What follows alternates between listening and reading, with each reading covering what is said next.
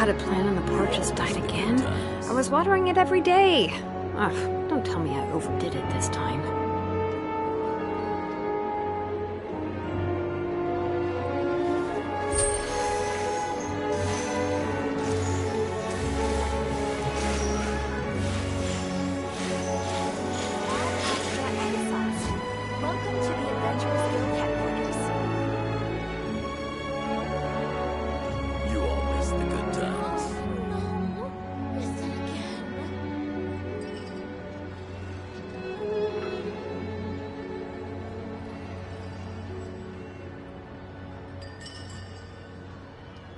We should, take a break after all that running around.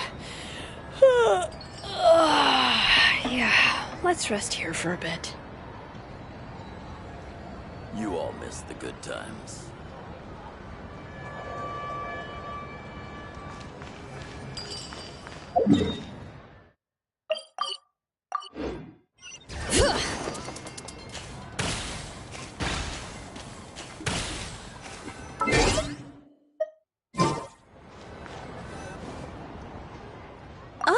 Miss Vodianitsa, prima donna of the Korolievsky troupe. What a surprise meeting you here. Will you be sitting in on a session of the Vetcha?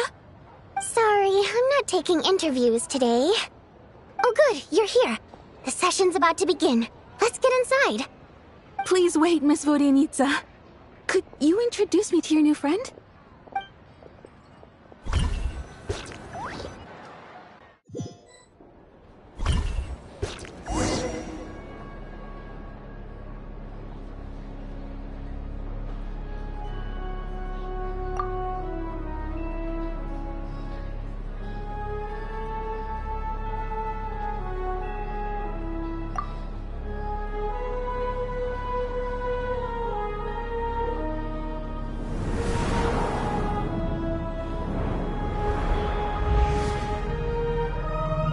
In summary, the energy management commitments made for the outgoing period have been delivered upon. Furthermore, both the production and consumption of Kresnik Crystal show clear signs of stabilizing. The relevant agencies have assessed the present circumstances and determined that the status quo can be sustained until the next period. For detailed statistics, I would refer you to the industry reports that have been distributed to all persons present. It should also be noted that while the recent blizzards have led to a significant increase in people's energy expenses, this is strictly a short-term phenomenon associated with a remotely located monster. Her Majesty the Tsaritsa is giving her full attention to this matter. We should have every confidence that it will be dealt with swiftly and conclusively. A financial report on disaster relief is also present in this report, courtesy of Pantalone. They cover the same old ground every single time. The rooster never seems to mind, but everyone else is getting tired of it. There's a general lack of trust. People aren't seeing any tangible benefits that affect them directly. Of course, none of that will be reflected in any of the reports on the table. Yeah, if it weren't for these hard copy documents, I could have at least made something up.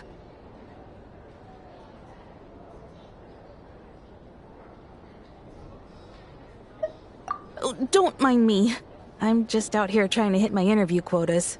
Bring out the Kvass. Ever read it? Best-selling newspaper in town. If I remember correctly, you guys don't even have a sales permit. You have to sell from stalls on the street. Okay then, best-selling street stall newspaper in town. Still counts.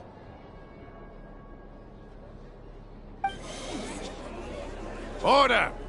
We will now open the floor to the representatives. If there are no further substantive issues to discuss, we will then proceed to a vote on this motion. Snezhnaya has a long tradition of treating members of the Fatui armed forces and their dependents favorably. But recent surveys shows that Fatui families in remote areas have access to 15% less crystal than the average civilian family in Snezhnograd. It's been said many times before, but it bears repeating now. There needs to be a clear and consistent rationale behind how Cristal is allocated, or we will soon face immense public backlash. Perhaps you wouldn't need to keep repeating yourself if you would hear me out for once. I say again, true consistency exists only in principle. In the real world, fairness is relative. You appear to treat resource allocation as a simple function of production and population. So what about when the equipment used in production breaks down? Have you factored that into your equation? And do you even know how long it's been since Snezhnaya last conducted a census? If I knew the answers to questions like that, I'm sure I'd be a very wealthy man. And I doubt I'd be going by child. I'd like to bring the focus back to the specific issue I raised. Or do you wish to deny that favorable treatment for Fatui dependents is our long-standing policy? It's easy to be a critic when there's no accountability. That seems to be a running theme in the anti-Project Stuja cohort. Defeat the ringleader and all other problems will magically resolve themselves. That's what they seem to think. But in case you aren't aware, not one jot in my report would change whether Project Stuja continues or not. So you have no intention whatsoever of finding a solution to this problem? On the contrary, I'm the only one here who ever brings solutions. Child opened by speaking up for the armed forces. Regrator struck back with style and a war of words ensued.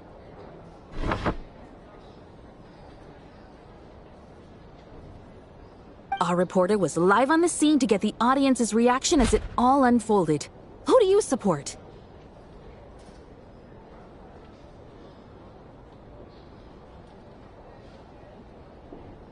The people have spoken! Regrator delivered a deft rebuttal to Child, as we've seen so many times before. But how could Child take this lying down? Now you see why they don't have a sales permit. However this reporter wants to spin things, I haven't forgotten that Tartaglia was representing the Northland Bank when we first met in Liyue. So surely, their relationship can't always have been this strained. You two are getting off topic. Let's focus on what the data is saying. Mr. Pantalone, may I speak on your behalf? Oh, please do. I'm more than happy to save my breath. Cristal distribution policy undergoes modifications with each new period. The ultimate goal being to find the most reasonable method of allocation, which I believe is what Mr. Tartaglia also seeks. But I fear many may have been misled on this topic by extremist activists. To clarify, Project Stuja is not the root cause of the problem. It is merely a framework for resource distribution. The most recent reports all point to Snezhnaya's resilience and adaptability during this period of fine-tuning, and give clear indications that a distribution framework is improving with each iteration. To make drastic adjustments without first considering the risks would likely do more harm than good. It would be a waste of the hard-won experience we've gained to date. Renowned scholar of finance, Arapov spoke up to clarify the fiscal logic, clearly alluding to social organizations like the Rokot in his words.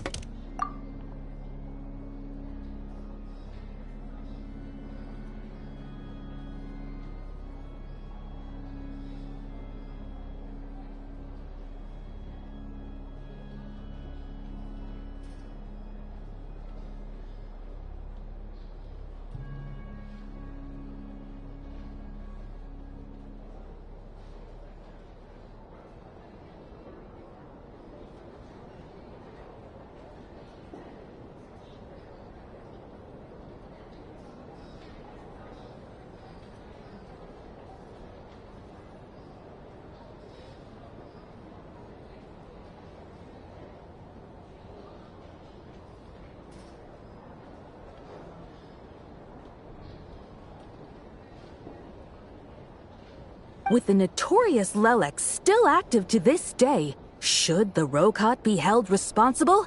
No, there is someone else to blame. She's just rephrasing what Mr. Pantalone said. The Rokot are the critics he accuses of taking no responsibility for their actions. As for Lilik, you won't have heard of him yet. He's currently the most famous member of the Rokot, Well, more like infamous. Ending Project Stuja has become an obsession for him. Unlike the more decent ones among us, he believes that votes in the Vetcha are all that matter. So whether it's threats, coercion, or bribery, he'll use whatever means necessary to get people to change their vote. And since we're already on the subject, what do you think of Lelek's methods? Are you for or against?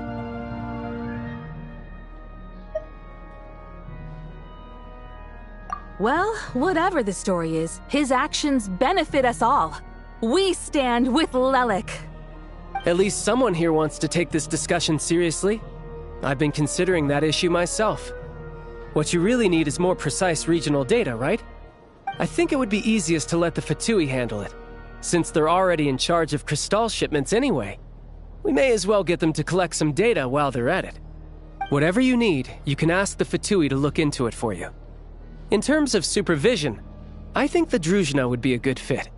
I had hoped to discuss this with Miss Vesna, but sadly, she's not present.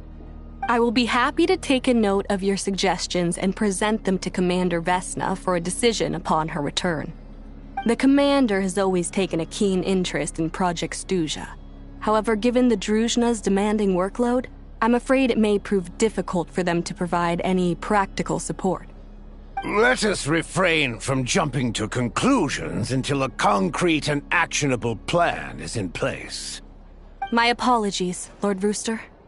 There are numerous issues to address here, including manpower, time sensitivity, and reporting lines. Nevertheless, I support drafting a proposal.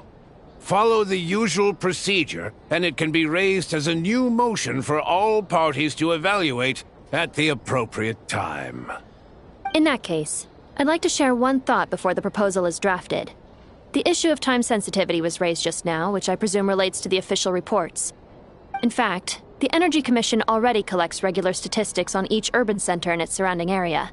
Would these be of any use? That's a good idea. I read every issue of Sviet-Lolaidovka's report, and although my focus is mostly on the section about equipment operation, the energy consumption statistics also yield a lot of insights. Be that as it may, does no one see an issue with using local data to determine Crystal quotas? In the long term, it seems like a very risky solution. Not if they are used purely for reference. So long as we have the report from the Northland Bank's headquarters to corroborate it, no one will be able to fool me. Very well then. It appears that this arrangement is acceptable to all parties. Yeah, sounds good to me. The members reached a provisional consensus on the issue of improving treatment for Fatui soldiers.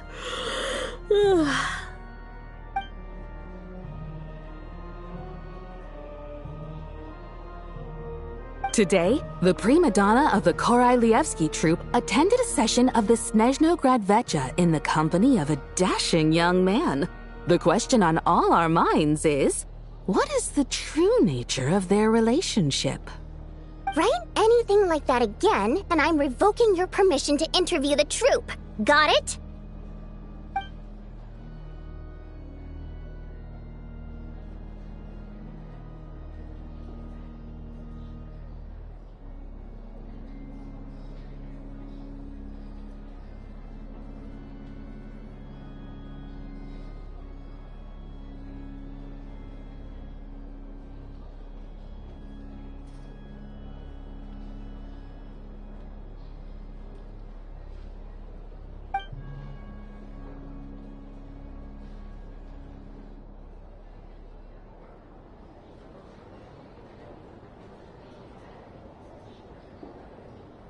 Now then, if there are no further contributions from those present, we shall proceed to the final vote.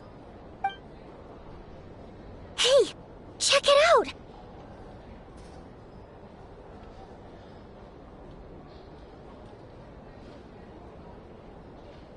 What made him vote against? Why now?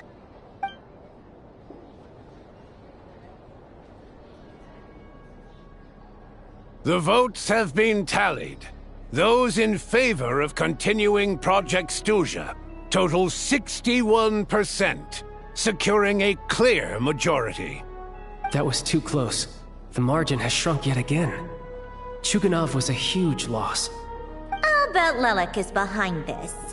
I wonder how Pulcinella will respond this time. Chuganov. I see. Lelek strikes again. Yes. Go, Lelek. Once Project Stuja is defeated, our unwavering support at Bring Out the Kvass will finally pay off when we make our comeback. I can taste our victory already! In accordance with the result of this vote, Project Stuja will remain in effect until the next Vecha period. Finally, may I remind us all, we debate only for the greater glory and solidarity of our nation. May the aurora shine ever on, and the tundra always stand firm. The session is concluded.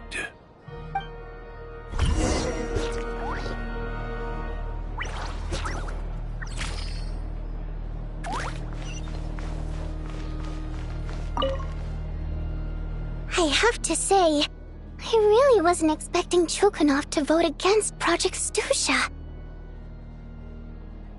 Well, in principle, Snezhnaya's business and political elites ought to be the ones least likely to oppose it. As we heard, Project Stuja is basically just a resource distribution framework that requires everyone to cut back during the winter. But even if the policy got cancelled, the Tsaritsa's energy needs wouldn't suddenly go down. The extra demand from the public would have to be filled from somewhere.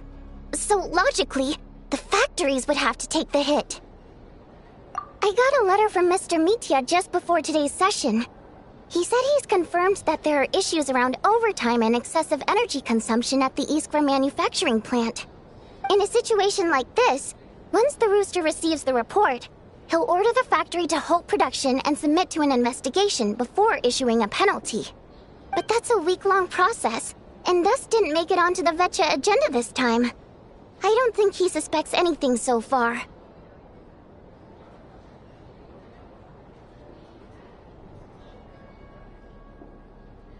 Exactly. And as you know, he's a very selfish person. I was originally gonna try and flip him after he received notice of the official sanctions. My plan was to convince him that the whole thing was completely unfair.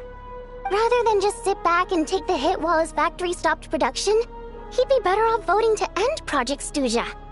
At least that way, no one else would be able to make any money either, because all the factories would suddenly have more limited energy to work with. But now, he's already voted against it, which means someone must have used more forceful means to change his vote. Just like with everyone else who flipped. Yeah, no one knows why Lelek is so obsessed with ending Project Stuja, but by the looks of it, he's inching closer and closer to success. Lelek must have strong motivations, given how he'll stop at nothing to achieve his goal. Maybe he knows the full truth of Project Stuja. Maybe my next step should be to focus on him. All right. What are your plans for the rest of the day? Shall we head out? Hey, comrade. I noticed you were here during the debate. I didn't take you for a political enthusiast. Greetings, Harbingers. I just happened to have some free time today, and my new friend here thought it might be fun to check out the Vecha. Ah, Odette must have introduced you. Looks like you two are getting along pretty well. I'll leave you to catch up. I should head back to the troop. Sure. Break a leg and all that.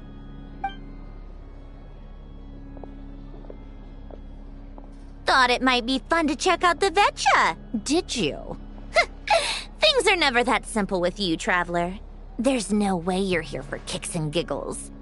Tell me I'm wrong. Oh, yeah. To some, he's a captivating enigma. To others, he's the bane of their existence. No one ever thought that some anonymous nobody from the Rokat could cause such a stir.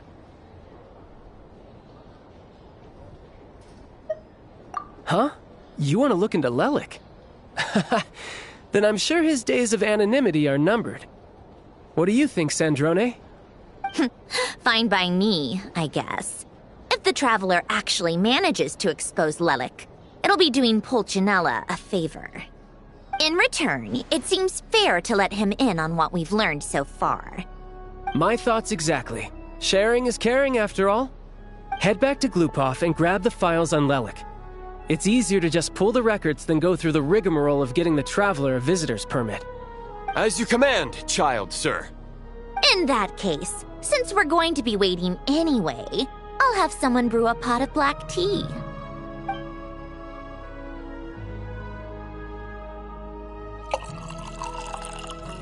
One common thread among the many incidents Lelik has been involved in is that the victims are all too scared to share any real information about him. Clearly, he must have threatened them in some way. His modus operandi is to silently infiltrate the scene and leave a threatening letter behind. But neither the letters nor the crime scenes ever yield any clues to his identity. So all these files have to offer are short statements by the people affected. They don't give us a lot to go on. If nothing else, it shows we're dealing with a trained professional who's versed in counter-surveillance. Yes, and to that point, he often strikes in highly secure locations.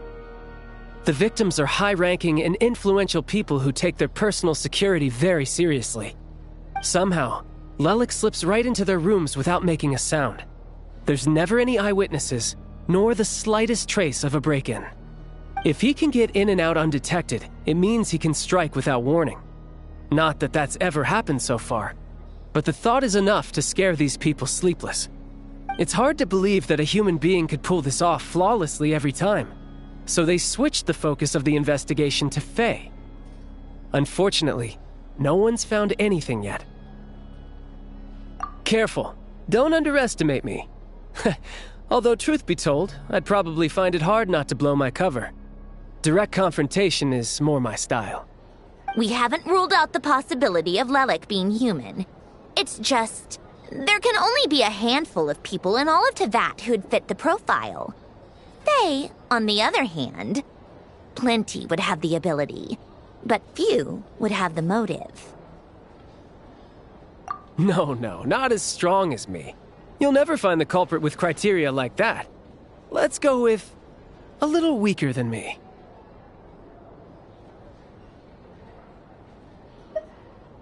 There's no denying that Master is strong, but meticulous. We can only hope. He's just trying to find a reference point. Stop getting fixated on who's stronger than who. But that's the most important thing. In my opinion, anyway.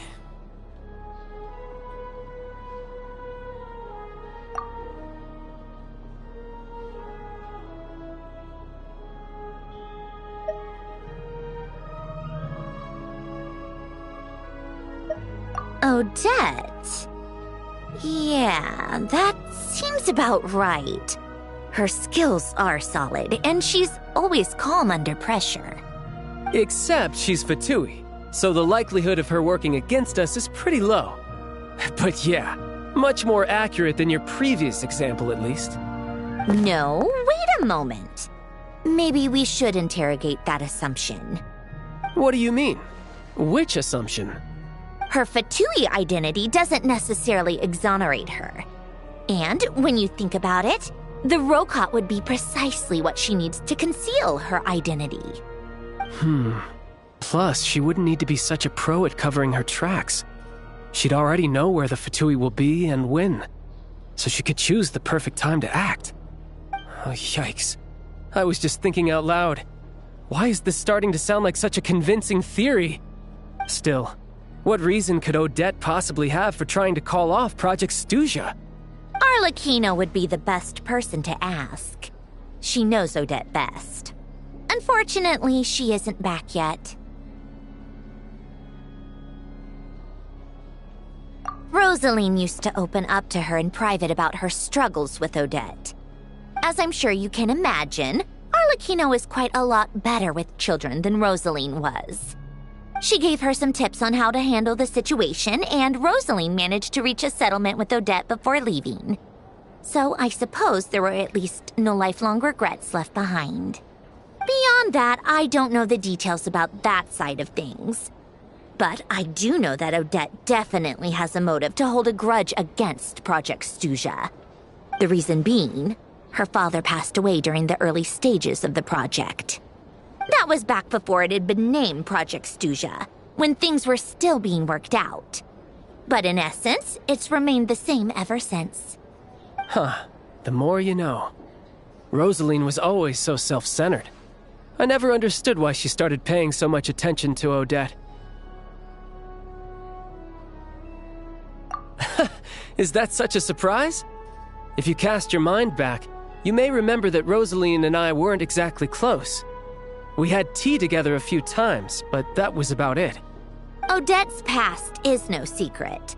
Her father was a fatus and her mother was a very famous ballerina. On the surface, it looks like she followed right in her parents' footsteps. But the truth is quite a different story. After her father passed away on a mission, her mother was overcome with grief. She broke her leg during a performance and could never dance again. Odette was only interested in ballet at the time, but this tragedy left the family with both breadwinners gone. They could barely make ends meet.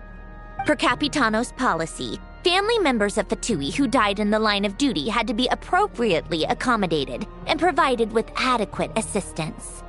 So, regardless of how Rosaline may have felt about it, it fell to her to resolve the issue of Odette's family's livelihood. In the end, the solution they agreed upon was to have Odette join the Fatui. Right, because the alternative would have been a one-off compensation payment, I guess.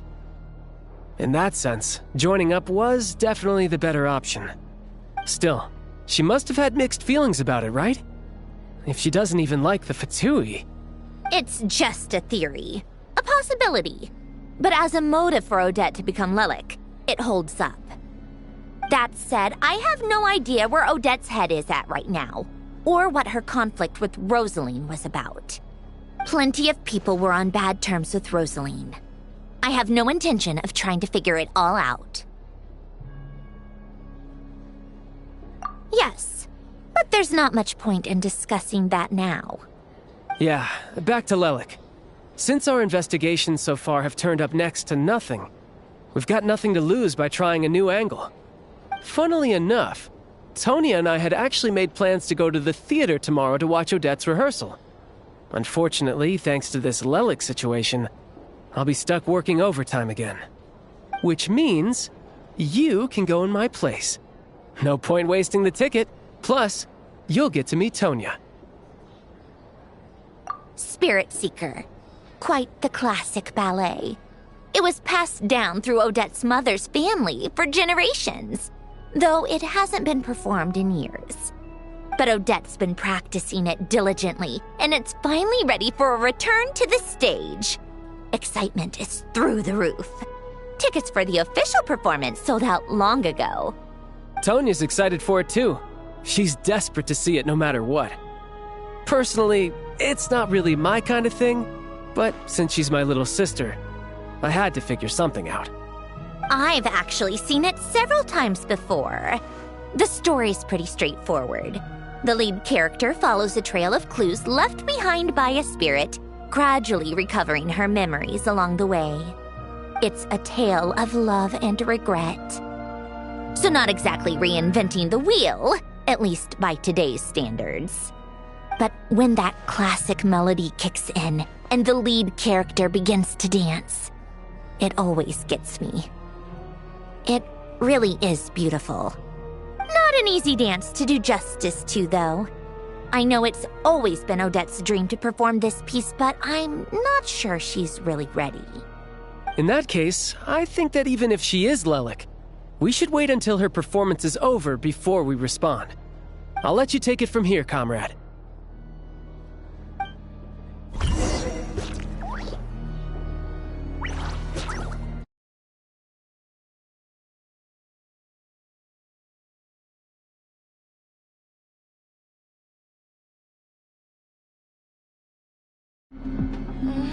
If only I had been born in a romantic...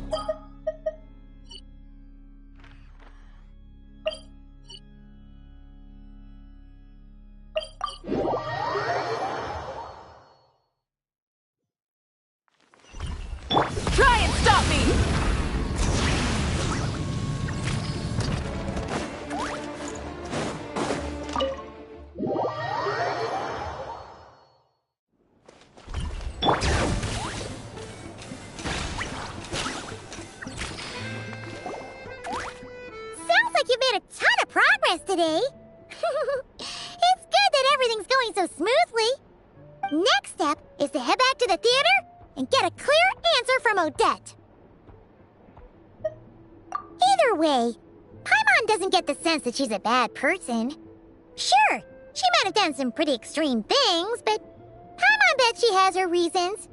Maybe this is going too far, but like, with everything she's managed to do so far, wouldn't it make more sense in theory to be even more, you know, heavy-handed? Why leave a letter when she could, well, we know there are plenty of other ways to keep people in line, right? The point is, she could have gone further, but she didn't. So, if it is her, she's got some principles at least. Yeah!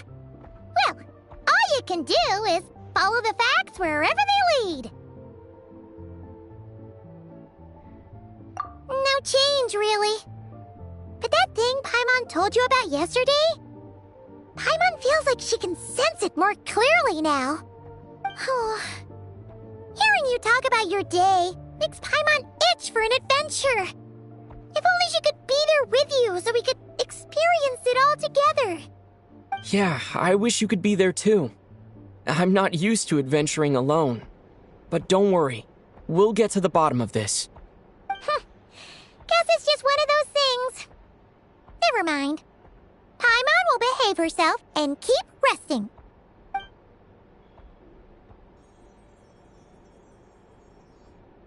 If Odette is Lelik, she may well have inside information on Project Stuja. Her father was involved with the project's early implementation and tragically died in the process. Now, she's dedicated herself to bringing it to an end. It's hard to imagine she could have gotten this far without knowing anything at all about the Tsaritsa's true intentions. When she spoke to us as a member of the Fatui, how much did she let on? And how much was she hiding? Only time will tell. Maybe tomorrow, everything will be answered. Hey look! It's snowing! Could be a tough day ahead. Make sure you wrap up warm tomorrow.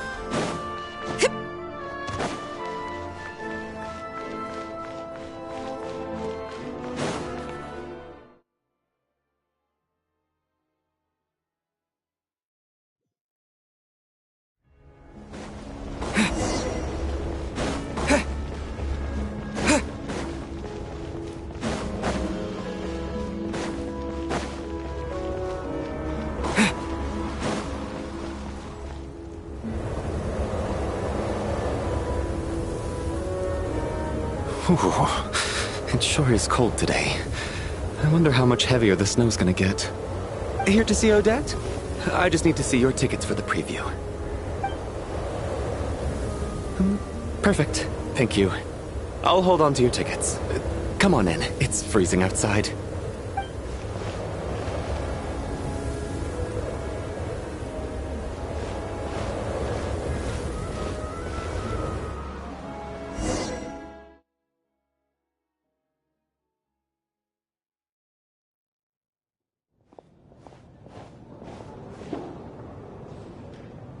I think I'll leave the Lelic question until after the show's over. Then I'll go find Odette.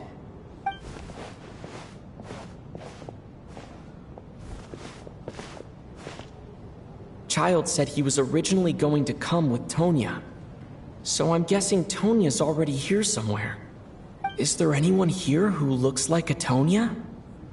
Let's see. It's a small audience. Makes sense for a preview. But wait, I do see some familiar faces. Mr. Chuganov's back again by the looks of it. Oh, and is that Mitya? And that Fatui officer, Valeri.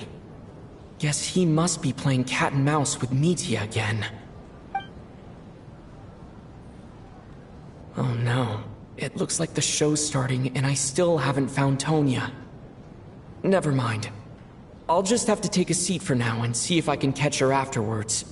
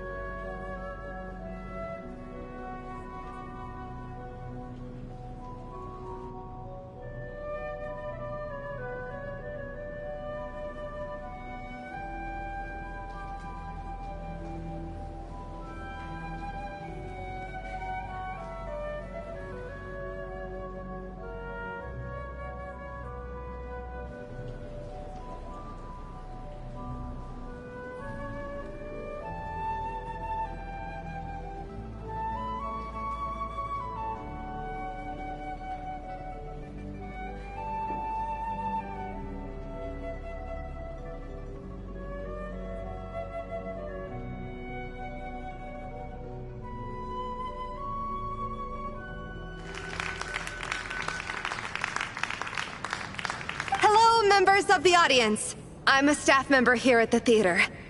Today's performance was a very special one for us, as it marks the first attempt in a long time to revive the classic Snezhnayan ballet, Spirit Seeker. To commemorate this occasion, we would love to take a group photo of the cast, crew, and audience members present today. Could I kindly ask the audience to please come up onto the stage?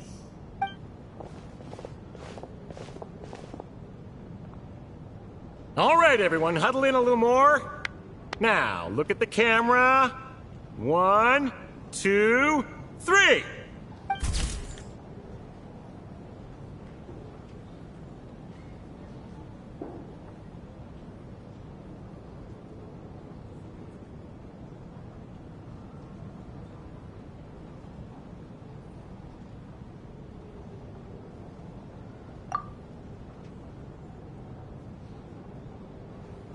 Are you quite satisfied, Mr. Energy Scientist?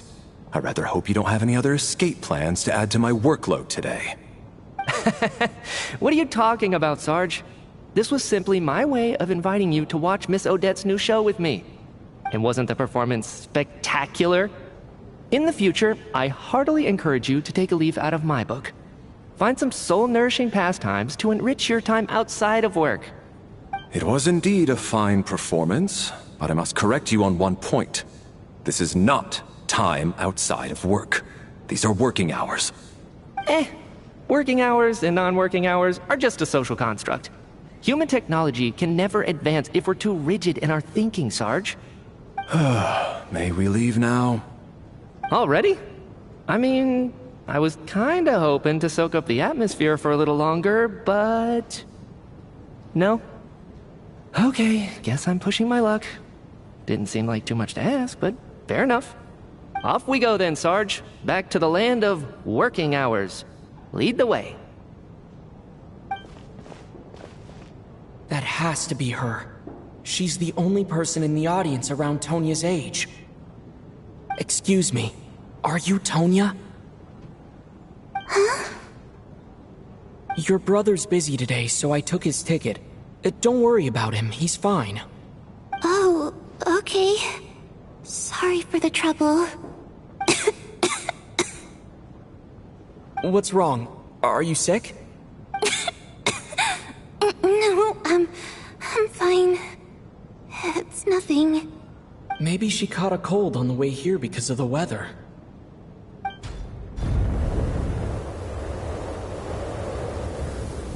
I haven't seen snow like this in a long, long time. It's most unusual.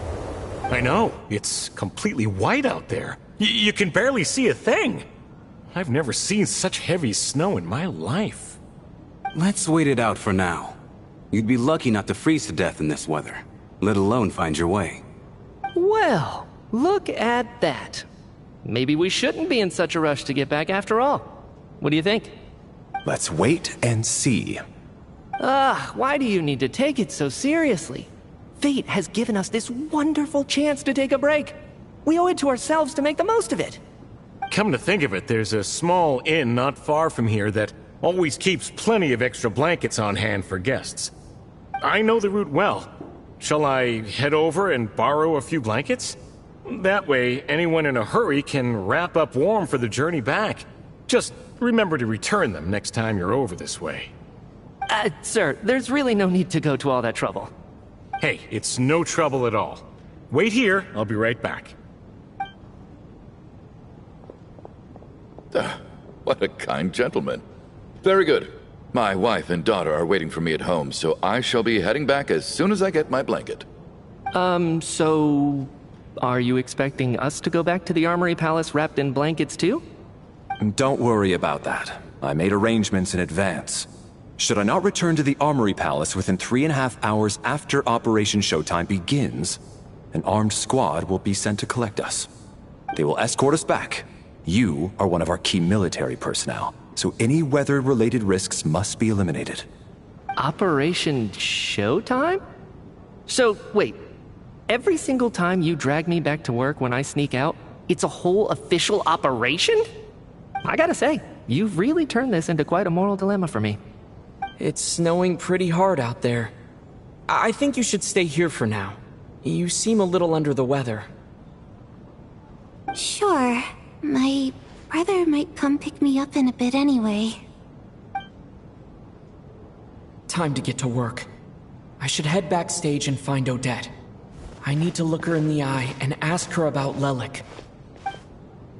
Excuse me, are you looking for someone? A fan, I'm guessing? Today is just a dress rehearsal, so Miss Odette won't be meeting with fans. She's taking a well-earned rest right now. Sorry, but that area is currently off limits to everyone except the cast and crew. Bad timing, I guess. Well, I might as well stick around.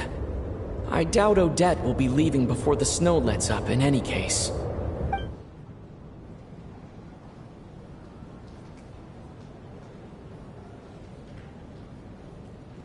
What happened to the gentleman who went to fetch the blankets? How has he still not returned? I was thinking the same thing. It's still snowing very hard. Do you think something might have happened to him? Whatever the reason for his delay, I must say I hate nothing more than people who make empty promises and fail to deliver. Well, I have to treat my employees like that on occasion, but that's different.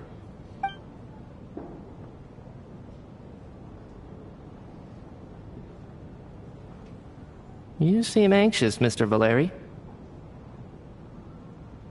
It's been nearly 4 hours since I left the armory.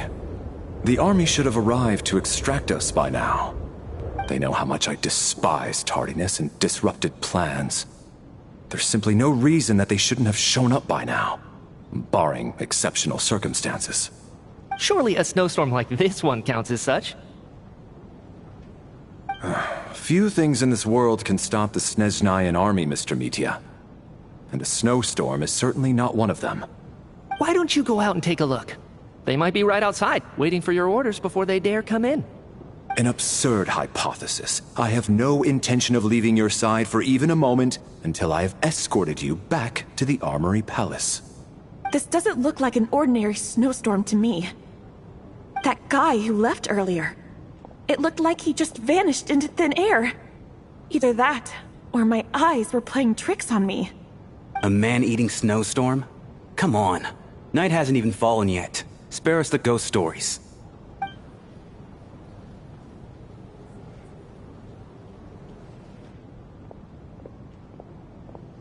Traveler, didn't know you were coming today. How come you didn't say anything? What is it? Something the matter? Tell me, I can help. Whoa, that's quite a snowstorm out there. I've been working backstage this whole time, so I didn't even notice. No wonder the audience hasn't left yet. Is weather like this rare, even in Snezhnaya? Yeah, snow like this. I'm sure I've seen it out in the wild before, but never in the city. Actually, I take that back. I don't think I've seen snow this bad even in the wild. This is something else. It's not normal. If even Alosha thinks snow like this isn't normal, could it have anything to do with that monster people have been talking about? We can't stay cooped up here forever. Someone needs to go out and take a look. No need. I have plenty of experience with snowstorms. Besides, I work here while you're an audience member. I should be the one to do it.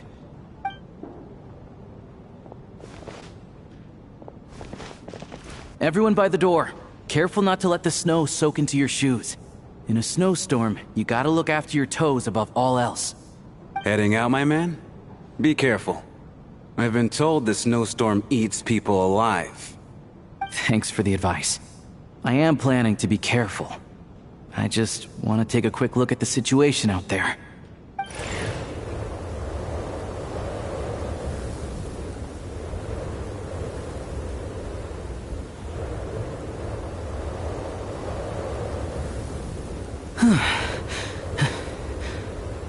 He's back! He's back!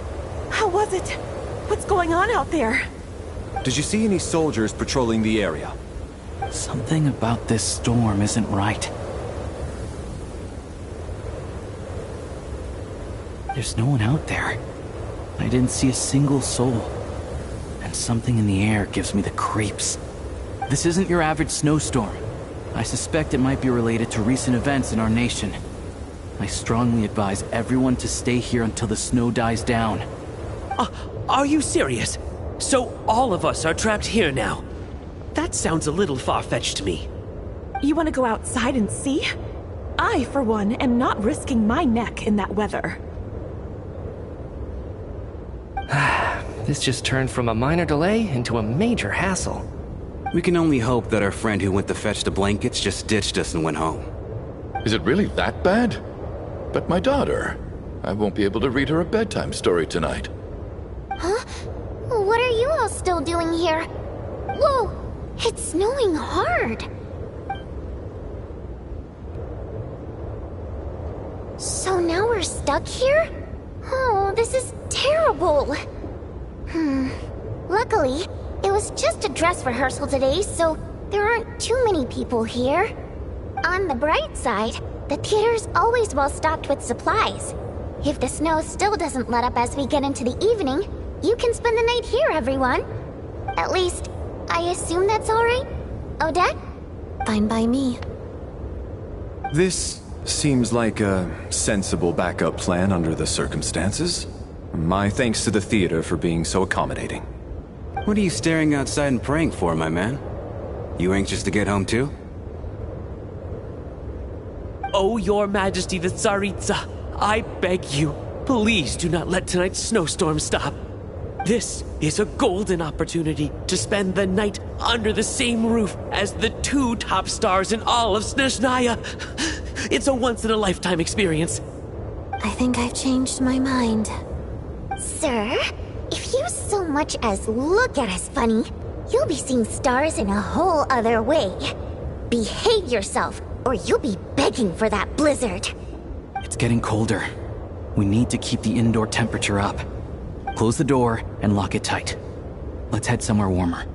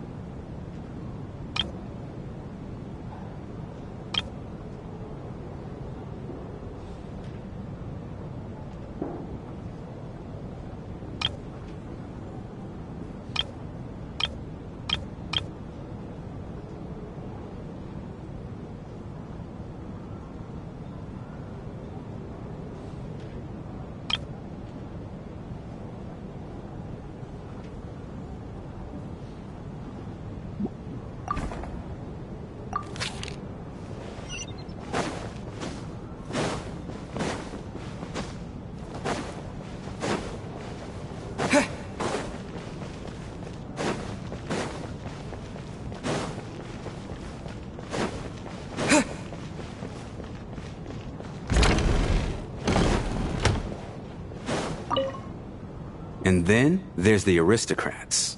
Easiest of all to deal with. You don't need to use any force whatsoever. All you have to do is show them the rope you plan to tie them up with. Do you know why? I don't.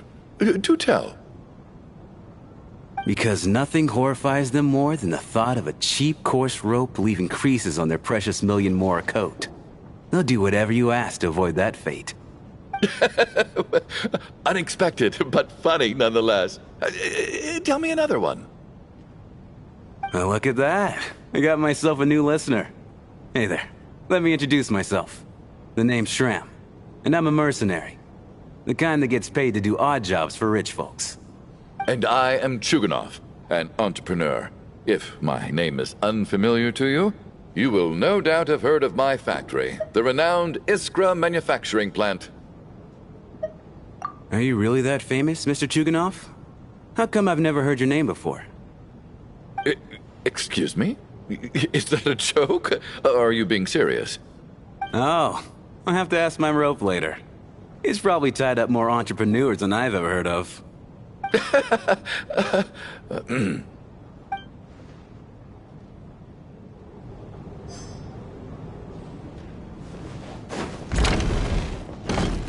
How are you feeling, Tonya? I'm fine. Sorry to worry you. I'm used to it by this point. I take medicine for it. My brother usually helps to get it ready for me. Child must take great care of his sister. He's never mentioned Tonya's illness, though. You know, I actually find this whole thing kind of exciting. Stuck in a strange place thanks to a snowstorm, having to spend the night with a bunch of interesting characters. It's pretty cool, don't you think?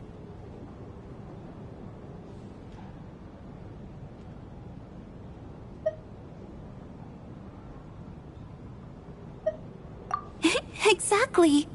It's like one of those stories where an ordinary school trip turns into a magical adventure. I've always wanted something like that to happen in real life.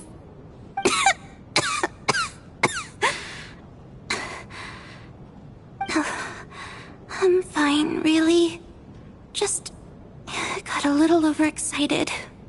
Look after yourself. Otherwise, your brother will come after me.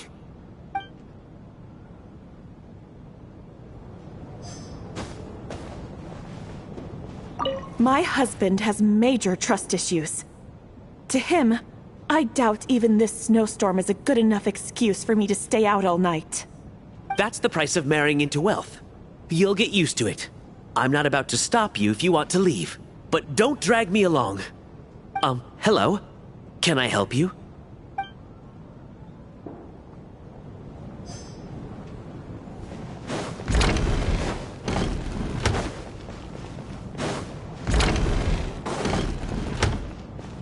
This is highly irregular.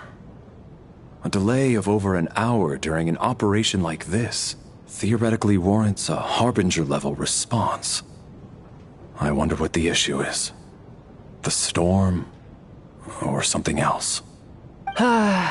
Sarge, the day you learn to let go and just enjoy moments like this is the day you'll finally understand the meaning of life. Why, hello, sir. I believe you were the one sitting at a nearby table back at Podvorye Restaurant. Any friend of the theater's star performers is a friend of mine. It's a pleasure to meet you. I'm Mitya, from the Energy Commission. Greetings. Major Valeri, head of the Special Assignments Battalion. Armory Palace Royal Grenadier Guards, 1st Regiment. I am here to ensure Mr. Mitya's personal safety. Please let me know if I can be of any assistance. Mr. Traveler, I cannot help but notice that Miss Odette is stealing glances at me.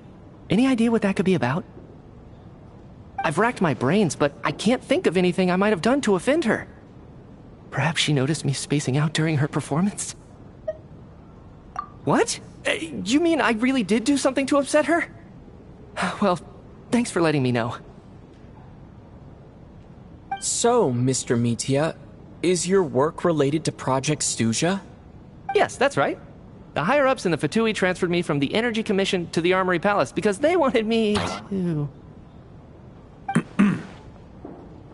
Really? I can't even talk about that? Pretty sure it counts as part of my private life. All right, I won't say anything. Sorry, traveler. As you can see, I'm afraid this pleasant chat will have to end here.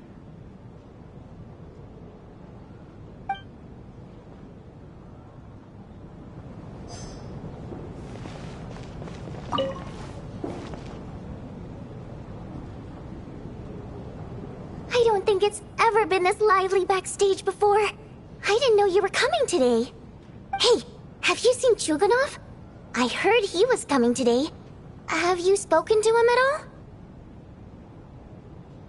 I'm with you. This could be just the chance we need. Yeah, I gotta figure out a way to coax some more intel out of him.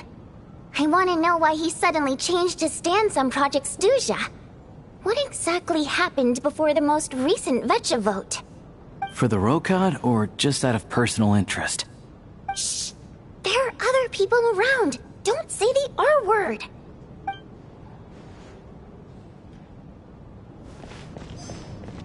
I have to say, even though today was a rehearsal and there were some hiccups along the way, Miss Odette's performance was one of the best I've ever seen, even compared to an actual show.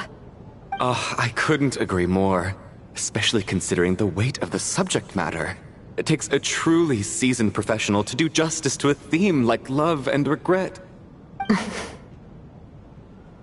Do you think we were coming on too strong? Odette's ignoring us again. What about you? What did you think of today's performance?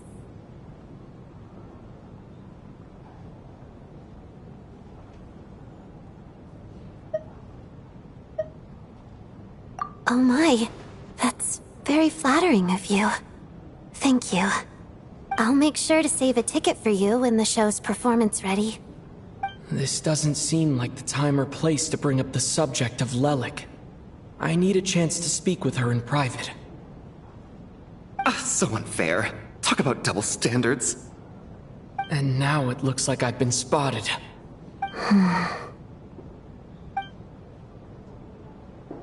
You know Mitya too?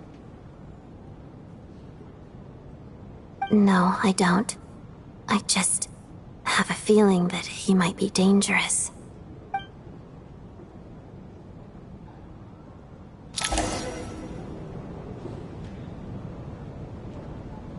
How's it looking, Alosha? No change from this afternoon. Heavy snow with no sign of slowing down. May I have your attention, please? The storm is unlikely to stop tonight, and it'll be even more dangerous outside at night than it was during the day. We at the theater owe everyone here a duty of care. Therefore, we strongly suggest that you stay on site overnight and avoid going outside unless absolutely necessary. In a few short moments, we'll give you a tour of the theater's various quarters. You can choose to sleep in the VIP room, the office, or backstage. Or on the stage if you'd prefer. We won't mind. I'll pass on sleeping on the stage. What if the snow is stopped by tomorrow morning? The early birds in the audience might think we're part of some experimental new show. A drama about sleeping? That could be fun. Maybe we could come up with a title for the production. What? Gotta admit, I didn't get that one. Anyone who doesn't wish to sleep on the stage, please follow me. I'll show you to the rooms.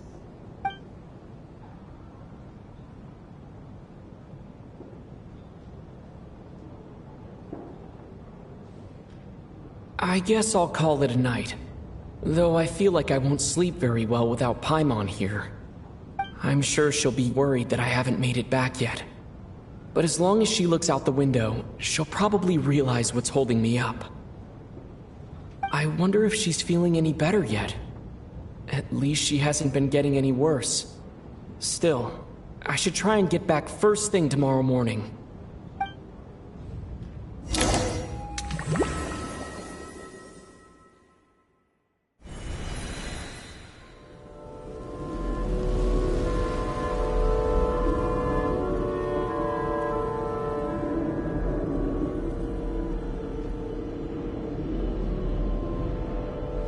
Ah, finally. Welcome back to the world of the living, lazy bones. I was about to wake you. The black mist is almost on us.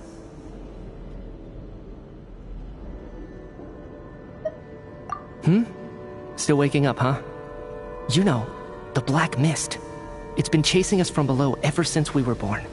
You're just dozy. There's no way you've forgotten. Come on, let's keep heading up. Onwards and upwards is the only way to survive. Don't listen to a word those black mist cultists say. Here we go again. The endless march towards survival. What's going on? That black mist down there is creeping me out. And it's rising. Guess I should head upwards and get away from it. The black mist cultists believe that being swallowed by the black mist leads to everlasting peace. But if you ask me, they're just lying to themselves. We're the only heretics left, the only ones who refuse to give in. We have to keep going. But how do you actually know that they're wrong? Dangerous question there, Torgov. The moment your faith wavers, you start a chain reaction that ends in the collapse of your will. Put the question out of your mind. Stay strong and believe that the black mist means certain death. I can't do this anymore. I've had enough of being forever on the run. What's the point of it all? All this will pass eventually, I promise. Keep fighting. It will be worth it. You accuse the Black Mist cultists of being liars. But you're lying too. There is no end to this path. It keeps going up forever. There was never any hope to begin with. The cult of the Black Mist has poisoned your mind, Sobolova. Are you thinking of giving up as well? I am. I think I'll take my chances with the Black Mist over this perpetual torture. As much as I detest the Black Mist cultists, I'm just too weary. Then I bid you both farewell. Let me put my personal opinions aside for a moment and say, I hope that you both find peace within the Black Mist. Fate always appears so impossibly complicated.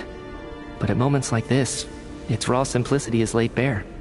Their fate was sealed from the instant they entertained doubt.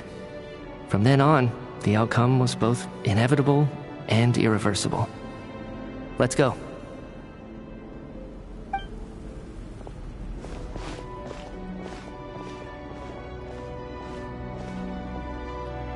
Torgov and Sobolova are gone. I never thought the day would come when even they would be swallowed by the Black Mist. It's just you and me now. Yes, it looks like it's satisfied. For now. This happens from time to time. But it won't be long before the Black Mist starts chasing survivors once again. No one knows how to stop its advance for good. Well, we should make the most of the precious moments of rest that those two bought for us. Huh? Are you really that sleepy, traveler?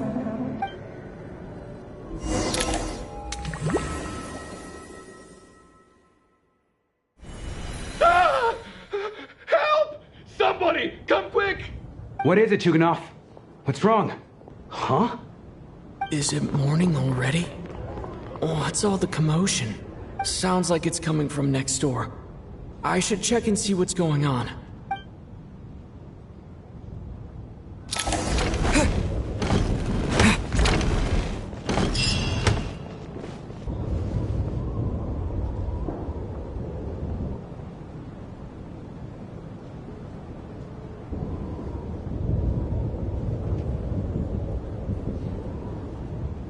Don't look, Miss Tonya. Stay here. Okay. What happened to them?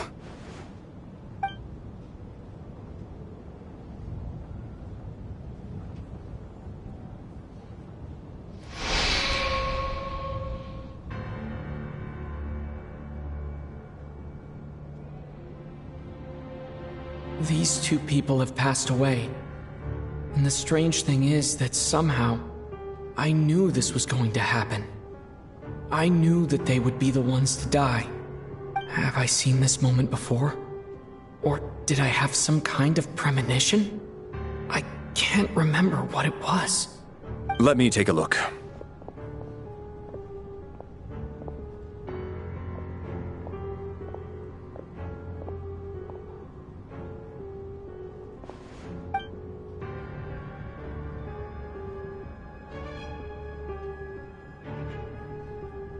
No vital signs in either of them.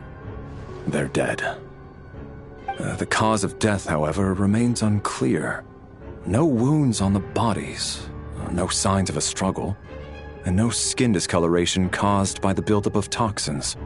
But just last night, they were chatting and joking away. This is so sudden. Could they have had pre-existing medical conditions? Even then, the odds of them both dying of sudden complications on the same night are extremely low. It's hard to believe that they died of natural causes, nor does this appear to be a suicide. Who was the first to discover the bodies? It was me. But these deaths have nothing to do with me, officer. I got up early because I wanted to see if the snow had stopped. Then I noticed that the door to this room was open, and it looked like there was a man and woman inside. I just went over to see what was going on. I had no idea they were... I can corroborate this. I was doing my morning exercises near the stage. When I saw Mr. Chuganov heading this way, I followed him. I can also confirm that I didn't see a single person approach that room before him. The snowstorm was raging all night, and it's still going now. There's no way someone could have come in from outside, correct? You mean an intruder? No, not possible. I slept by the door last night as a precaution. There's no way I wouldn't have noticed if anyone had tried to open it. Everyone, split into pairs and search the theater for anyone in hiding, or any signs of suspicious activity. I'll follow up with a full search of my own shortly. Go, there is no time to waste.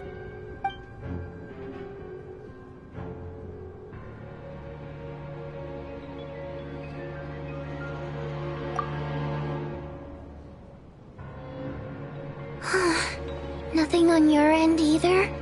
Backstage is clear. No signs of suspicious activity. We checked the basement. Also clear. I don't think there's anywhere here that a living person could hide. Are we certain that the theater doesn't have a back door? Or any tunnel or passageway wide enough for a person to fit through? No, there's nothing like that. If people were sneaking in through some secret tunnel to avoid buying a ticket, we'd have sealed it off ages ago.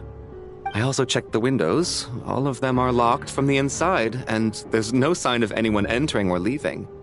It sounds like we can safely rule out the intruder theory. If anyone came in during the night in this weather, there'd be no way for them to avoid leaving footprints or water stains. This can only mean one thing. It's like one of those murder mysteries you see in novels and plays, isn't it? The ones where the killer is... one of us. We can't quite jump to that conclusion just yet. Could he be right? It's hard to imagine something like that happening in real life. Set in a theater during a snowstorm, a murder takes place, and the killer is among us.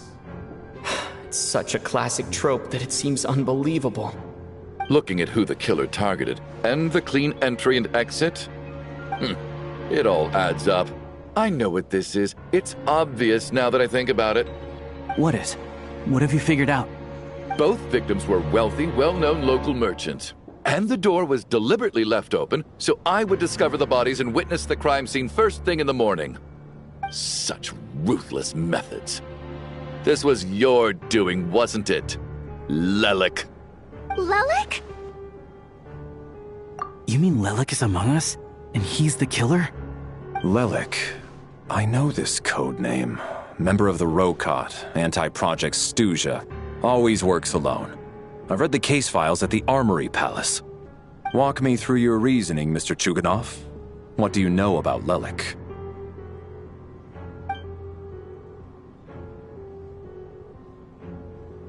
What now, huh? What now, Lelik? What more do you want from me? I already voted against Project Stuja at the Snezhno Gradvecha. You snuck into my house the other day while I was asleep. Left a threatening letter. And I did all that you asked. But Project Stuja cannot be so easily shaken. Not with the rooster in charge.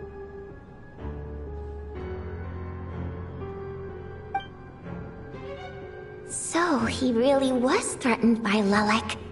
That makes sense. And now you're resorting to murder to threaten me. Isn't that right? I knew it. The Rokot despises the rich. The lives of the wealthy are but refuse in your eyes. Show yourself! Which one of you is Lilac, Tell me! I'll do whatever you want! Just stop playing these mind games!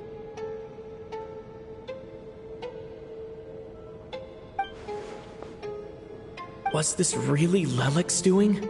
Would Odette really do something like this? If Odette really is Lelek, this seems out of character. But then again, how well do I really know her?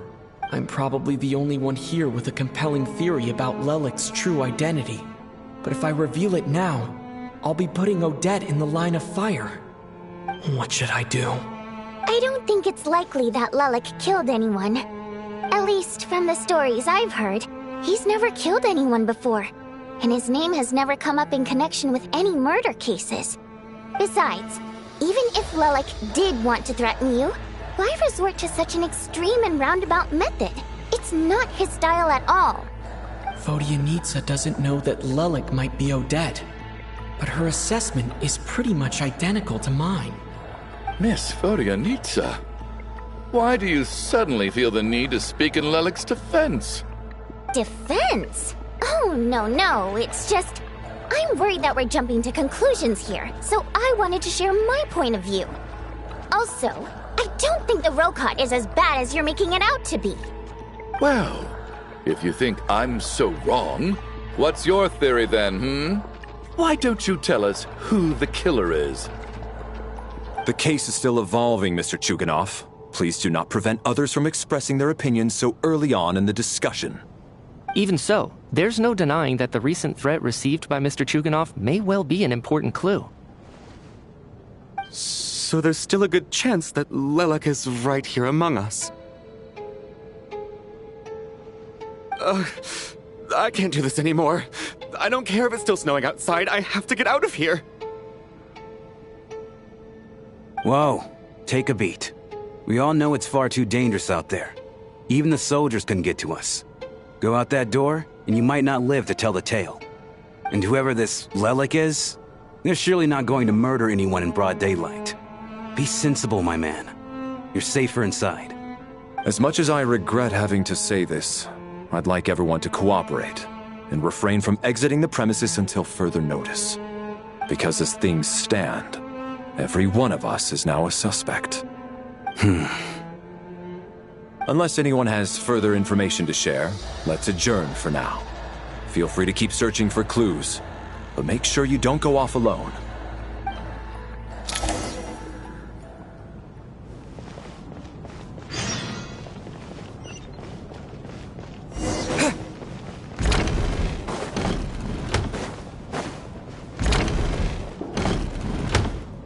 You're right, that was my bad. It was a knee-jerk reaction. I didn't think it through. Luckily, no one suspected my identity. Oh, phew. It's just you. I thought someone was eavesdropping. Since Vodyanitsa and I were on the same page earlier, I think I should share my thoughts with the Rokot members first.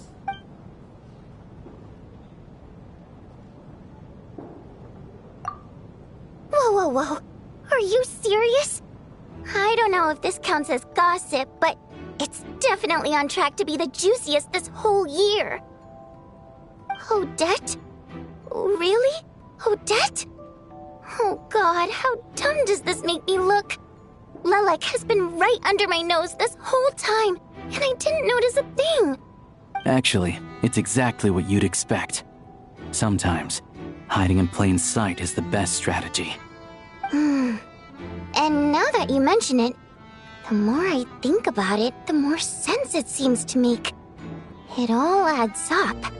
What are we up to now? 1, 2, 3, 4...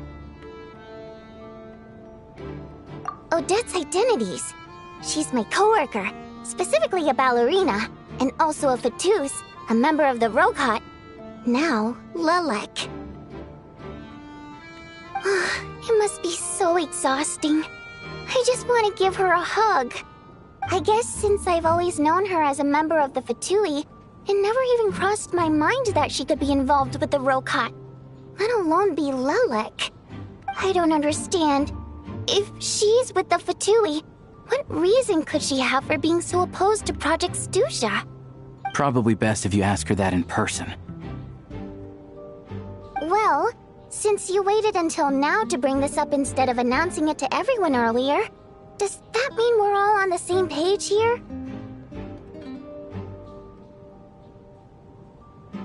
Yeah. Lelek may not follow orders from the Rokot leadership, but as far as I'm concerned, she's never crossed the line. If anything, her actions benefit the poor. We need to confront her face to face. Do you think she'd really admit to being Lelek? I don't know. We'll have to see how it goes. For now, we'll work on the assumption that she didn't kill anyone, and see how much she's willing to tell us.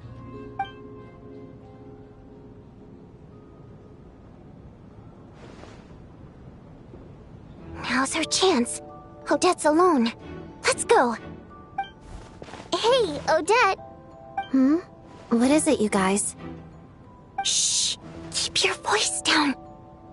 We need to talk. So, you're Lelek, aren't you? Alright, fine. You don't have to say anything or explain yourself. Just hear me out first. None of us believes you kill innocent people. Whoever murdered those 2 people last night, it wasn't you. The Traveler was the first to figure out your identity, but he kept quiet during the discussion just now.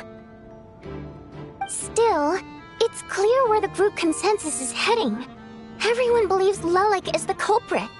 If your identity is exposed, you'll be in a really bad spot. We're your colleagues, and we know what kind of person you are.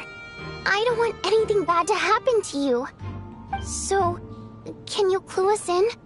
Tell us everything. The more we know, the more easily we'll be able to cover for you.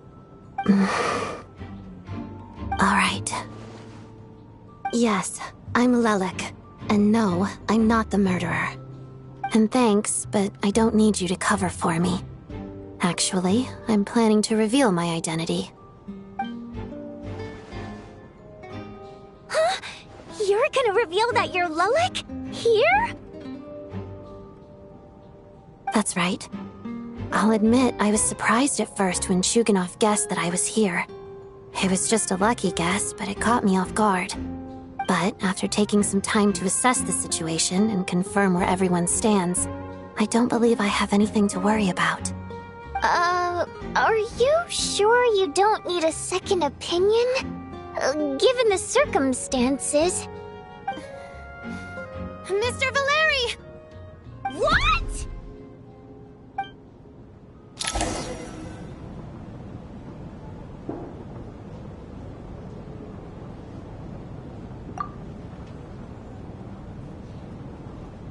So...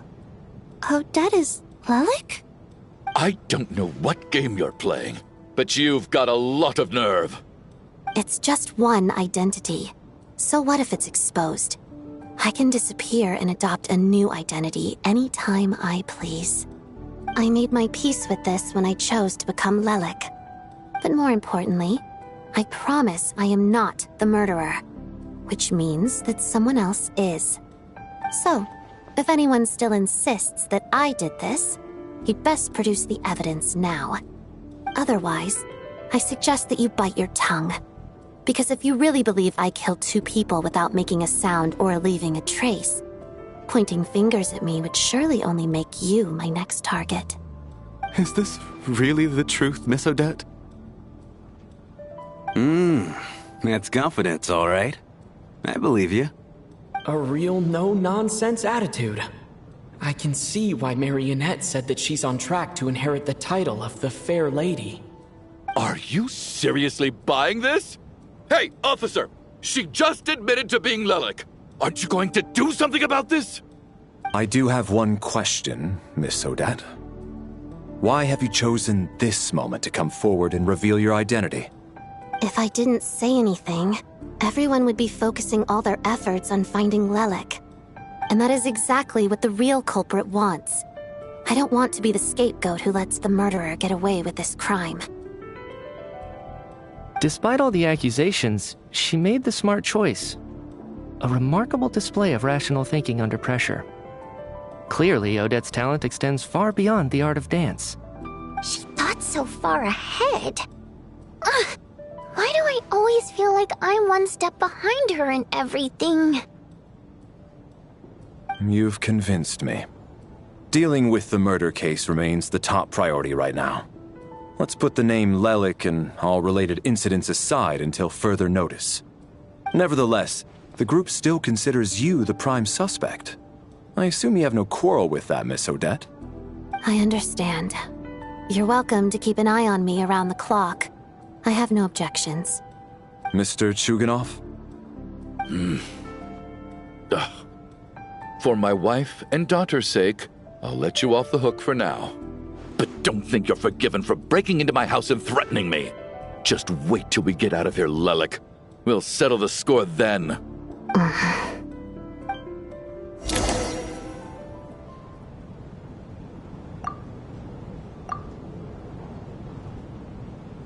Good work, Lelik guard team. And Lelik too. Here, have some hot water. Turns out Valeri knew about my exploits. So now I've been told I have to guard Lelik with him. Shouldn't you be facing my way if you're guarding me? At the moment, it looks more like you're my bodyguards. If the true culprit is indeed still at large, as you have claimed, we must keep our guard up against them also. Don't worry, Tonya. We'll get through this. Once the snow stops, the officials will step in. The investigation will get easier, and then we'll be safe. But once the snow stops, won't everyone just leave? You're gonna miss us, huh? Well, some of us work at the theaters, so we'll still be here. I'll even give you a special backstage pass. Really, Miss Vodyanitsa? That's awesome! You've made a fan for life. Aw, you're so cute, Tonya. All right, let's swear to it. I promise to give you the pass, and you promise to never change your mind about being my fan. Promise. Don't indulge her, Tonya. You don't have to swear an oath over things like that. You really do get carried away sometimes, don't you, Miss Vodyanitsa? Hey, mind your own business.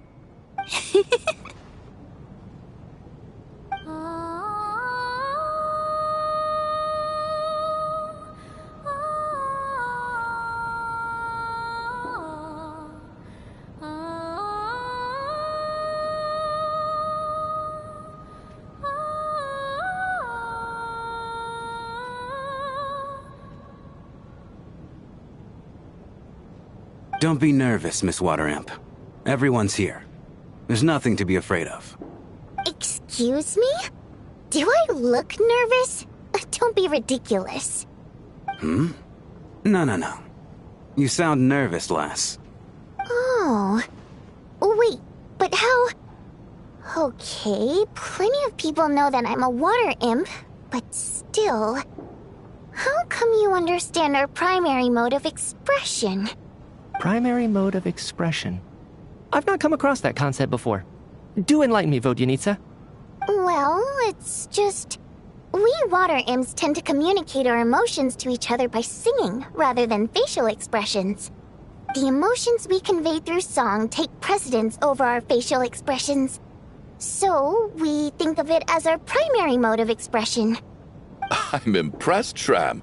I didn't take you for a man of culture, but you're clearly rather learned. It's not about being cultured or not. The thing is, this mode of expression can usually only be understood by other water imps. It's not a simple case of a song sounding happy or sad. And yet, you're clearly human, Mr. Shram. It's really not the big deal you're making it out to be. I think I just have a knack for it. Plus, I have a... very close friend who's a water imp. A delightful lady. But keep that a secret. Anyway, We spent so much time together that before I knew it, I noticed I could understand her expressions. Oh, I guess that makes sense. Still, the fact that you have a water imp friend is even more surprising. I'd better watch what I'm singing when I'm around you from now on. Hey, what are you implying? You're not secretly insulting the audience in your songs, are you? Heavens, why would I do a thing like that? It's getting late. We should discuss our sleeping arrangements for tonight. It's a guard against the killer. Someone needs to keep watch. I suggest that we don't sleep in separate quarters tonight. It will be safer if we all stayed together. As long as someone keeps an eye on Lelik, I'm quite sure we won't have any trouble. Are you saying that you wish to bet your life on Miss Odette being the killer? Nonsense. Of course not. Then I propose the following arrangement for tonight. The Traveler, Odette, and I will form the Night Watch. We'll sleep in shifts, but 2 of us must be awake at any given time. An excellent idea. This allows us to handle the Night Watch while also keeping an eye on Lelik. Meanwhile, the rule of taking shifts in pairs resolves the other issue. Namely that we can't necessarily trust the Traveler or Valeri either. I expect that plan took you quite some time to come up with, didn't it? Actually, our field combat manual outlines a similar approach. Although the scenario there involves guarding prisoners overnight during field operations. That being said, I must clarify that I harbor no disrespect towards you personally, Miss Odette. In fact, Lelik's numerous covert operations make fine textbook examples for military agents. I care less about respect and more about the fact that you just robbed me of 2/3 of my sleep tonight. I'm calling dibs on being the first to rest. Good night.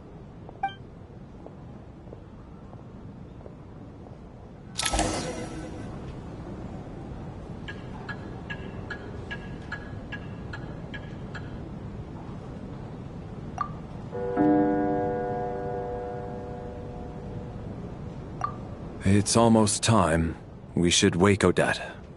How are you faring? Oh, not going to argue with that. I'll take a quick nap. If you start to feel sleepy, wake me up anytime. It's finally time for Odette and I to share the Night Watch. I should wake her up.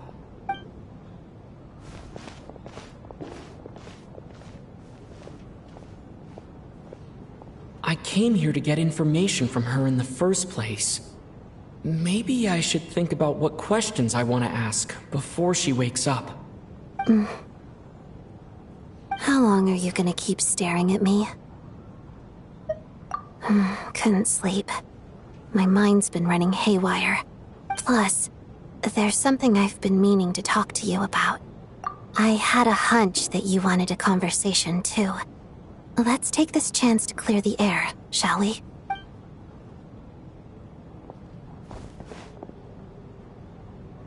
I just had a simple question for you, really. It's, Rosaline.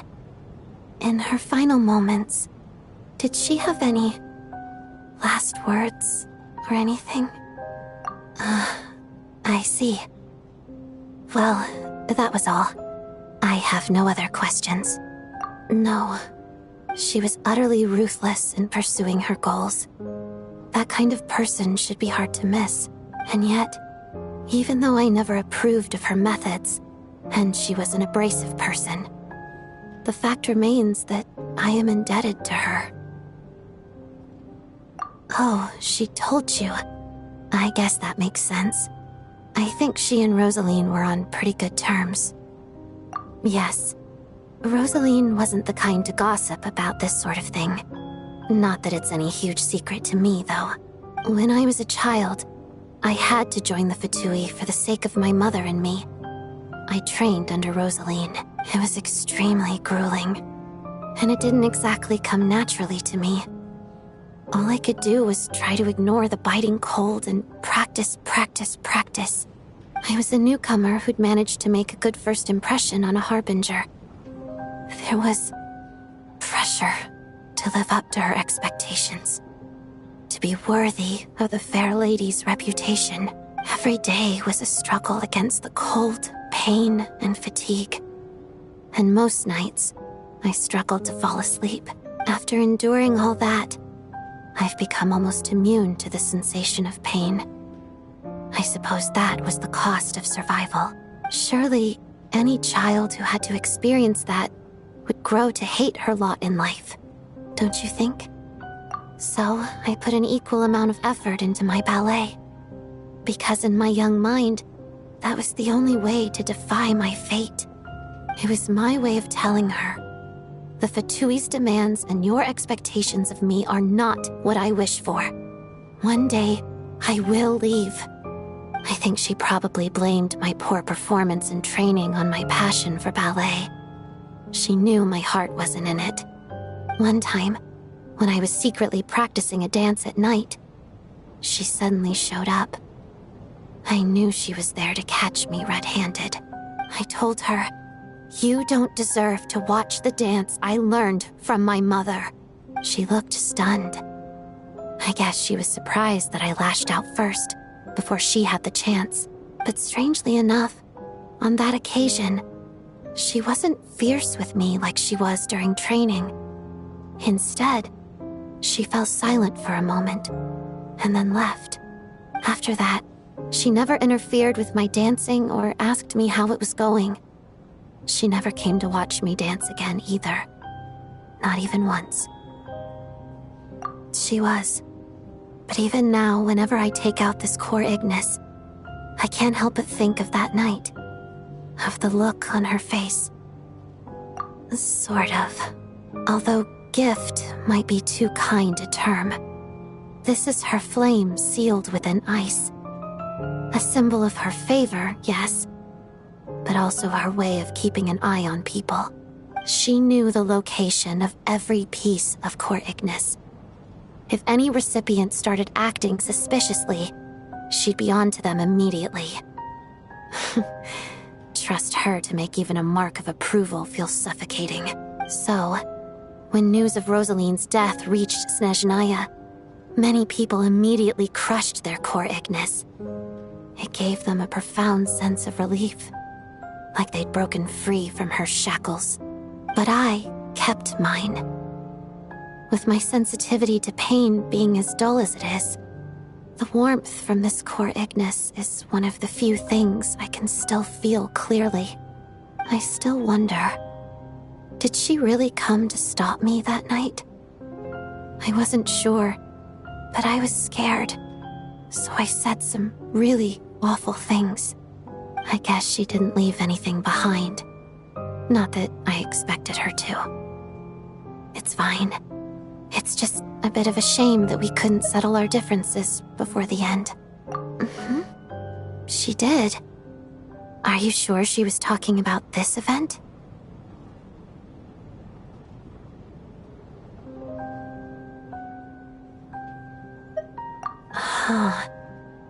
No, she didn't. I didn't even find out that she'd gone to Mondstadt until a while after she'd left. Wait, in that case...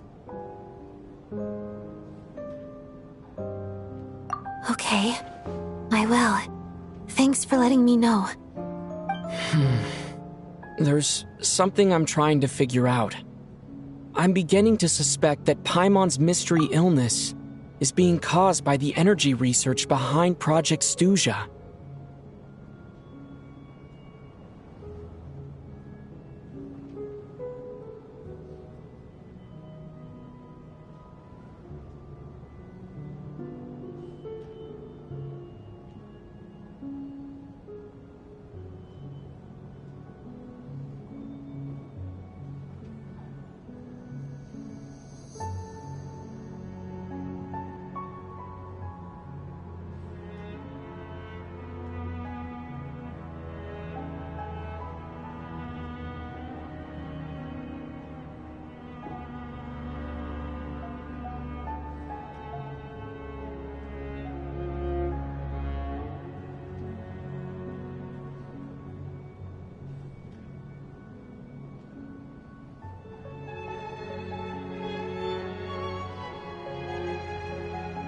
Paimon's very important to me, so I have to get to the bottom of this.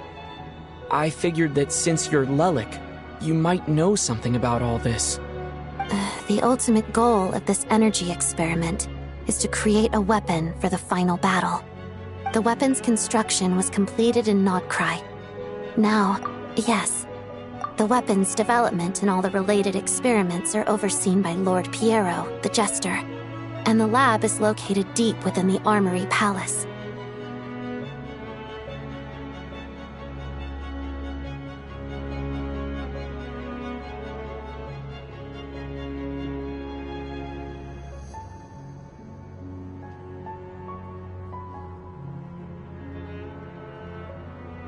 I'm not sure why this experiment would be making Paimon feel unwell, though. The best way to get to the bottom of it would be to go there in person. Once we get out of here, I'll help you apply for an entry permit. And I'm hardly the organization's proudest member, as you know. You answered my question about Rosaline. I want to do you a favor in return. It's that simple.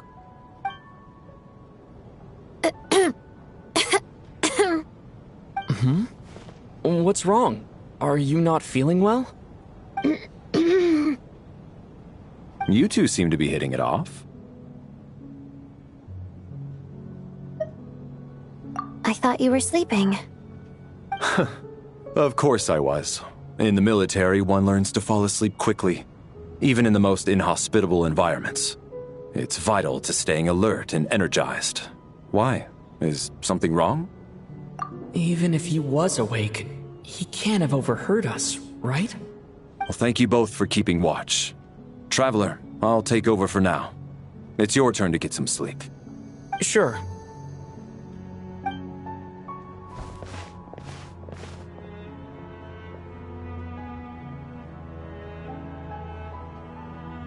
This is our second night here, but at least I found out a little more about Paimon's condition.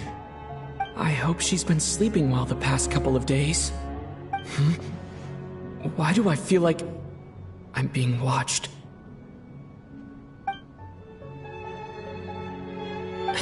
Seriously? Is this payback for when I stared at her earlier? But I thought she was asleep. Never mind. I'd better try and get some sleep myself.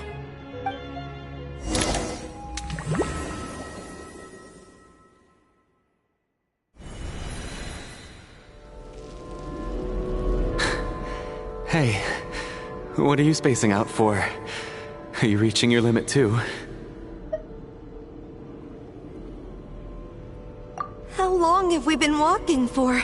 Do you remember? Time's lost all meaning. Ever since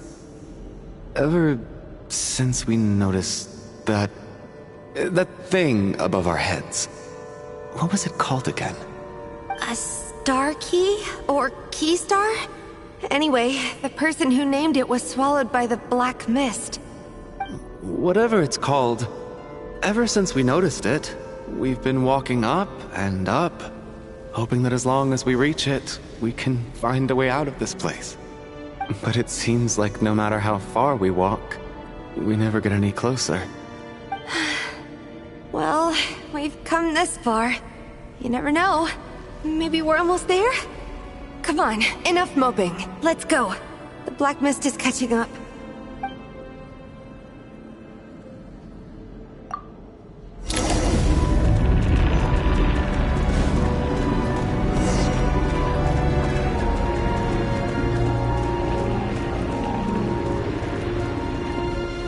Monsters! Watch out! Not again! I lost count of how many times we run into them. Be careful! Backup is here.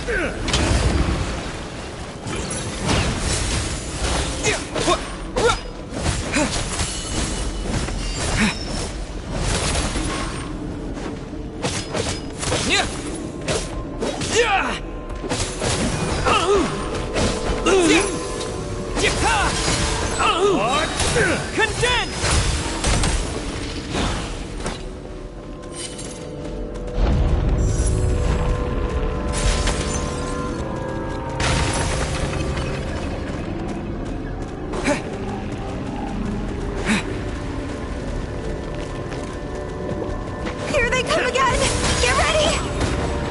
wanna fight? Let's go!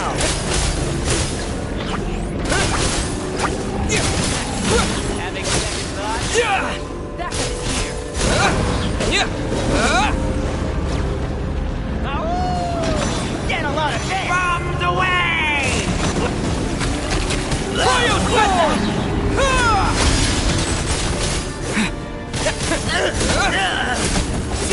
Gotta... What the... Gotta...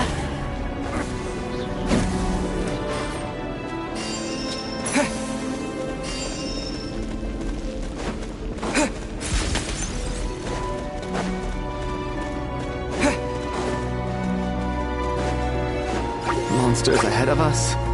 The black mist behind us. Feels like there's no escape.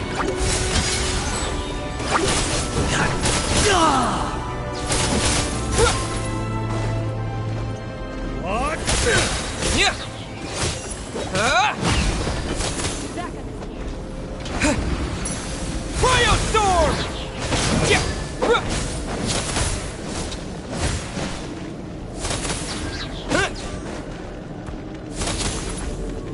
Condense!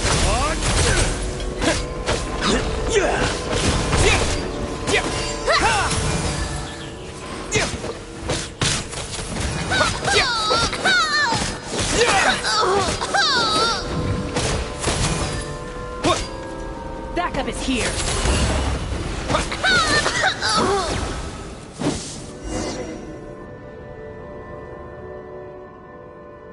Are you hurt, Coolish? No. I'm fine. It's just... Suddenly I don't want to walk any further. I get you. In fact, I reached my limit a long time ago. Sometimes it feels like there's hope where there shouldn't be. Yeah. The hope that the star gives us is the only thing keeping us going. But I'm not sure it's real at all. It may just be a collective illusion. Otherwise, why would it always be out of reach?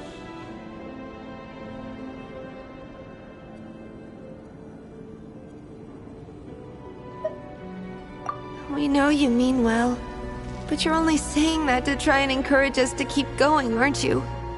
Thank you, friend. But enough is enough.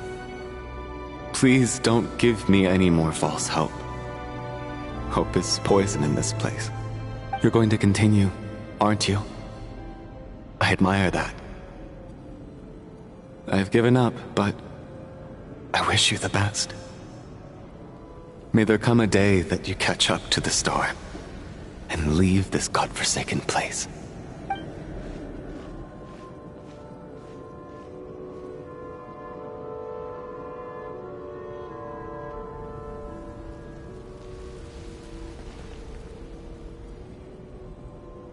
It's not an illusion.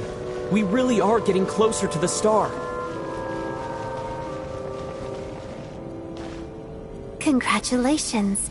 You're the first person to make it here.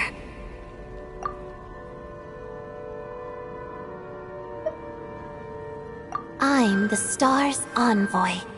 The black mist has stopped rising. Its hunger is satisfied for now, having devoured your two companions.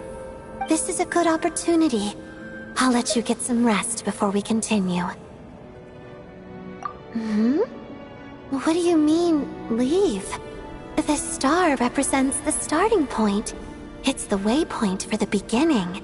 Congratulations on reaching the starting point. Once you are ready, we will head out and walk upwards. I will be right by your side the whole way. Huh? What's wrong? Hey, don't give up before the journey's even begun.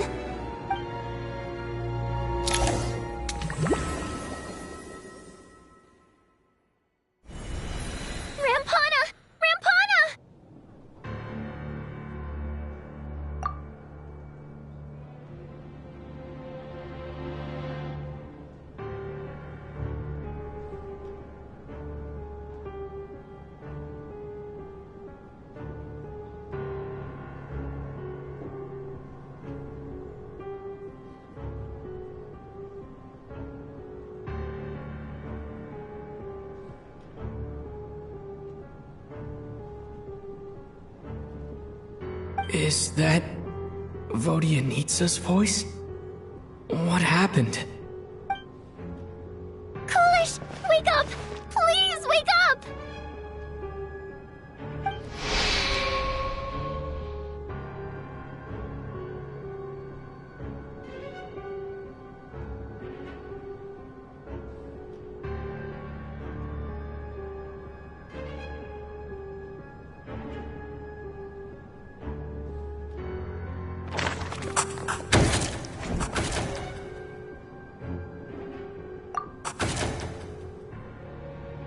The situation is identical to that of the 2 casualties yesterday. We cannot ascertain the cause of death. At least there are some elements that we can rule out this time.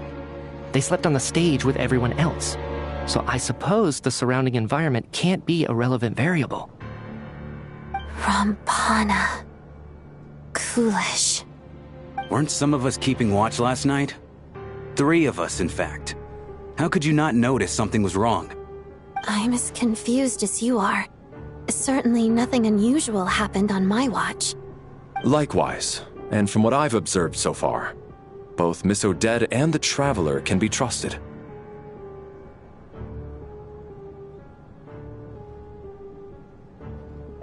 To be honest, I didn't get a wink of sleep last night.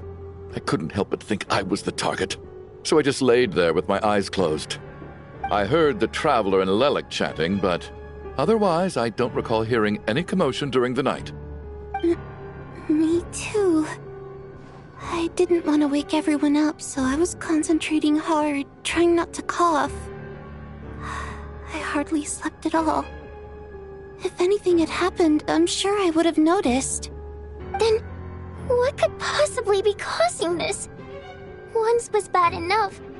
I can't believe it happened again. I worked closely with Rampana and Coolish for so long. I never imagined that one day they'd... And on the stage of all places... Vodyanitsa... 4 victims in just 2 days. And we still don't have a single lead. I need to get to the bottom of this as soon as possible. And above all, keep Tonya safe. I'd never be able to look Child in the eye again otherwise. Still snowing? Yes, I just checked. Still no sign of anyone outside either. So we only have ourselves to rely on. If you ask me, this killer can clearly strike whenever they please. The Night Watch was a useless endeavor from the start. Lelik must be an expert in poisoning. Clearly she used some poison that can't be detected on the corpse. Here we go again. Listen, I was already thinking to myself last night, was Lelik's reason for revealing her identity the real story? Well, now I have my answer. It most certainly was not. She's been playing us for fools. You get off on this, don't you? Revealing your identity, only to carry on with your killing spree? That's a hideous thought. One that only a hideous mind like yours could dream up. How dare you? That's enough! Yesterday, you named Lelik as a suspect because the victims were both wealthy merchants. Lelik might have had a motive then, but today's victims were just ordinary people. Not to mention that they were colleagues of Odette and mine. What reason would she have to murder them? Let me guess. Just to scare you? Who knows? Maybe you don't know her as well as you think. I implore you all to ask yourselves, how many people are there really in this world that have what it takes to kill another person? Not many, I'd wager. Lelik is well known to be a ruthless operator, and now she has revealed her identity. How could it be any more obvious? Everything you've said so far is still just conjecture, which doesn't constitute a concrete lead. You need to back up your claims with some evidence. How can you defend her, officer? What did she say to you while you were on Night Watch? Maybe I shouldn't be so surprised. You military types are always colluding with criminals to target the rich. All so you can get your grubby paws on our hard-earned fortunes. Then tell us to fall in line. The Fatui, the Druzhna, and the Rokot. Thugs, the lot of you.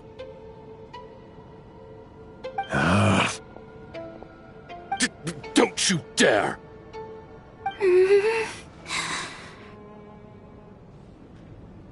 Sir, but you were the one who told us not to stop other people from expressing their opinions yesterday. 4 people have already died. Only yesterday I was chatting with Mr. Coolish. Then we woke up in the morning and he's... Turning against one another is the last thing we should be doing right now. Little girl. Even if Mr. Chuganov is a puffed-up, pig-headed windbag who doesn't have a clue what he's talking about, he's still one of the victims here, isn't he?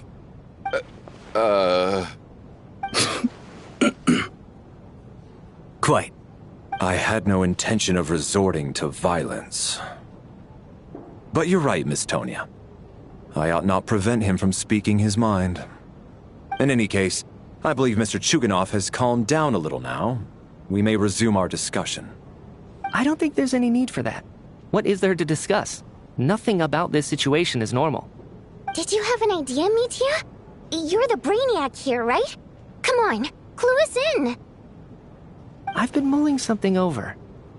All the leads we have so far concern things from outside the theater.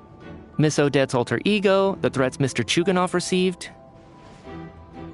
But then there's the 2 double murder crime scenes themselves, which have given us absolutely nothing to go on whatsoever.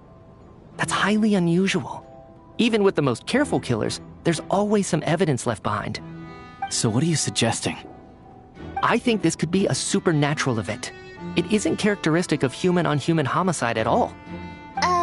Correct me if I'm wrong, but aren't you supposed to be a scientist?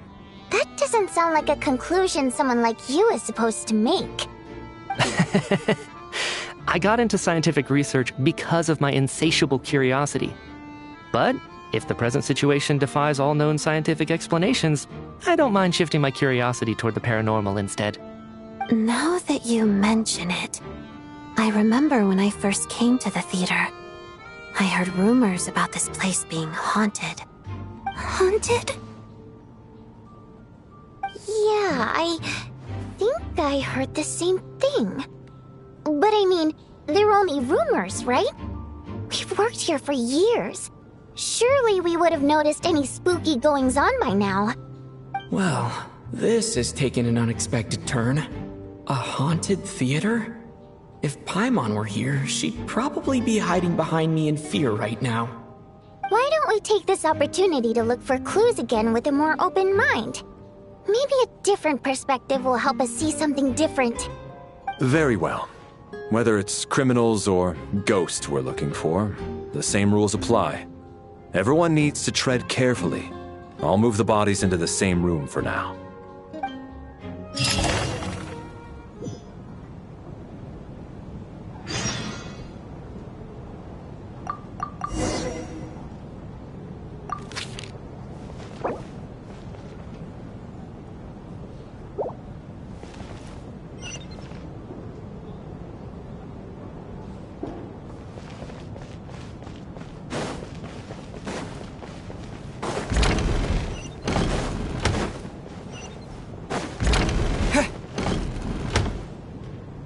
Valeri, come take a look at this.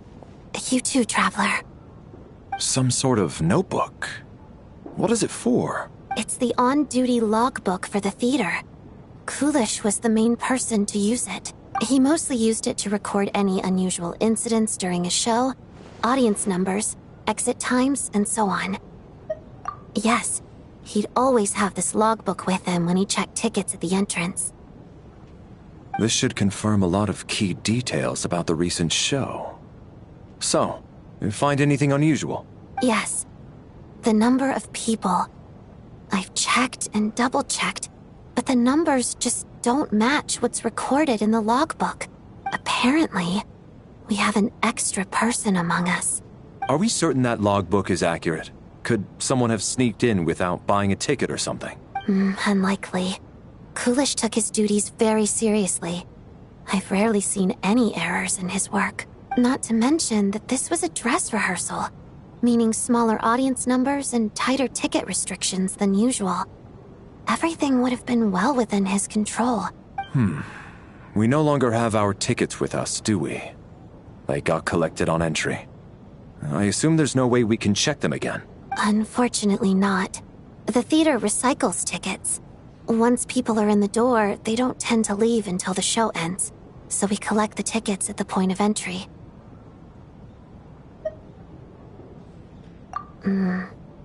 Still, I'm inclined to believe that this discrepancy in the head count is significant somehow. Did an extra person just materialize out of thin air?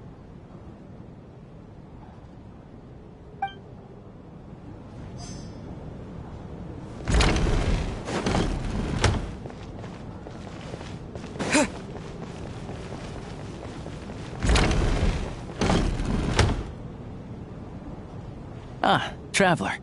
Since you're here, come take a look at this. Alosha found it. We're both curious to hear your perspective. It appears to be an investigation report. And the focus of the investigation was the rumors of haunting we heard about earlier. An investigation report, huh? Looks quite old. This person's name looks to be of Sumeru origin to me. Was the investigator from Sumeru? The theater manager must have hired an investigator once specifically to look into this issue. But it doesn't look like anyone ever looked at the report. Presumably, the manager wanted to know if the supposed haunting was dangerous, while also being fearful of word getting out in case it affected the theater's business. Anyway, the bottom line is, the haunting is actually real after all. It's caused by an obstruction in the ley lines. Is there any chance this is the key to finally making some progress with the murder cases? Ley line problems are pretty unexceptional to me by this point.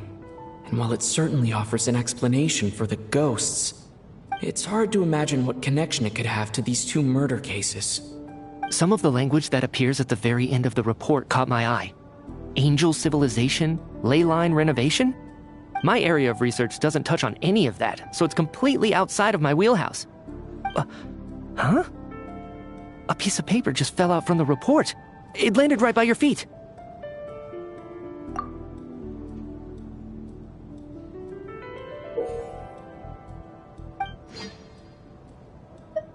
How unnerving.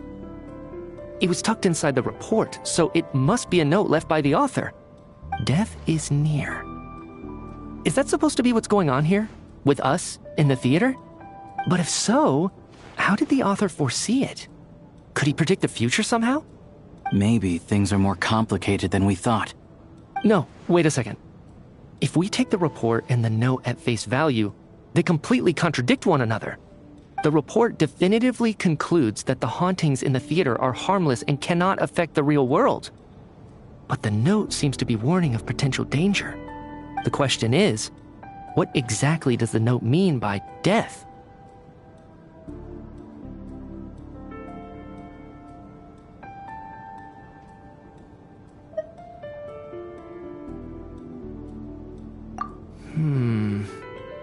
The various ways we could interpret this keyword lead in completely different directions. Let's pause our analysis here for now. I think we need more information.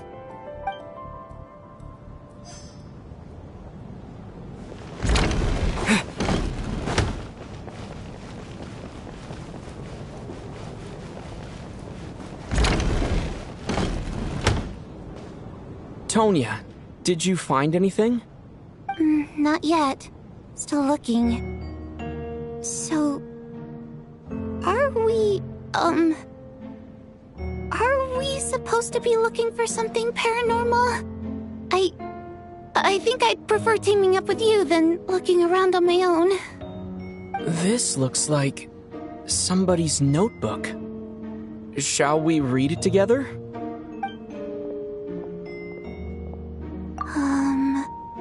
Well, it doesn't look scary or anything, so I guess it should be fine. All right, let's read it together. Huh. This has to be Vodyanitsa's writing, surely. Maybe it's a little rude for us to peek at this. I feel like I just read someone's secret diary by accident. It sounds like she's writing this for her parents, right? I don't understand.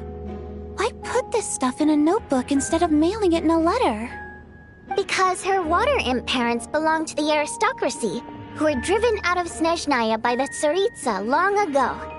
And now they live somewhere new, where the postman can't get to.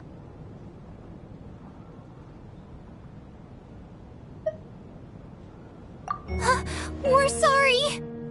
It's fine. My fault for not storing it properly. I can't leave things lying around and expect them to get ignored when everyone's scouring the place for clues. Alright, give me my notebook back. I'll take over the investigation in this room.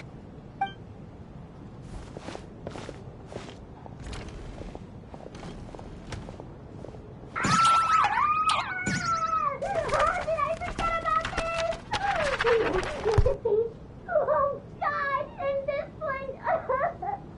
Oh my. Why am I so embarrassing?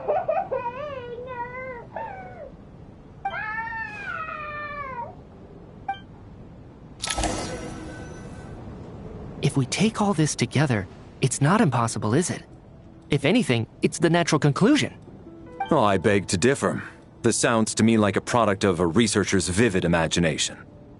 And perhaps it's because I'm still viewing this through the lens of a typical murder investigation.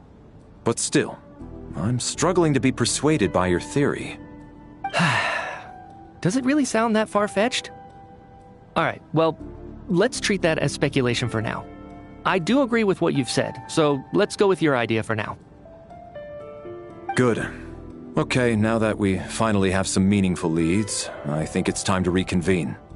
Let's get the others.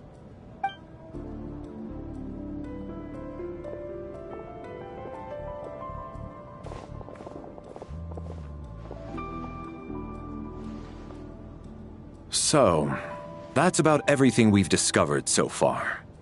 I'll share my theory first. Based on what we've learned from the logbook, I believe the extra person among us is most likely the killer. If the killer had simply bought a ticket, it would have greatly increased the risk of their identity being exposed. I expect he or she either hid in the theater ahead of time, or found a way to slip past the ticket inspection. They then blended in with the group and waited for an opportunity to strike. What about the note found in the investigation report? Any thoughts on how that fits in? The killer may have simply planted it there as some sort of sick joke. I've seen my fair share of psychopathic killers. They love playing cryptic mind games. So, it has nothing to do with the haunting of the theater after all. This theory makes sense to me. If we have an audience member unaccounted for, chances are they didn't come here to watch the show. Could it really be that simple? So, in other words, all we have to do is find out who got in here without a ticket, and all our problems will be solved? Then let me make one thing clear. All the theater staff should be well aware that I came here for the rehearsal legitimately, yes? There's no way I'm the one who didn't have a ticket. It's true. I hear you used every trick in the book to get a hold of that ticket, too. Everything short of throwing a temper tantrum and rolling around on the floor at the entrance. I most certainly did not degrade myself in such a way. Probably a stupid question, but I might as well ask. Did anyone here get in without having their ticket checked? Hmm? Guess it was naive of me to expect them to just admit to it. Especially after the unprompted Lelik reveal. Once was already a miracle. Twice would be unfathomable.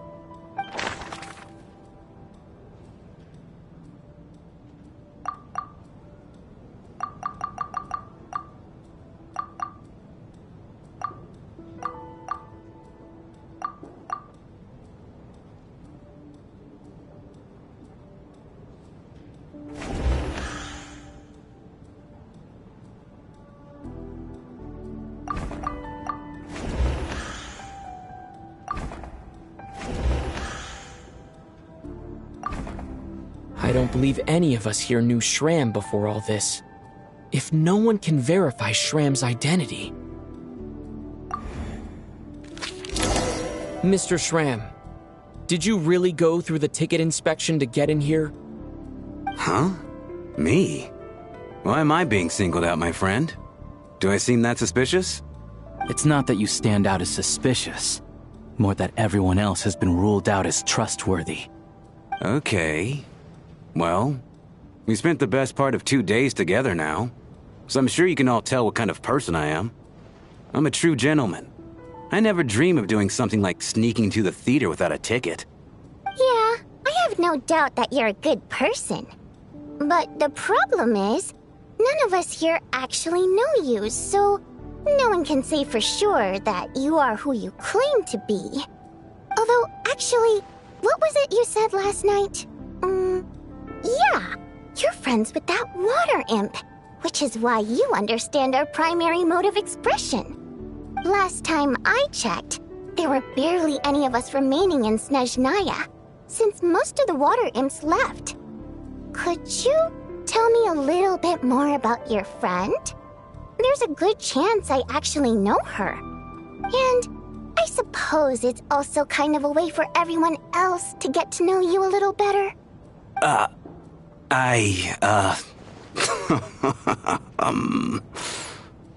Good grief. Are you blushing? Pull yourself together, man. Stop giggling like a teenage boy. It's revolting.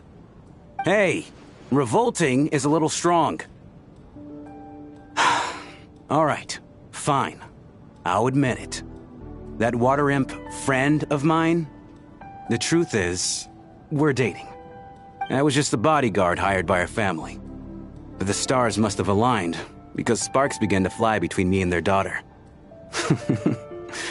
Never in my wildest dreams did I think I'd get so lucky. We don't need details. Just get to the point. Okay. I'm just a little hesitant to reveal her name, that's all. You know how it is. These are delicate times. Even with me to protect her. If word gets out that she's dating a human, both the Fae and human factions will give her a hard time. Really? Wait, no. That can't be. Huh? Shram, what the devil are you talking about? Why is everyone looking at me like that? Surely you can understand where I'm coming from. Delicate times? Factions? Yes? You know, the Civil War? Last time I checked, the Fae and the humans were still at each other's throats. If I'm not mistaken, the last significant civil war in Snezhnayan history was over 400 years ago, when Her Majesty the Tsaritsa had just taken the throne and was consolidating her reign. What do you mean, 400 years ago? What's going on here? Is Shram from the past? All right, Mr. Mitya, you win this round. As far-fetched as it is, it appears that your theory may be correct. I'm just as amazed as you are. I didn't even believe it myself, to be honest. Is someone going to explain what's going on here? From the look on your face, you figured it out too, haven't you, Traveler?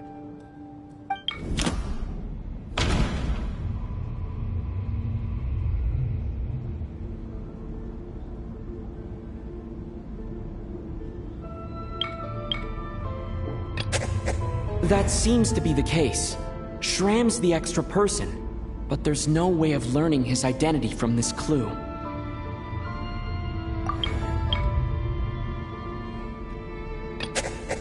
No, the truth lies within the clue.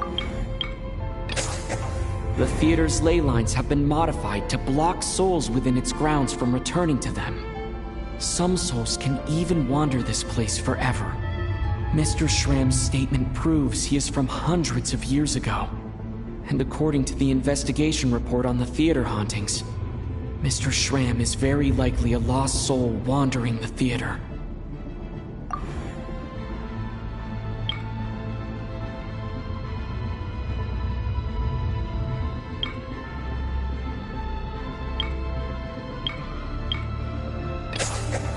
For some unknown reason, the soul that has been wandering the theater due to the ley line issues has joined our group and blended in. Yeah, that must be the immediate reason why the ticket count doesn't match the number of people present.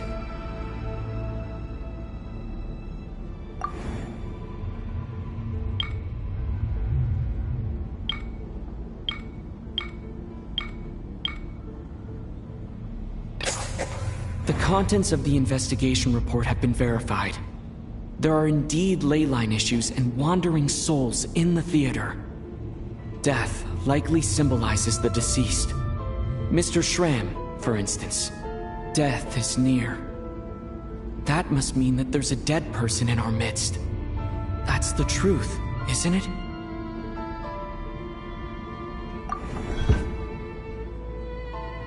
Yeah, the logic is clear now. The investigation report said that there would be souls stuck wandering around the theater because the ley lines were cut off. Mr. Schramm must be one such soul who died in the theater a long time ago. In which case, that also makes him our extra person. So when the note said death is near, it must have been referring to death as in the deceased, people who died a long time ago. Someone who died a long time ago. In short, there's a dead person among us. The extra person we've been searching for is a ghost from the past. You mean I'm a ghost? No. Don't make jokes like that, my man. There must be some mistake. But even if I was dead, I know for a fact I didn't kill anyone these past 2 nights. Yeah, even if all that's true, the report also said the souls inside the theater can't affect reality, right? They're harmless. Then what if the problem isn't the souls at all, but the ley lines themselves? The ley lines have a powerful ability to attract and devour souls. Let's say that the ley lines are like a black hole, constantly seeking to engulf souls. But the souls that don't want to return are trying to avoid being sucked in. Huh. Why does this analogy sound so familiar? What happens when the black hole can't achieve its goal? I'm only speculating here, but what if it ended up swallowing innocent souls by mistake, or intentionally taking other souls to compensate?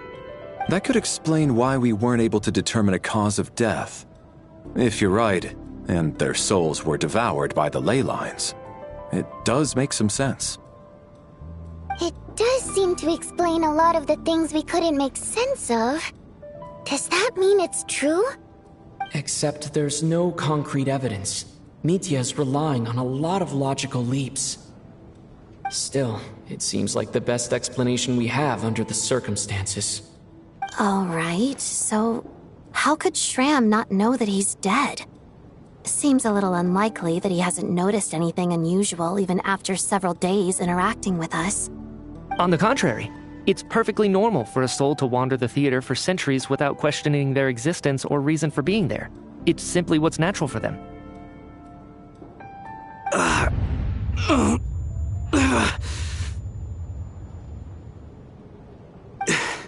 You know what, Mr. Brainiac?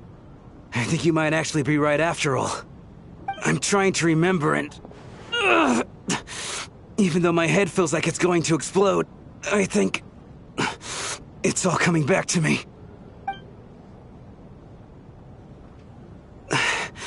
I was the one who didn't want to remember my own death, so I forced myself to forget. Well, I'm sure those are painful memories. My lady and I snuck out to go on a date one day. We bought tickets for the theater. It wasn't really my thing, but I was just happy to be together. All of a sudden, a group of people burst into the theater, shouting for all the water imps to get out, performers and audience members included. It was clear the conflict between humans and Fae had reached a boiling point. This time, the extremists were even coming after the water imps who had nothing to do with the war. I thought I could pull one over on them, so I took off my jacket, draped it over my lady, and tried to sneak out amid the chaos. But I got caught. They started shouting, calling me a traitor to humanity. But I was going to do whatever it took to buy our chance to escape, no matter how many people stood in my way. I had to, both as their bodyguard and out of love. It's all right, friend. You can stop there if you want. You don't need to dig all that up again. It's just... Even now, I'm still struggling to accept the truth. How could I be dead? I'm sorry, everyone. If I'd known I was a dead man walking, I wouldn't have dragged you down with me. If I'm the cause of all this death, then punish me however you see fit. But, Mr. Shrim... No. I refuse to be a burden. I know what I have to do. You said I've been wandering the theater for centuries, right? I guess it's high time I got a breath of fresh air. Out there, I mean. I'll leave this place and take all this death with me. Go out on my own terms. Mr. Shram, I'm sure we can figure out a different course of action. My good sir, we both know I'm not supposed to be here. I should have accepted my death long ago. One way or another, this has to end. Unless you're saying this goes against another one of your military principles somehow. No, I'm speaking on a personal level this time. Let it go, man. Oh, wait. One last thing. Miss Wateramp. My lover. Her name was Litia. Litia Ozarova. Do you know what happened to her? Ozarova. Oh, Auntie Ozarova. That's what we all called her. I remember her as a very kind elder. She had a bunch of kids, too. I'm so glad she survived. And she had lots of kids? Good. That's... good. I could hardly expect her to stay single just because of what happened to me, right? As long as she went on to be happy, that's all that matters. Besides, I'm dead. My soul's been wandering around here for so long because I was worried about her. But now, I can go without regret. There's no need to see me off, my friends. I've enjoyed our time together over these past few days. Perhaps we'll meet again in the next life.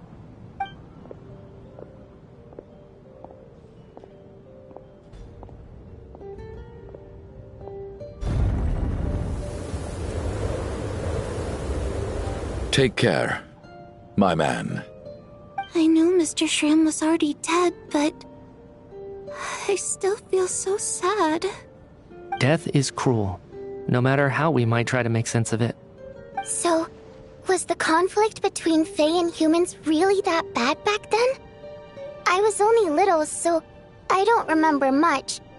It's terrible to think that so many innocent people had their lives turned upside down. Even the historical records about that time period don't say much about it. All people know is that the Tsaritsa founded the Fatui, drove out most of the Fae aristocracy without explanation, then used her terrifying power to suppress the humans. It seems to me like the Tsaritsa chose to make herself the enemy. She downplayed the conflict, directing whatever animosity both sides had for each other at herself instead. That's also why, despite how brutal the conflict was at the time, there hasn't been much lingering tension between humans and Fae since. Things have been fairly harmonious for the past few centuries. So, the Tsaritsa banished the Fae to protect the Fae living in the city? She offered herself up to be hated in exchange for peace. Maybe it's not quite as bad as it sounds. I don't think Her Majesty is too concerned if mortals hate her or not. And besides, there are very few who truly do. All this time, I had no idea. All right. If Mitia's theory is correct, then I think we can consider this matter settled. Let's all take a break.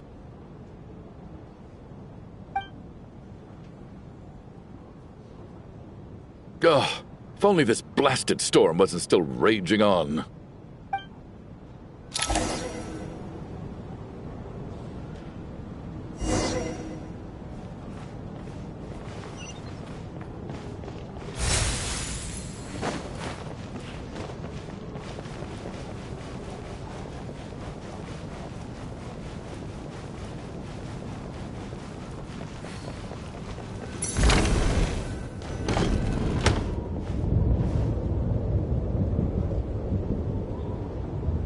Looks like now we can just rest until the snowstorm stops.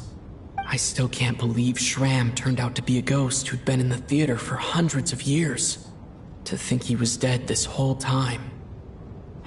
What a strange turn of events. Knock knock. Huh? Knock knock. You know the door isn't closed, right? You don't have to knock. Think of it as a signal then. When I'm entering someone else's room and I knock, I'm here as Odette. If I don't knock, it's Lelik. Thanks. So, why did you come to find me? Is there something I can help with? Vodyanitsa said you knew about my secret identity from the start. But when everyone was discussing who Lelik could be, you were worried that revealing what you knew would be unfair to me, so you kept it to yourself, right?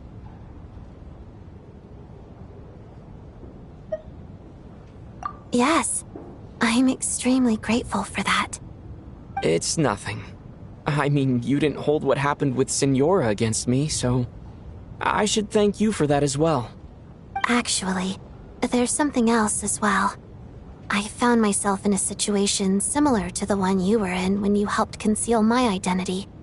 So I thought I'd come and ask you for advice. It's about Mitya. Before all of this, the last time I saw him, he was dead. As I'm sure you know, my goal as Lelik was to stop Project Stuja. Well, when I found out the tech lead for the experiment behind Project Stuja was Mitya, I immediately started planning to track him down and threaten him to back out. I often saw him around the theater, but I soon concluded that making my move there would risk exposing my identity. So I decided to infiltrate the Armory Palace and go directly to his lab. That way, the threat would be much more effective.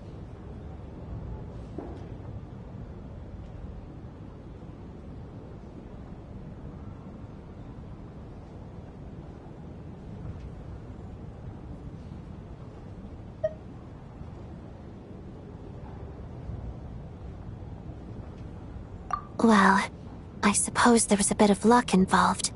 But I am a Fatus, so I already had some familiarity with the building's layout. But when I finally made it to his lab, Mitya seemed to be dead.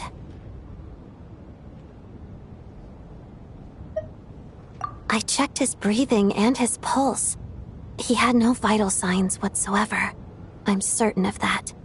I thought maybe another anti-Project Stuja activist had beaten me to it, and chosen a much more brutal method, so I made myself scarce. That's why you were so on guard around Mitya that first night here. Yes. When I saw him sitting in the audience during the performance, I could barely contain the shock. To me, it was a miracle. Somehow, he'd come back from the dead. But then, the murders started happening and things got so complicated that it wasn't really at the front of my mind. That is, until Mitya himself said there must be a dead person among us. Then, I couldn't ignore it any longer. And yet, you thought that bringing it up right away would single Mitya out. Just like when everyone was suspecting Lelik. Exactly. I thought there could be something I was missing. Besides, we soon figured out that Mr. Shram was a ghost, and we knew there was only one extra person, so we thought he had to be the one. But now, it seems like there's another candidate. I understand why you kept it to yourself. There was so much information being thrown around during that discussion. Bringing up Mitya would have just introduced more confusion. So, what do you think we should do? Let me confirm one thing first. When was it that you found Mitya dead? Around a week ago. Sometime in the afternoon. A week ago? That's earlier than I thought. I saw him just a few days ago at a restaurant. That definitely would have been after you found him dead. He seemed completely normal to me. Chatting with Vodyanitsa, trying to avoid Valeri. So he was definitely alive on that day. Huh.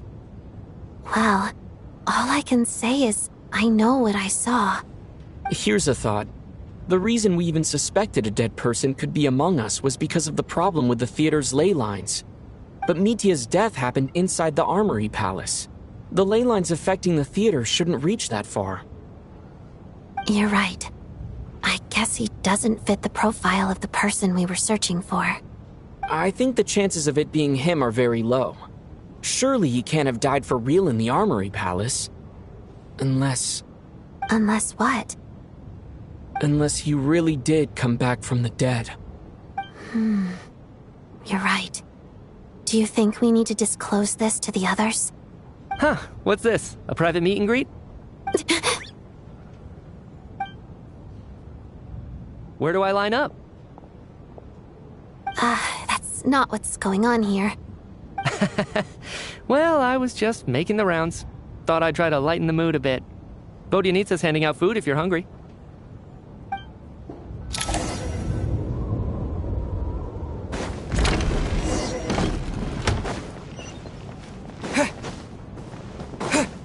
Cryostorm!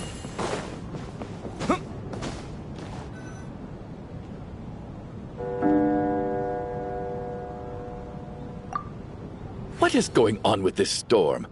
Could it be connected to that monster that just arrived in Snezhnaya? I almost hope it is. Her Majesty the Tsaritsa left to vanquish that beast herself. We just need to wait for her triumphant return. Do you think people still feel the cold after they die? I'm wondering about Shram. Oh, maybe we should have given him a coat before he went out there. Death itself is cold, isn't it? I'm sure the storm will embrace him. Well, I hope he has a safe journey. I'm going to miss him, I think. It's not like we can blame him for Rampana and Kulish's deaths. Thinking back on it, we barely made it out alive ourselves. Once we get out of here, how are we going to explain what happened to their families?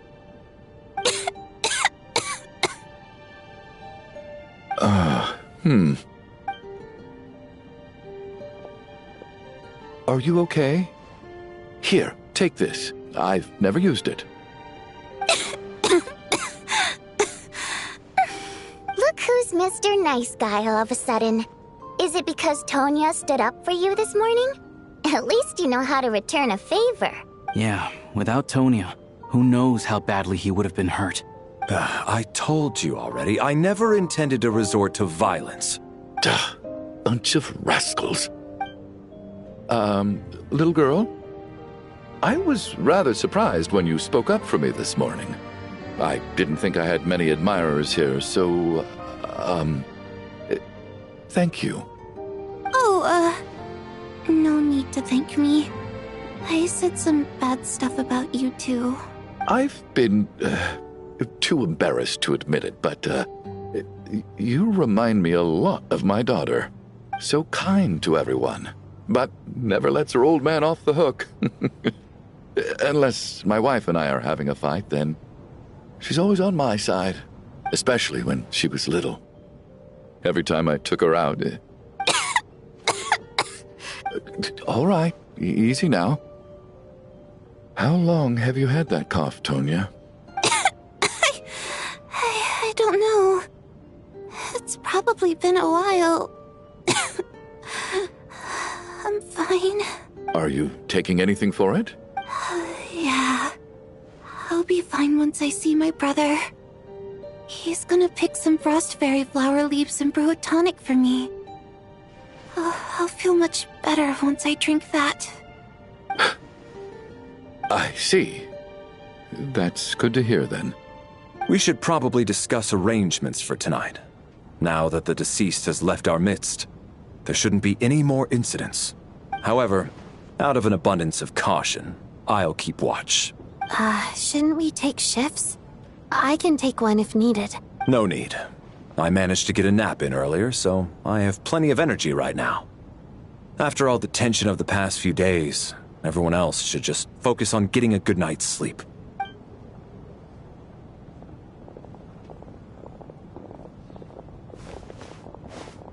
What a long day. This whole situation turned out to be way more complicated than I expected. But Valeri's right. I should just try to calm down and get some rest. The last thing I want is to give myself nightmares.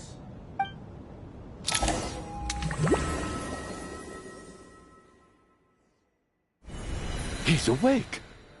He's awake! Get over here, you big lug, and take a look. If you must call me something, call me Mr. Door. The Black Mist is coming. You need to go.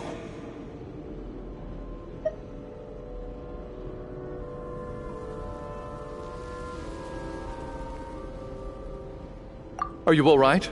Can you walk? We just got attacked by monsters on our way up. That Mr. Door fellow protected us. He just seemed to come out of nowhere. Not much of a talker, but when it comes to taking down monsters, that man doesn't hold back. Curses! The Black Mist is catching up to us. We need to keep going. Mr. Door, I don't believe I've ever seen you around here before. Why is that? There's no need to try to get to know... Mr. Door! Monsters! Looking for trouble! I can just push these ones off. Oh. Well, anyway, we're lucky to have you here. Thanks for saving us earlier. No need to thank me. This is where my duty lies.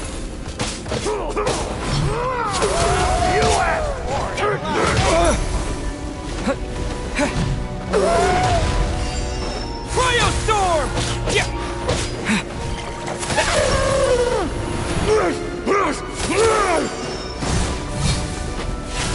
Having second thoughts? Maybe I wasn't meant.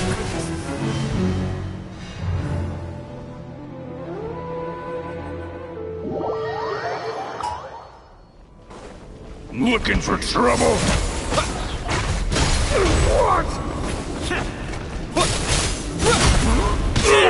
Ready to taste my fists?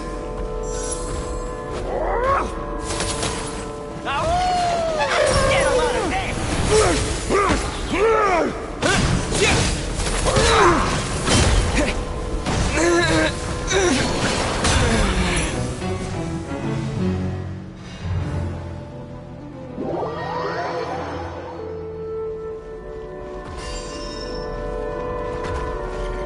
Looking for trouble? Curse you!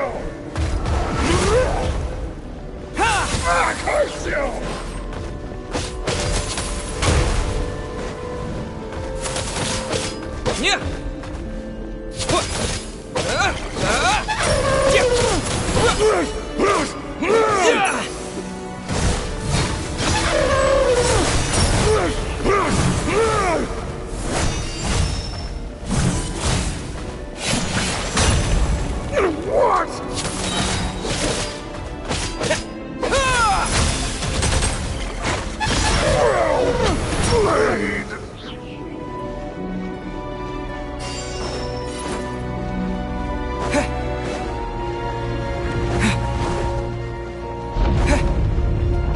So we're doing this the hard way. Cryostorm! Ready to taste my fist?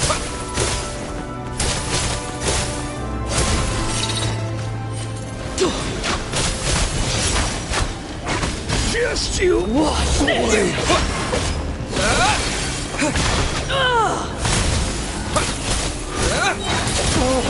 Remarkable work, Mr. Door.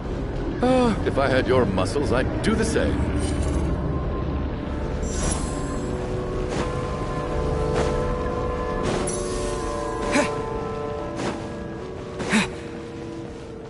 Are none of these doors the one you're looking for? No.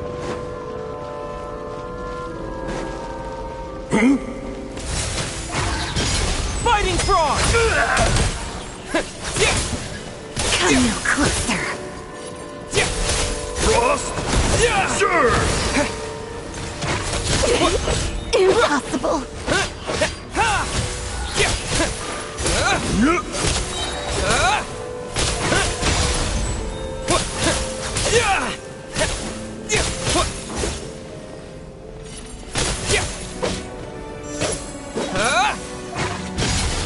Cryostorm!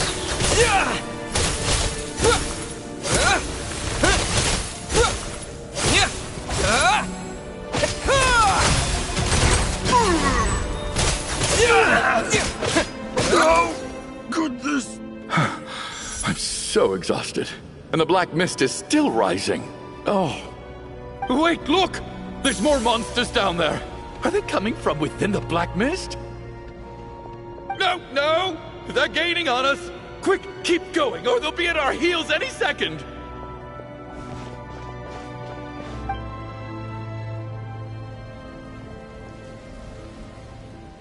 Mr. Door, what are you doing? We need to get out of here. They're coming! Found it. This is my door. What? You mean you're going to stay here? I am a door. This is where my duty lies. No! You saved us. We can't leave you behind. You must keep going.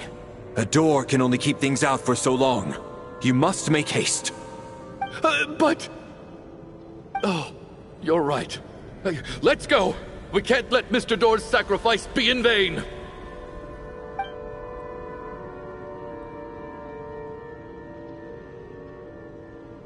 The black mist isn't moving anymore. Looks like both the monsters and Mr. Door are gone. I didn't just imagine all that, did I? Surely I wasn't so scared out of my mind that I hallucinated a door as a human being. Oh, okay, good. There's no way we both hallucinated the same thing. Getting sleepy? Well, looks like we're safe for now. Go ahead. Let's get some rest.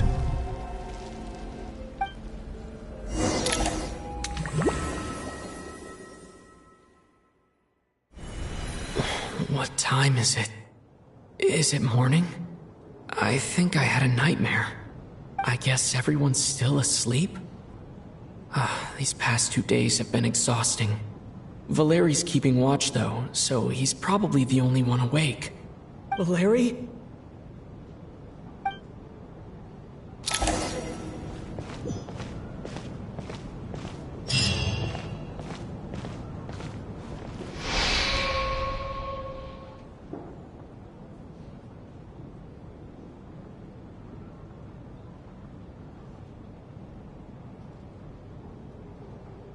Wake up! Everyone needs to wake up!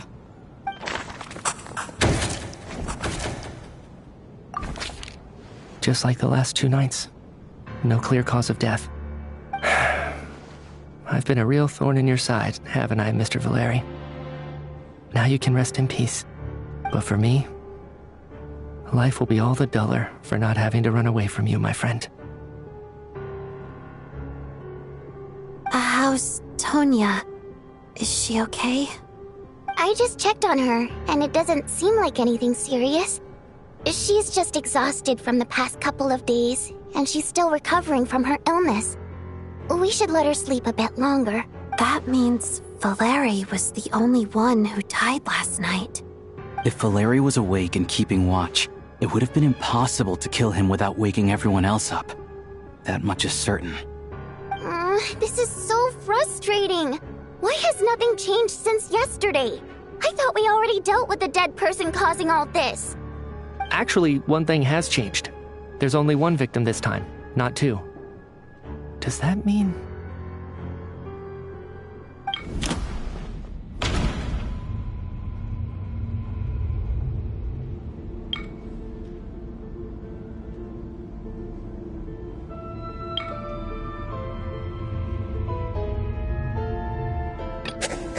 Can a death at night even be defended against?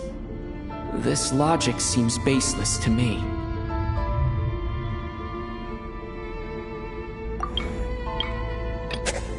But Mr. Schramm was already deceased to start with. That doesn't seem very likely. After the deceased Schramm left, there was one less victim last night. That more or less tracks. It's a reasonable conclusion, considering the only variable that changed. The number of people who die each night is equivalent to the number of dead among us. That's your theory, right? Exactly. We identified Mr. Schramm, and the night after he left, the death toll dropped from 2 to 1. By that logic, there must be one more dead person left among us. Another one? But there was only one person unaccounted for in the ticket checks, right? The head count should match up now. Having an extra person was definitely a cause for alarm, but being one person short isn't nearly as unusual. Someone could have left in the middle of the show, or made it out before the storm hit. One more dead person among us. If Mitya's theory is right, then what Odette told me seems a lot more relevant. It's just, at the time, we had no reason to think there was more than one dead person. If only we'd taken it more seriously as a possibility. Maybe this could have been avoided. I'm sorry. This is my fault. I had information that could have been helpful, but I held back. I should have brought it up right away. I'm partly to blame as well. I was too quick to dismiss Odette's concerns. What is this about? What have you two been getting up to behind my back? Sounds like there's some big news you've been keeping from the rest of us. Well, we're all ears.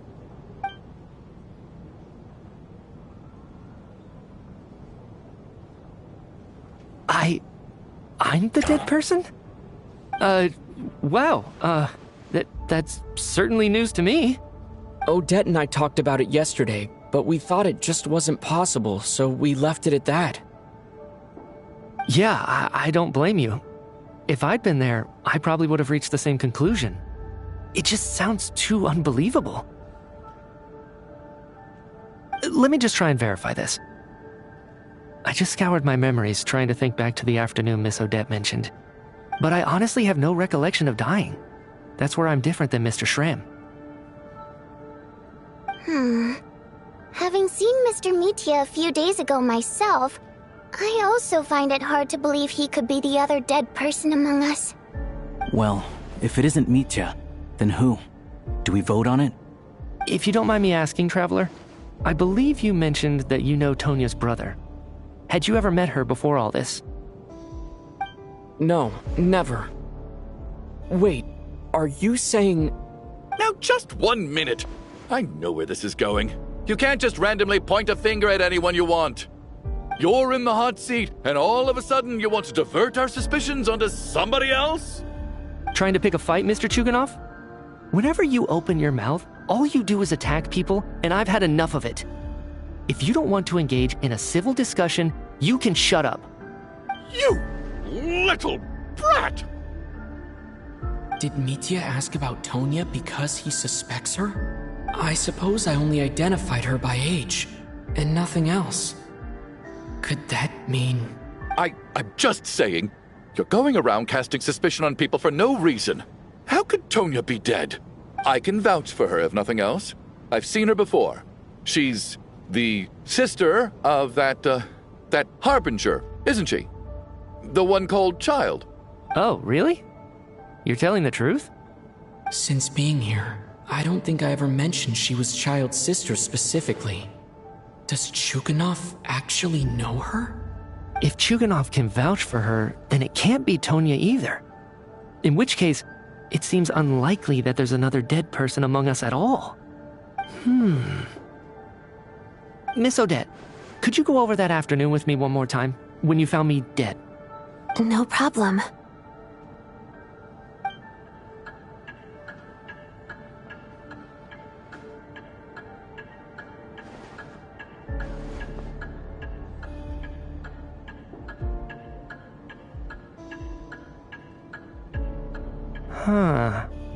No matter how hard I try, I just can't remember anything about dying. But I do remember something else. Miss Vojanitsa, during our last meal together, I told you how some of the researchers were suffering from temporary memory loss. Do you remember that? Oh, yeah. You said it was hindering the progress of your experiments. You thought they were just under too much stress or something. Right. And even though I don't remember dying that day, I'm pretty sure I experienced something like amnesia. Some of my memories from that afternoon are missing. Are you suggesting you're missing the memory of your... Of course. How am I only just realizing this? Humans aren't necessarily aware of their own death. You mean being silently assassinated, or dying in your sleep? Situations like that? The researcher's amnesia. Suddenly it all makes sense. I must thank you, Odette. I think your perspective just helped me reach a breakthrough on a series of issues that have been troubling me for quite some time. All right. It's decided then. I'll be the one to leave today. Oh, leave? Hey, wait a minute. Aren't you rushing into this? What if you're wrong? You'll pay with your life. Come on, kid. Aren't you gonna fight for your life? This seems like a rash decision. I have other reasons beyond what's been discussed. In fact, thinking back, I remember during Miss Odette's performance, while I was sitting in the audience stalls, a brilliant new idea for my research popped into my mind. But then, my train of thought suddenly cut off. I can't remember it now at all, and I didn't take any notes. I guess that must be another instance of temporary amnesia. No. Hold on. I see where you're going with this. You're suggesting that each instance of temporary amnesia is a death, right? There's a glaringly obvious flaw in that idea, no? How can one person die so many times? I believe Miss Odette's account. During the period where my memory is blank, I must have been either dead or in a similar state. All it would take is for the same thing to happen in the theater, and I would come under the effect of the ley lines in this vicinity. This increases the likelihood of me being the deceased, does it not? But... There's no evidence to suggest that anyone other than me is a candidate for the deceased. So allow me, as a scientist, to treat this as an experiment. Please relax, everyone. I don't think things are as bad as they may seem. If I really am the deceased, then to leave the theater will be a relief for me. If, on the other hand, I'm still alive right now, well, apparently you've all witnessed my resurrection recently anyway. Who's to say I won't return from the dead again this time? Mitya's right. This is the only thing we can try right now. I think he's deliberately downplaying the gravity of the situation, though.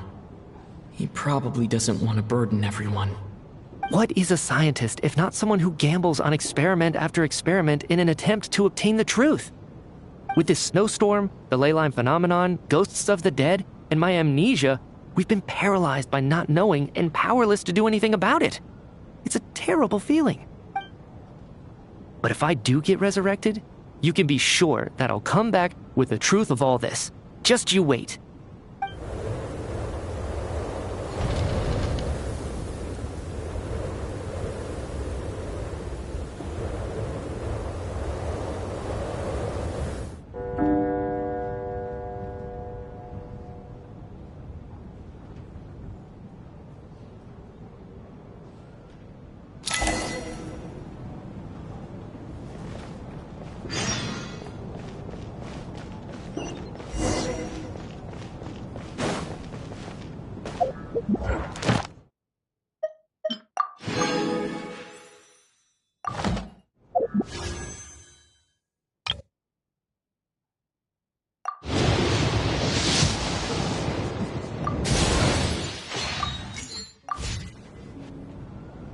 Poor Mr. Mitya.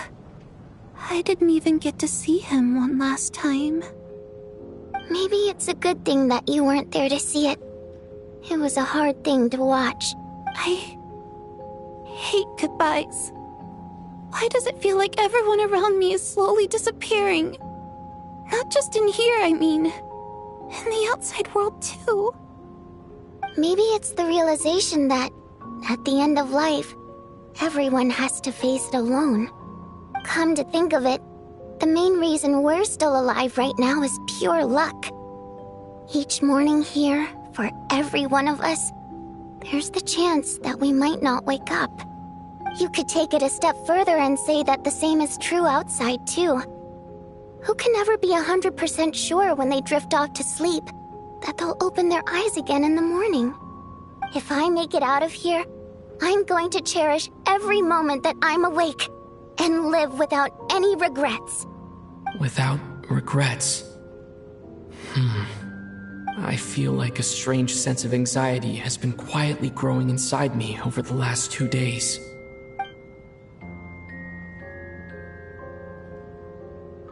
you okay? You look really glum. If something's bugging you, let's talk about it. There's only a few of us left here now. After everything we've been through, what's the point in keeping things bottled up? I have a travel companion named Paimon. Alosha and Odette have met her before. She's been feeling unwell recently. You're worried about her, aren't you? That makes sense. We've been trapped in here for days. To be honest, I used to feel like I was just a spectator in this world, watching everything that happens from the sidelines. Maybe it's because I'm a descender. A descender? But with Paimon by my side, over time, I slowly felt my connection to this world growing stronger. She loves eating, sleeping, and having fun, but she's also a great guide. It's her authenticity that makes this whole world feel more real for me. Over the last few days that we've been apart, I've often caught myself wondering, what would Paimon say if she were here right now?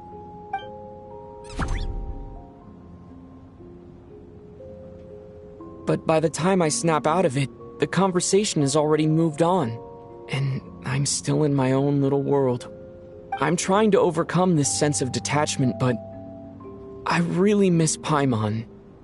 I guess, in a way, she means the whole world to me. I bet she misses you when you're not there as well. Maybe you're her entire world too. I don't know if this will make you feel any better, but back when the water imps left Snezhnograd in droves, I also felt like the whole world was suddenly empty. I could be surrounded by people all smiling and having fun, and still feel completely separate from it.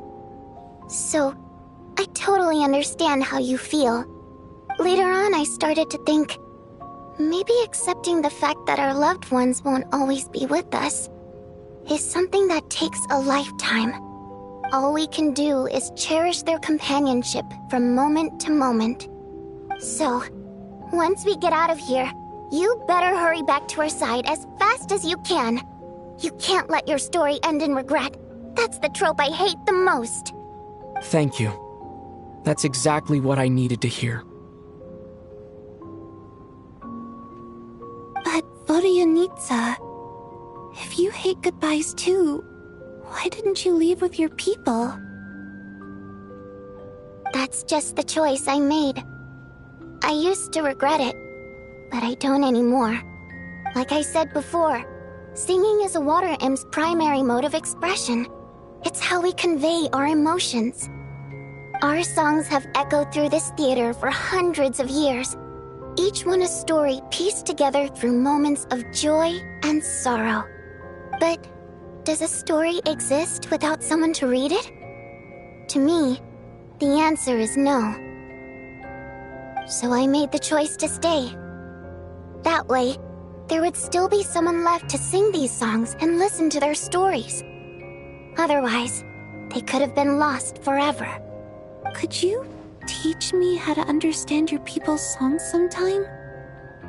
I want to be able to truly hear them, like Mr. Shram. A fan after my own heart. Thank you, Tonya. How about I sing something for you, and you tell me what you hear? Okay, I'll do my best.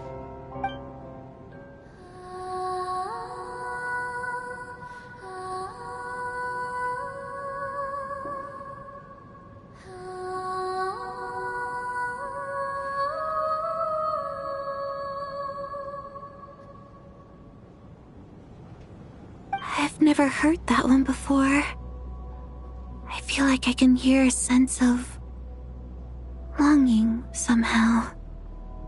I wonder why that is. Color me impressed, Tonya.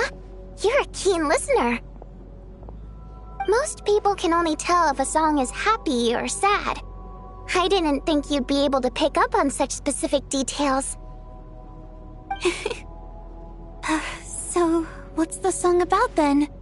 Come on, tell me! I've actually never performed this song in the theater before, because it has more of a ceremonial purpose for our people. It's not meant for the stage. It means something like, "May those we have lost watch over us, and follow this song back home in the night, so that we might be reunited once more."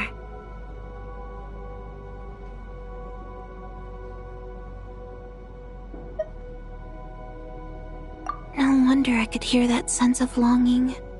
You sing it for loved ones who have passed away. I hope it reaches them. It's getting late, Tonya, and you're not well. We should all turn in early. I suppose there's no reason to keep watch tonight. Okay. But, before I go to bed, could you sing that song a couple more times for me, Vodianitsa? Of course. Anything for my #1 fan.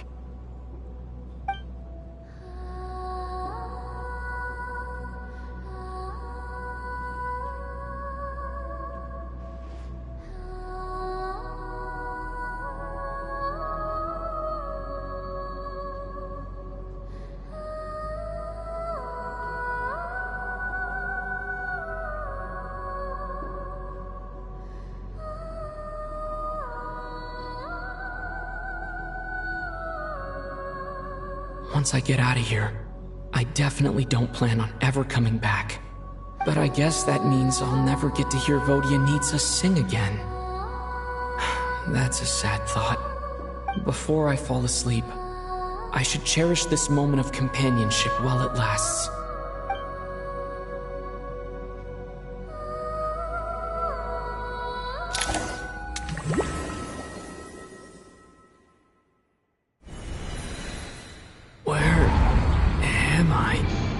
It's so dark in here, and I feel kind of dizzy.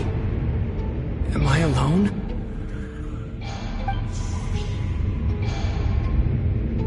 Huh? What was that noise?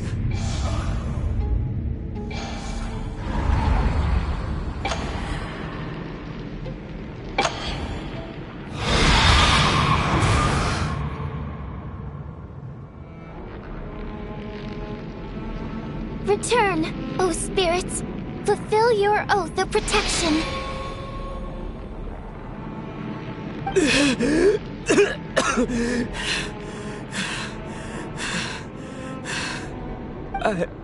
I'm alive? What just happened? No time for questions. Quick, over here. Turn on the switch. We need to bring back the light.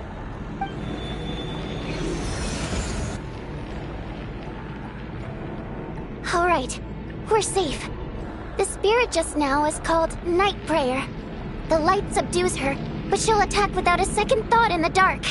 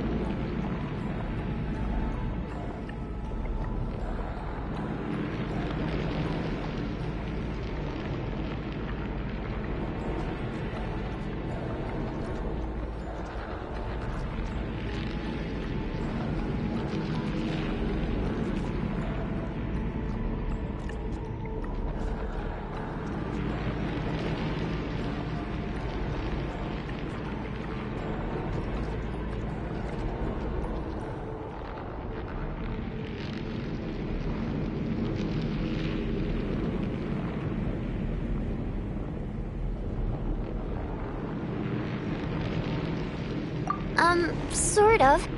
I know it's hard, but you can't let this place go dark, or she'll kill you again.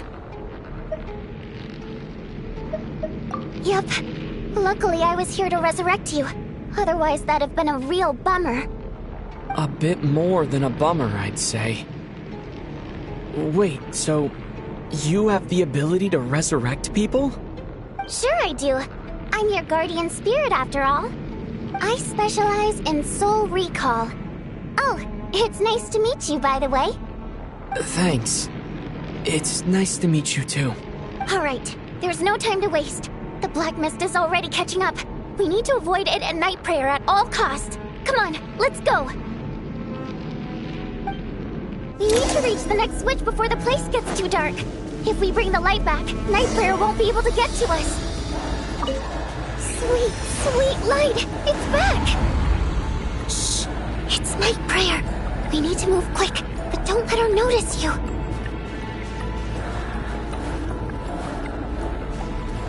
Look out!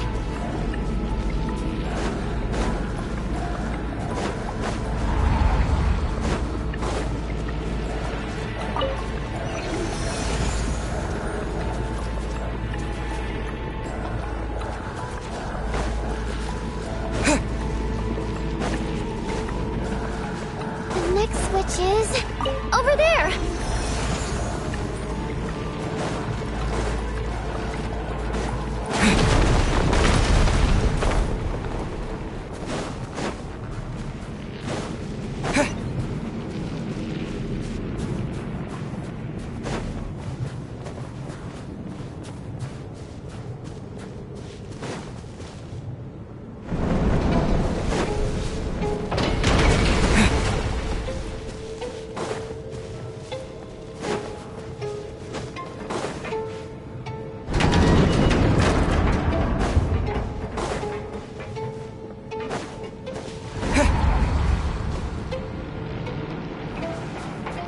No, Night Prayer is here too.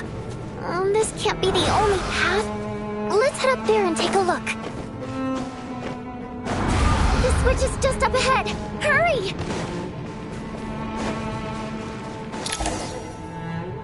It's too dark. We're not gonna make it. Come on, faster!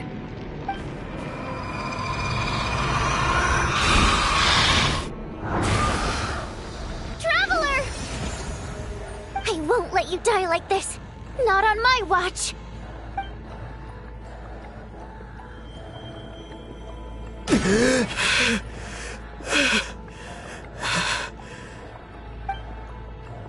Even though it's not permanent, dying is definitely not a pleasant experience.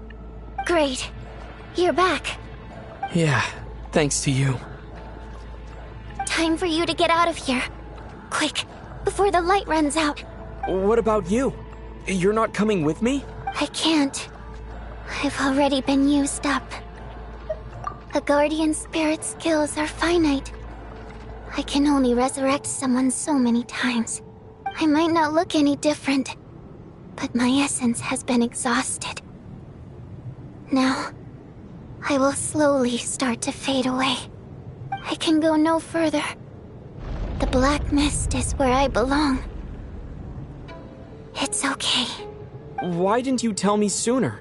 Because it wouldn't have changed anything. That knowledge would have just burdened you. And a guardian spirit's role is to protect. But... Go. Now, before it's too late. I already hear Night Prayer approaching.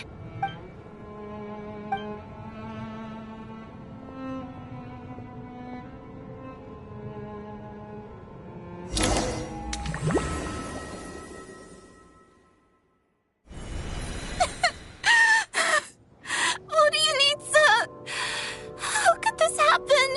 Odianitsa! Well, I guess there's no need to inspect the body.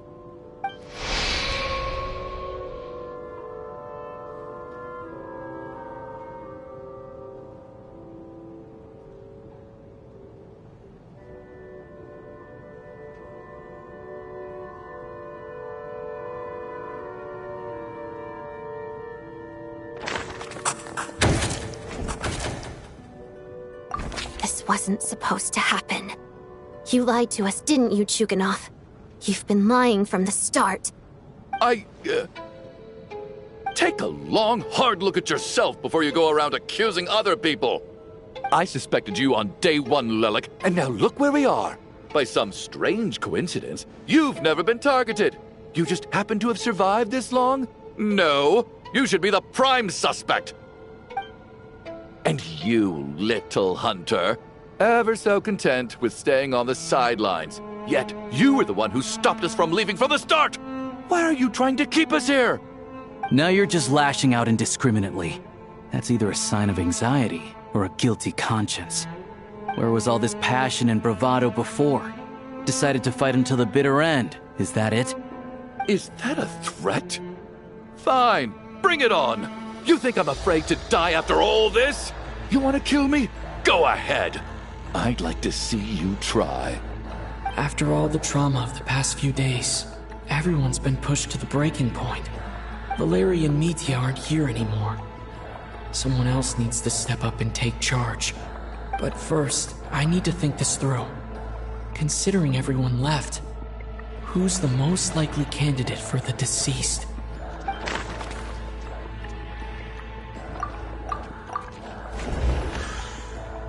I clearly remember Mr. Chuganov from the first time I visited the theater. He made quite an impression. That was just a few days.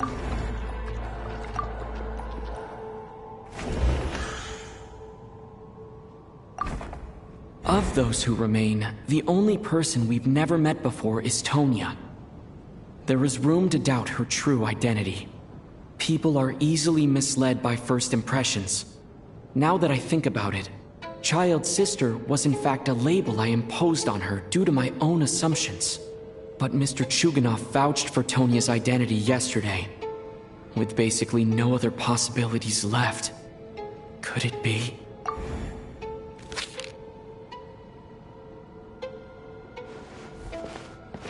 Tonya, how's Tusser been lately? Tusser? Your brother Ajax must have mentioned me in his letters home, right? Did he say anything about a blonde traveler? No. And my brother's name is Razik, not Ajax. Oh. Chuganov, looks like it's your turn to do some explaining. Yesterday, you said you could vouch for Tonya. Why did you give us a false testimony? I knew you were behind this, Chuganov.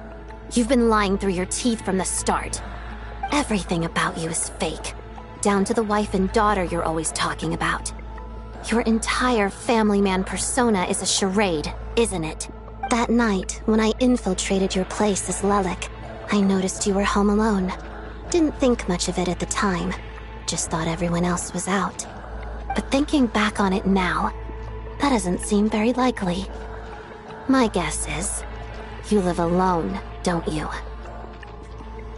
Even that was a lie? But why would he lie about having a family? Curses! Oh, why is there no end to this blasted snowstorm? If it would just stop!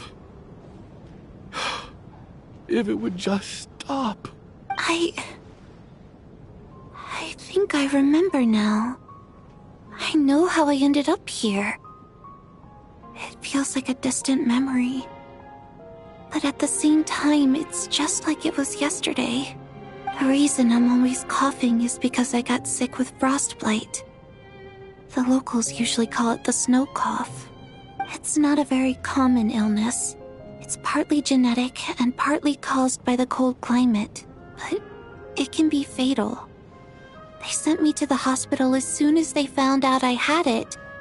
And I spent so long lying there in that hospital bed.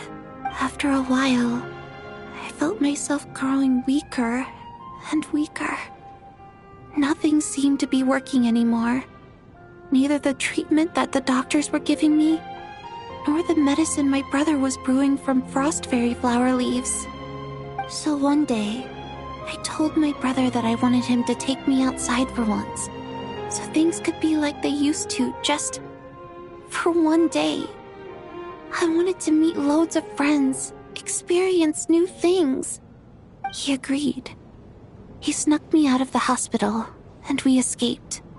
We got to the theater, bought tickets, and went inside. Oh, it was all so exciting. I remember the show very clearly. It was amazing. But I found myself getting sleepier and sleepier.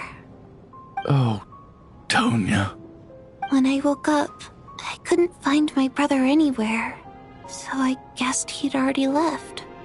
But there's no way he'd leave me behind. So I decided to stay here and wait for him. At the time, I figured he'd probably gone to brew some more medicine for me. I was planning to chew him out for abandoning me when he got back. Tonya, it sounds like by then you'd already... Yeah, I know. I understand now. Dead, aren't I? This cough and the feeling weak, it's probably just my body's memory. After all of that, it turns out I can't blame my brother after all. I was the one who abandoned him. I'm sorry, everyone. I realized this much too late. It seems like death skewed my perception. And now I've dragged you all into this mess. Your name probably isn't even Tonya, is it? Didn't that ever strike you as odd over the last few days? Well, when I was little, my brother and I read a storybook, and Tonya is the name of one of the characters. When we escaped from the hospital, our family and the hospital security were looking everywhere for us. So when you first approached me and said my brother had sent you, and called me Tonya, I thought he must have chosen a fake name that only the two of us would know. Because he was afraid of getting caught. Now, it seems like that was just wishful thinking. At least your memory of death isn't painful. That is a small comfort. Now it's your turn, Chuganov. Talk to us. I believe no lie is ever told without a reason. You're right. I was lying. I happen to know that the Harbinger child and his sister Tonya managed to get tickets, so I lied to you and pretended I knew them. And yes, I was lying about my family too. The truth of the matter is, I lost them a long time ago. I just refused to accept reality. And now I've spent the second half of my life living a lie. I'm a joke. My daughter's name was Iskra. And before you ask, yes, Iskra, as in Iskra Manufacturing Plant. She also died from the snow cough. She was just 6 years old. If she were still alive today, she'd be around the same age as little Tonya here. After Iskra passed, my wife couldn't bear to face those memories either. So she chose to start a new life without me. One day when I came home from work and saw the empty room, I felt like I couldn't breathe. Subconsciously, I started to imagine that they were still there. I soon discovered that this was the only thing that made me feel any better, so I just embraced the delusion. Nothing more than a pathetic means of escapism, I know. But at least it's not a crime. So explain your false testimony then. The night before last, when I was chatting with Tonya, she mentioned that her brother would brew medicine for her from frost fairy flower leaves. Combined with her various symptoms, I suddenly understood everything, including the fact that she was deceased. The snow cough used to be an incurable illness. I would pick frost fairy flower leaves to brew medicine for Iskra too. It took hours and hours on the stove. But the year after my daughter passed away, the jester of the Fatui announced that a cure for frostblight, also known as the snow cough, had finally been developed. It turned out that all previous treatments were completely ineffective. No better than random concoctions. That was the final straw for me. I just couldn't take it anymore. Just one more year. One more year, and everything would have been okay. So, more than anyone, I know full well that in this day and age, no one in their right mind would still be using frostflower leaves to brew medicine for the snow cough. Poor Miss Tonya, therefore, had to have been from an era when snow cough was still a terminal illness. So, you projected your daughter onto her? Even though you knew she was one of the dead?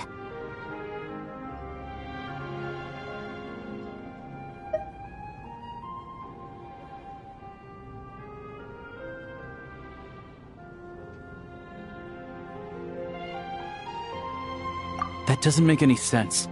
You knew she was already dead. What did you hope to achieve by protecting her? I just don't believe in your crackpot theories, nor do I approve of your actions. How can you just declare a living person dead and throw them out into that snowstorm? Mitia's gone. My good buddy Shram's gone. And now it's Tonya's turn, isn't it? The others I can make my peace with, but little Miss Tonya, here she is, standing right in front of us, alive and breathing, and fighting her own battles. Yet you're quite happy to say she's dead? I just want her to live. Once this snowstorm is over, the very moment it stops, I'm going to march out that door and find someone who can fetch the very best medicine for her snow cough. I'll be damned if I'm gonna let you cast her out into the snowstorm before I have the chance to cure her. Not again! Not this time! Not when the cure is right within our grasp! I'd never be able to forgive myself. Mr. Chuganov, stop. I can't let you do this. Tonya. By the sounds of it, you've known I was dead since the night before last, right?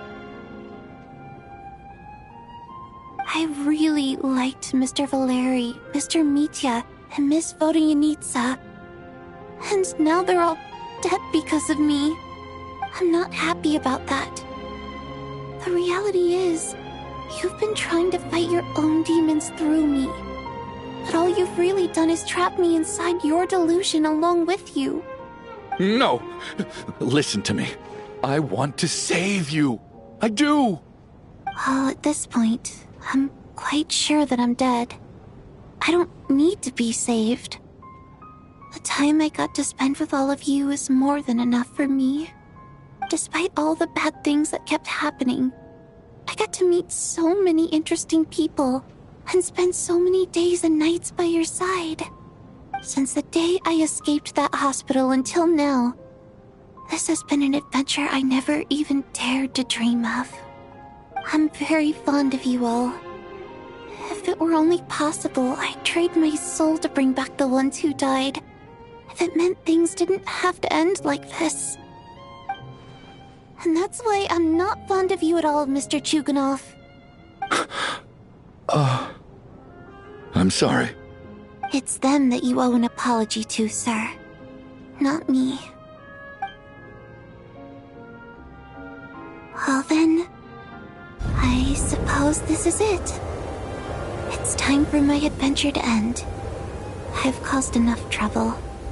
You're leaving already? It's still early. Don't you want to stay a little longer?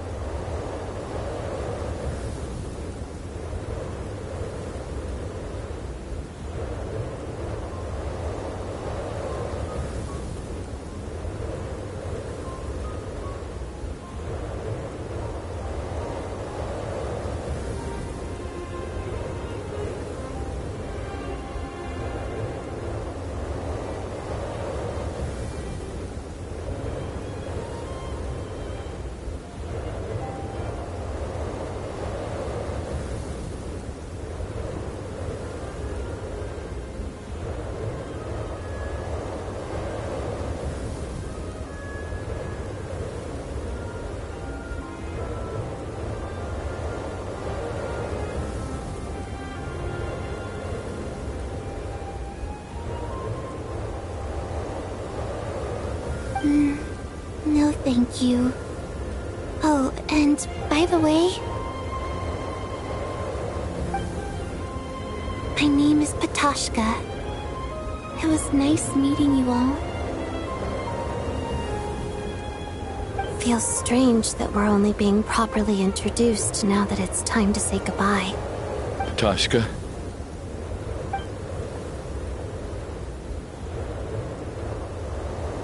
What are you doing, Tuganov? Are you crazy? Let me leave. I can't keep lying to myself anymore. In your dreams. Don't think you're getting off that easy when you had a hand in the deaths of so many people. The Fatui have honed quite an array of enhanced interrogation techniques since they were founded. Once we're out of here, Lelik will personally give you a taste of every last one.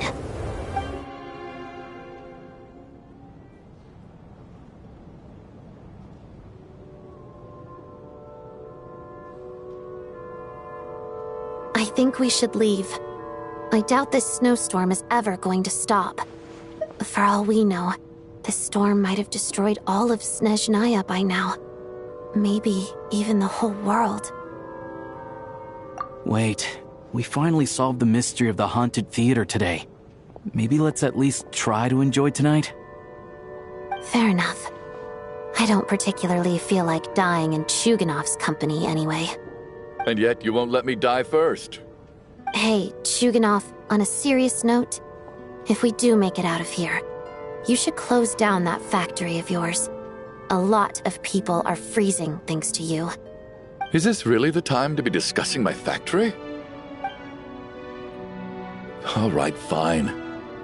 I'll shut it down. Doesn't matter to me anymore.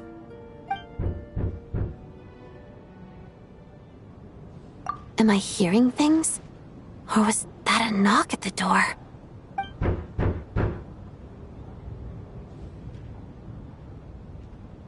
There it is again. But I don't understand. The snowstorm hasn't stopped, has it?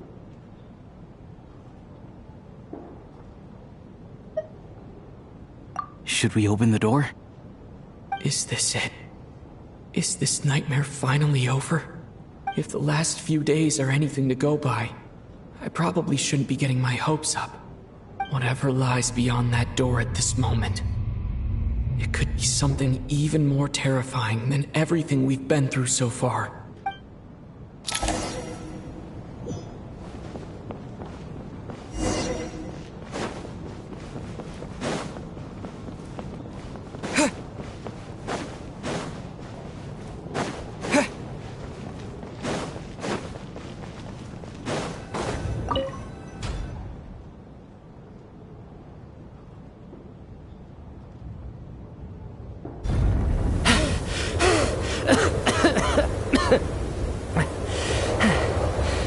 Hey everyone, I'm back.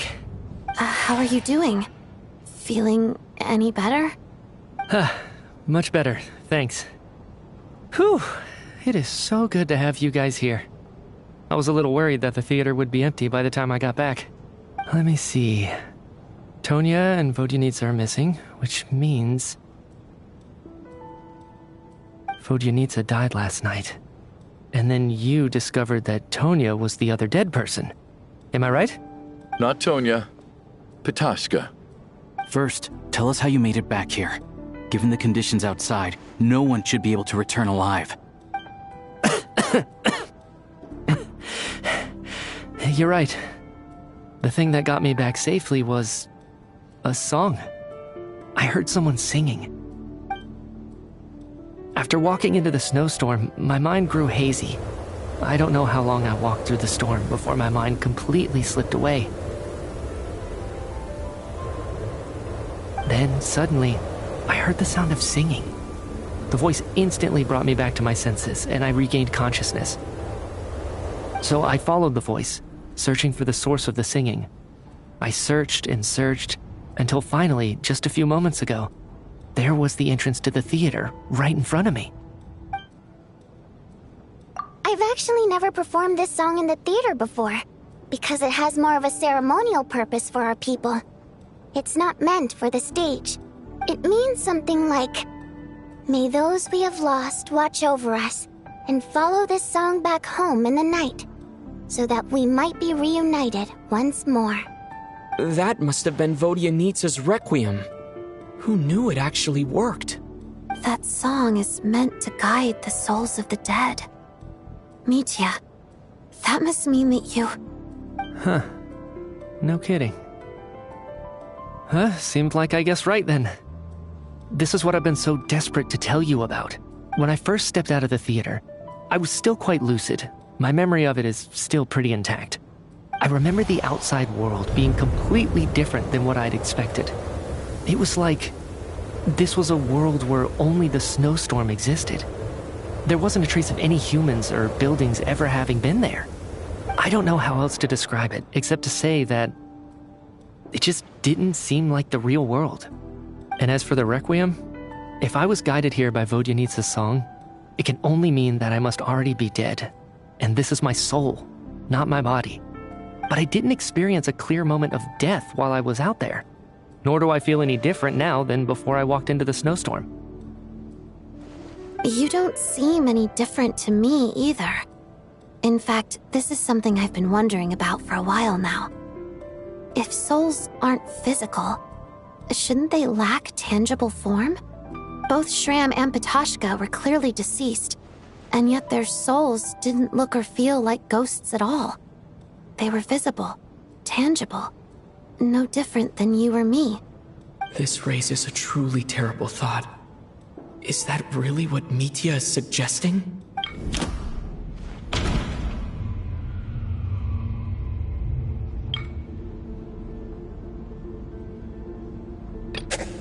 Dreams can't explain everything. And this isn't the Sub-Zero's festival. Mitya's soul was summoned back by the Requiem, confirming that he is indeed already dead. And yet, he looks no different from us. Of course, if even the long-deceased like Mr. Shram can blend in with us undetected, then maybe we've all been dead from the very start. And all of us are now souls wandering the theater.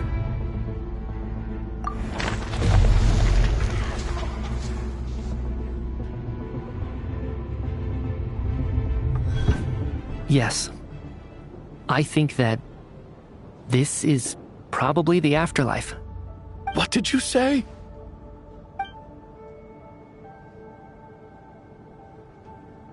You heard me. We died in the theater.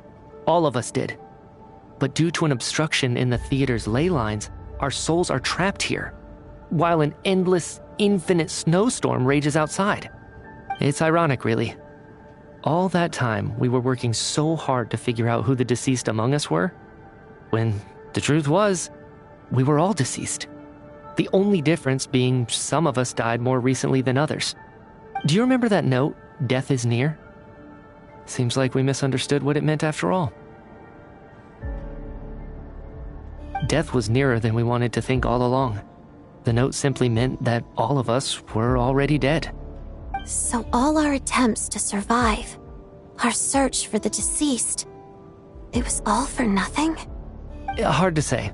At the very least, we hoped 2 lost souls find clarity and go to where they belong. The presence of those 2 is probably what caused our souls to be drawn in by the ley lines.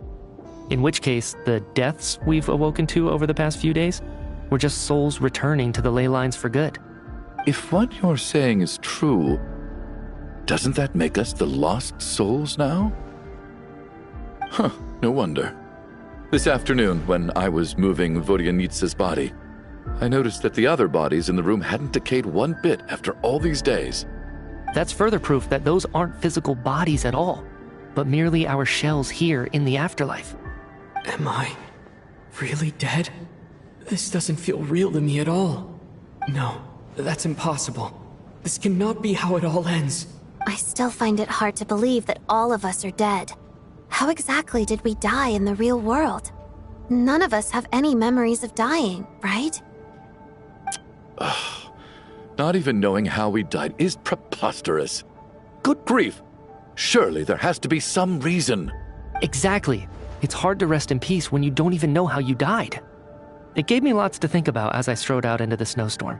I racked my brains trying to remember the cause of my death, the exact moment I died, the root of all of this, right up until my consciousness faded. Wait. Hold on.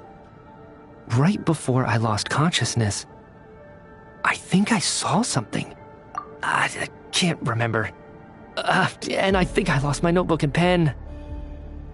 Mitya, your hand. Is that blood on your fingers?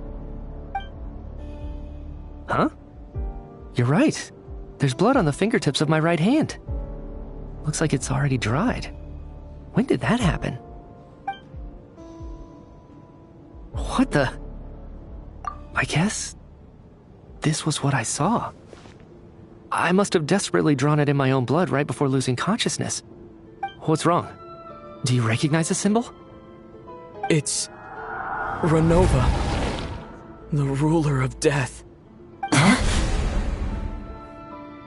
Alosha, do you still remember that Snezhnayan folktale you told me about? It was about the Grim Reaper. When someone's about to die, he appears as an incarnation of someone familiar to guide their soul into the afterlife. And as soon as you recognize his face, your life is over. I heard a similar tale when I was little. You think the Grim Reaper in this story refers to the ruler of death you mentioned? That's right. In which case, death is near could also mean that the Grim Reaper is here disguised in a familiar form. Death, the deceased, and the Grim Reaper? So it's a triple entendre. When I first saw this note, I thought it contradicted the investigation report. But now it seems like that was the whole intention. So the Grim Reaper deliberately misled us. Then, we started suspecting each other and searched for the deceased while they hid in plain sight. By that logic, the one person most likely to be the Grim Reaper incarnate is...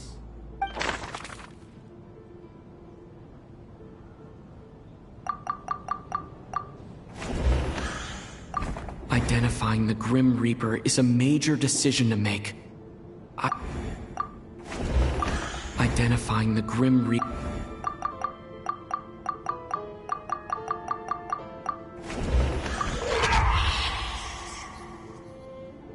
No doubt about it. It's Alosha. Looking back at how everyone has acted over the past few days, Alosha is most likely the Grim Reaper lurking among us.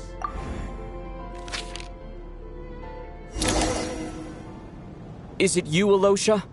You were the first to discover the investigation report, and you had plenty of time to slip the note inside to mislead us. So? Surely you can't suspect me based on that alone. What if someone else found the investigation report first, slipped the note inside, and then put it back without telling anyone? There's no denying it. The note could easily have been slipped in much earlier than it was discovered. That's not all. I've also noticed that although on the surface, Valeri, Mitya, and sometimes I were the ones taking charge of the situation. Looking back now, even though you didn't say much, you were always subtly guiding everyone from the sidelines. What do you mean? You were the one who emphasized how dangerous it was outside and insisted we all stay here. It was also you who suggested that we all sleep in the same place.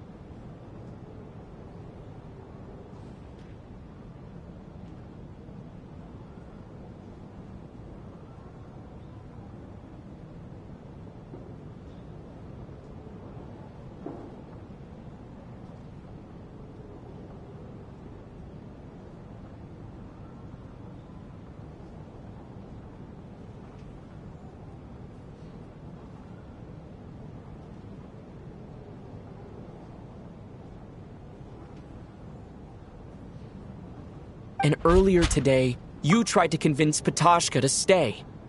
I don't understand why, but it was out of character. So, you didn't understand my intentions, and now you're assuming the worst. Seems pretty unreasonable if you ask me. He still won't admit it. Fine. Let's see how he responds to the most damning evidence of all. The biggest question I have right now is, if the Grim Reaper is impersonating Alosha, then where's the real Alosha? When did they switch?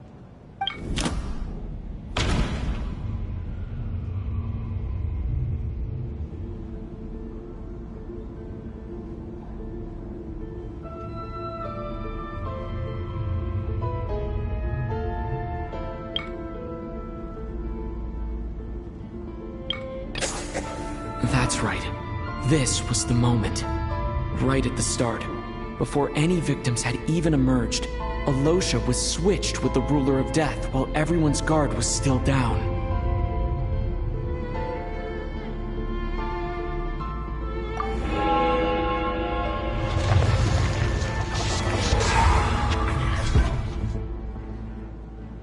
When all this began, right after the performance ended and the snowstorm began to pick up, no one suspected anything unusual. We just assumed we were snowed in. It wasn't until we discovered the bodies the morning after that we realized something out of the ordinary was going on. But it's clear now that the oddities actually started earlier than that, when Dimov walked into the snowstorm and never came back. Right. So Mr. Dimov was the first victim, not Sobolova and Torgov. And if we pinpoint that moment as the beginning of this incident, then one thing becomes clear. Alosha, you are the only person who walked into the snowstorm and came back without the help of Vodyanitsa's Requiem. More precisely, Alosha never came back at all. The one who came back was the Grim Reaper.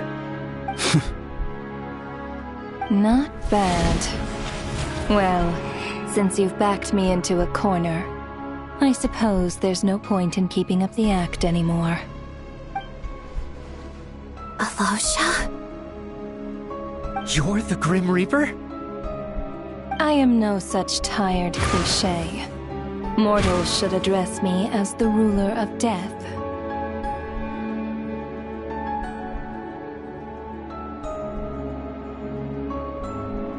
Before being wiped out for good, you identified the two deceased, and even sensed my presence. A commendable achievement. Far beyond what I expected. I heard you can ferry souls. Those deaths each night. Were they your doing? Your initial conclusion was correct. Due to the existence of the two deceased, the ley lines yearned to reclaim those long-lost souls. Every night they devoured an equal number of souls to fill the void. This required no intervention from me. Though, of course, ferrying souls is indeed my authority. Here, take a look.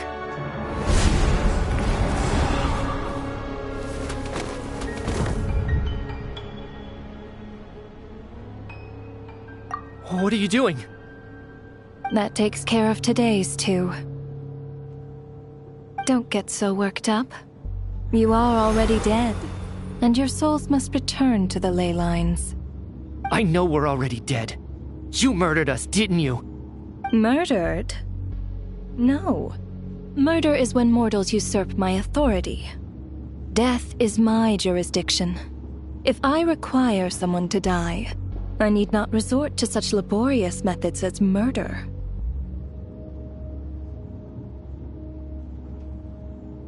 You simply met the criteria to trigger my curse of death. I know about the curse of immortality. So there's another death-related curse too? You cursed us? When? And why would you do such a thing? So often, humans pray to me, begging to know when their death will come, and what form it will take. But few people ask why. If you must have an answer, know that death comes simply because one's time has come. So you're not gonna tell us the truth? Hold your tongue. By all rights, you shouldn't even be allowed to speak with me. Those angels from the past are to blame for the reckless renovation of the ley lines here. It's made my work on this occasion infuriatingly complicated. Work? So trapping us here, making us watch our friends die, that's just another day at work for you? You clearly have a lot of questions. Fine. As a reward for your remarkable accomplishments over the past few days, I shall answer a few of your inquiries, provided they aren't too unreasonable. After the physical body dies, the soul must return to the ley lines for that person's death to be considered complete. My work encompasses the entire process of death, including, naturally, the guiding of souls into the ley lines, with which you are now so familiar. You must also be rather familiar with Natlan's Night Kingdom, I presume? It was I who supported the creation of the Night Kingdom. It provided a convenient means of guiding the souls of Natlan. Here, too, the ley lines connected to the theater underwent some modifications. The angels hoped to make them capable of accommodating the souls of some special creations. But this actually hindered their ability to accept ordinary souls to some degree. This effect manifested itself after you died from the curse in the theater, leaving you stranded in the afterlife, unable to achieve a complete death. But if souls who die from the curse of death fail to return to the ley lines within a short window of time, they will miss their chance for good. Then, they will remain forever suspended between life and death, no longer subject to the authorities of either. So if you don't resolve this matter soon, and see all our souls return to the ley lines before long, we'll escape your control. Mitya is sharp. This must be what Renova was worried might happen, and the reason she got involved to begin with. But if you have the authority to guide souls, why didn't you just show yourself and get it over with? Why hide among us in the form of Alosha? You seek to understand the mind of a god. Very well. I'll tell you. This is a theater, and I decided I wanted to watch a show about death. That's why I encouraged you to take the events to the stage. I found myself getting quite immersed. I suppose the entertainment you provided makes up for all the trouble you've caused me by being so defiant in the face of death. There. Are you happy with my answer? Can't say I am. Really? But it fits the stereotypes you humans have about gods. Just moments ago, you were complaining about how infuriatingly complicated your work here has been. Work is work, I get it. There are times when it's a huge pain, but you just have to get it done, right? That's a rather unique perspective for a human. You are in fact correct. There is a pain point in this case. Due to the obstruction in the theater's ley lines, there is a hard limit on the number of souls they can receive each day, making it impossible for me to ferry all your souls at once. Revealing my identity too soon would inevitably have led to futile resistance, and there was a risk that any souls who chose to run would disappear. Then there was the issue of the 2 lost souls you called the deceased. The way you resolved that quandary was all part of my design. That's what I don't understand. If all of us were souls of the dead, what made their presence among us special? For centuries, they have refused to return to the ley lines, exploiting the issues created by the angel civilization to resist being drawn in. Centuries of obsession accumulated during this process. You may think of this obsession as the resentment of the dead, and in this quantity, it was a bomb that could have detonated at any moment. It reached the point where I could not afford to leave it unchecked. But the only way to fix it was to help them acknowledge their own deaths, make peace with their regrets, and willingly walk into the snowstorm. Only then, with my guidance, could they finally return to the ley lines. Otherwise, you would not like to know what the consequences would have been. I vaguely remember seeing Batashka, but in the most terrifying form. Was that in a dream? Is that what would have become of her if she hadn't returned to the ley lines? I see your dreams brought you many revelations. So you see, death in fact grants wisdom to mortals. Souls connect to all things in the world and see the chain of cause and effect between them. It's nothing unusual. Anyway, giving psychological counseling to lost souls is not my strong suit. That is more of an angel's role. It was something I could not resolve directly using my authority, so I decided it was easier to leave the bomb defusal to you. Meanwhile, of course, their presence caused the souls of other members of your party to return to the ley lines each night. From where I stand, that was killing two birds with one stone. As both issues slowly resolved one another without me having to lift a finger, all I had to do was stay close by and keep the situation under control. Then use my authority to wrap things up at the end. And, of course, while I was at it, I thoroughly enjoyed watching this drama, dealing with death from a mortal perspective, play out on the stage. Sounds like you had it all figured out, Grim Reaper. I just did the math. You said there's a hard limit to the number of souls the ley lines here can receive each day. It's 2, isn't it? That much is obvious, even to a fool. It's time to review this whole affair. If the ley lines can only take in 2 people per day, I need to go over the deaths from these past few days again.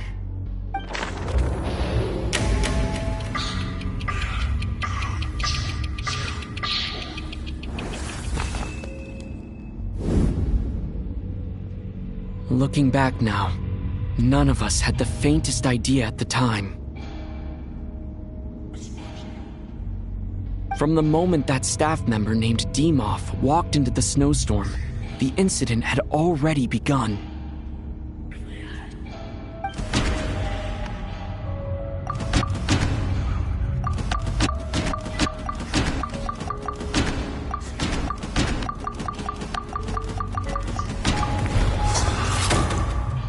Alosha was the second to walk into the snowstorm after Dimov to investigate. During this process, the ruler of death assumed his identity, making him one of the victims.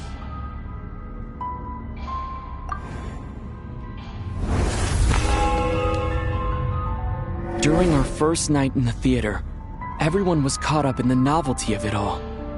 No one could have expected there would be victims the very next morning. Despite all the confusion, and with the help of hindsight, we finally began to realize that something was amiss with the snowstorm.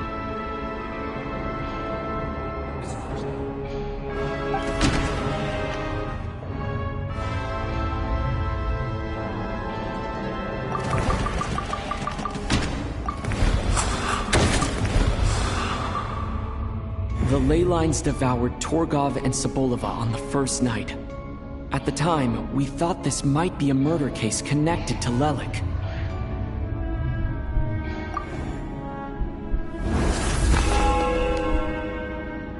Odette and I spoke a lot that night.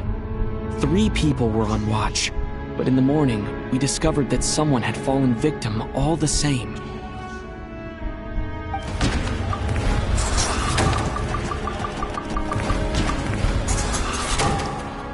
The deaths of Kulish and Rampana caused everyone to stop suspecting Lelik. Unexplainable phenomena occurred one after another, leading Mitya to suspect that we were caught up in a supernatural event.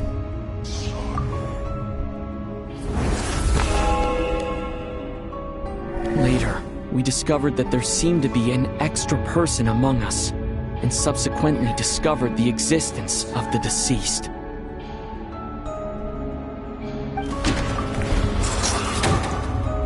Mr. Schramm realized he was the deceased and walked into the snowstorm to return to the ley lines of his own accord. It turns out there really was a dead person among us.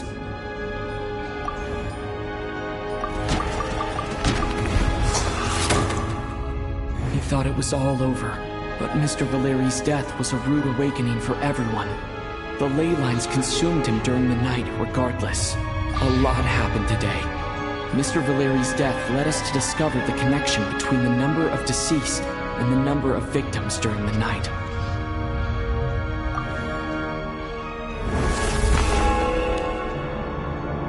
The fact that there was more than one deceased seemed to bring us back to square one. Odette revealed some information she had been keeping to herself.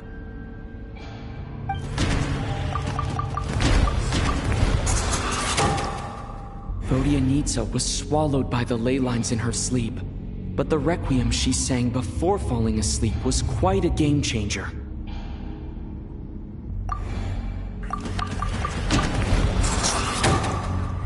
As it happened, Ptashka filled the void left by Mitya's return from the ley lines by walking into the snowstorm this morning. The girl I thought was child sister Tonya turned out to be another of the theater's deceased. Come to think of it, Ptashka was about to walk into the snowstorm at that time. And Renova, unaware that Mitya would return, was concerned that her soul would overflow from the ley lines. That's why she used Alosha's voice to try and persuade her to stay behind. Looking back, I suppose that was an early slip-up on her part.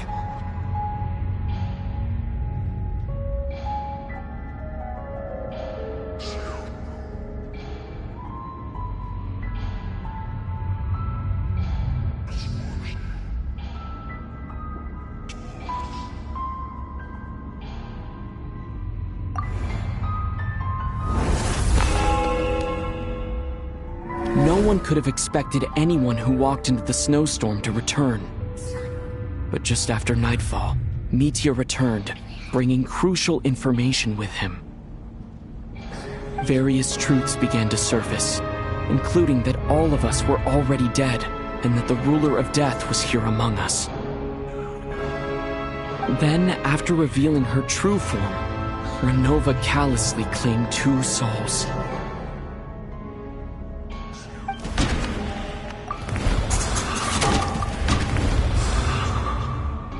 In fact, everyone was already dead by the time we took the photo. And in the days since, we've experienced many more partings in the afterlife. Now, only Mitya and I remain. And the true culprit behind everything still stands before us. In Mitya's eyes, I see the same anger and frustration that I feel. That covers everything. It's all clear now. Your work isn't finished here yet, is it? The Traveler and I are still standing here, safe and sound. The Water Imp's song threw things off a little, but it is of no consequence. The ley lines have already anchored your soul, and the first ray of light tomorrow morning will take you back. I, meanwhile, need to review my attitude towards the Water Imp race. So the reunion in the night that Vodyanitsa mentioned, I suppose that was never meant to be a permanent reunion. That just leaves you, Traveler. My power only allows me to temporarily separate your soul from your body. The ley lines of Tevat would not accept you, and your soul is firmly anchored to your body by your will. For a descender like you, who is not bound by Tevat's rules, your death can only be brought through the most violent of means, such as directly destroying either your body or soul. I have no interest in involving myself with Descenders. For now.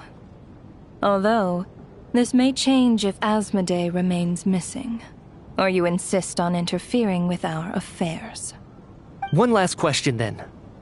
All our struggles and sacrifices here, they were meaningless from the very beginning, weren't they? Death abides no reason. Besides, what you call sacrifice is merely a concept created by humanity. To me, it is nothing more than a self-indulgent charade in the face of death. Mere mortals fantasizing that their actions could reclaim something from my grasp. A truly laughable idea.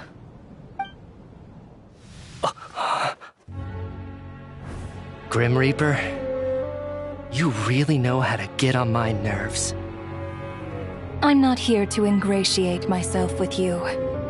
I kill merely because your deaths are necessary. Oh, you've made that quite clear. But humans don't take well to being scorned. Not even by the gods.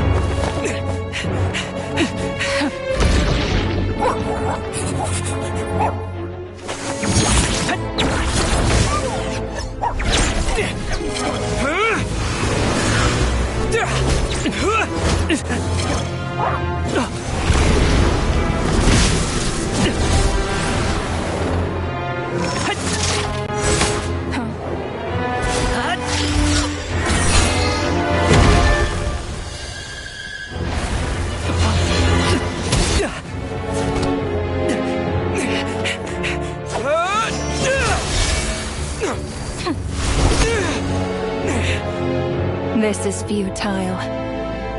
You must know that you are powerless against me in my own domain. I suggest that you save your strength. For what? Maybe we can't change it. But if nothing else, we can at least teach you to have some respect for the dead.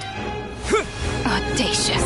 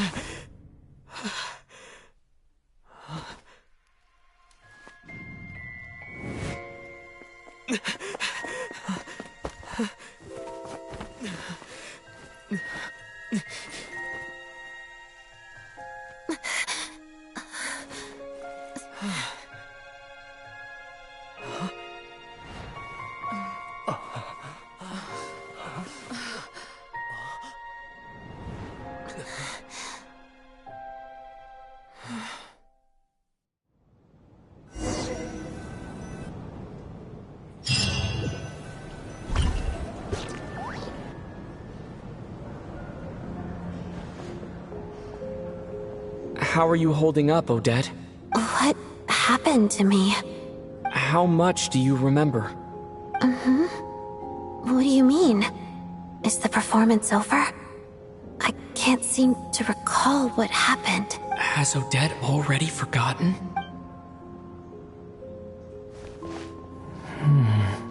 Mitya? Oh, I'm sorry. I guess I spaced out there for a second. Remind me who you are? Don't you remember anything? Yeah, I remember now, comrade. Looks like we guessed right. Just like me when Odette found me at the Armory Palace. For some reason, everyone killed by the Ruler of Death eventually came back to life. Just with one catch. They forgot what happened while they were dead. Odette and the others have already forgotten everything. Why were you able to remember this time? Could this be the reason? You said this is the Ruler of Death's symbol, right? I don't see anything there. You don't? Huh.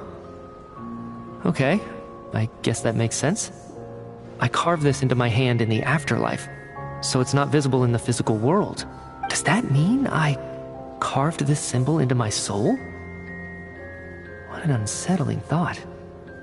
Still, at least I get to remember what happened. I suppose it's a blessing in disguise. What about you, though? The Ruler of Death mentioned that you're a descender? Is that why you can remember? A full explanation would get complicated very quickly. But that's essentially it. Well then, now that it's all over, let's figure out what we've learned. The first thing I notice is that everything here is precisely as we left it, right before our deaths. This confirms that time passes differently in the afterlife than in the real world. They say that right before death, time slows down, and your whole life flashes before your eyes. That must be how you know you have one foot in the afterlife by that point. Anyway, clearly the few days we spend in the afterlife probably only amounted to a few short minutes in the real world. This also aligns with previous reports of widespread temporary memory loss among the Armory Palace personnel. Now it seems likely that those were all brief deaths caused by the Grim Reaper's so-called curse of death. To those unaware of the truth, dying and coming back to life must feel similar to a short bout of catatonia. This leaves me with a couple big questions. What are the conditions that trigger this so-called curse of death? And why are we resurrected after we die? If nothing else, I think it shows that killing us wasn't her ultimate goal. We still don't know her true reasons for subjecting us to death. Right. This time only got complicated because of the situation with the theater's ley lines. That's why she had to approach it differently. If the previous incidents of amnesia among the researchers are anything to go by, killing us is usually a pretty routine matter.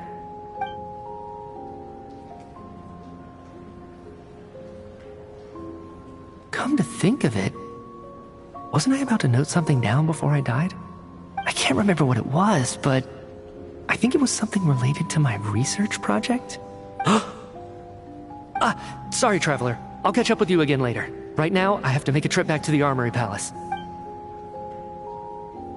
Sir, if I may, no one of your description has ever shown up in my investigations into Mr. Mitia's friends. Yet, you two seem very familiar with each other. Could you perhaps tell me where he was in such a rush to get to? And, by the way, have we ever crossed paths? Forgive the presumptuousness, but I feel a vague and indescribable sense of familiarity about you. I can explain everything. Could you help me gather everyone in the theater in one place?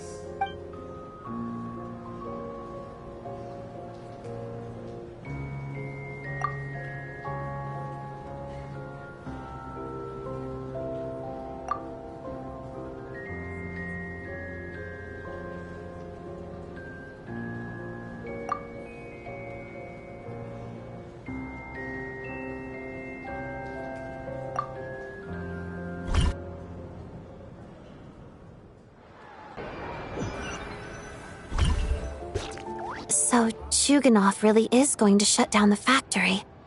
I guess this theater incident actually did us some good after all. So, you said I promised to take you to the Armory Palace while we were in the afterlife, yes? I believe you. I think I even have a vague memory of it.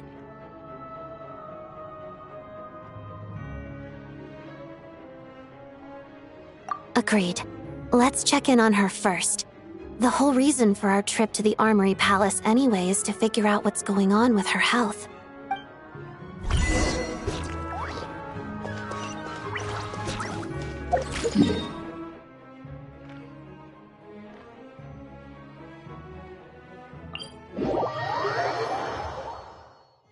Burn it down!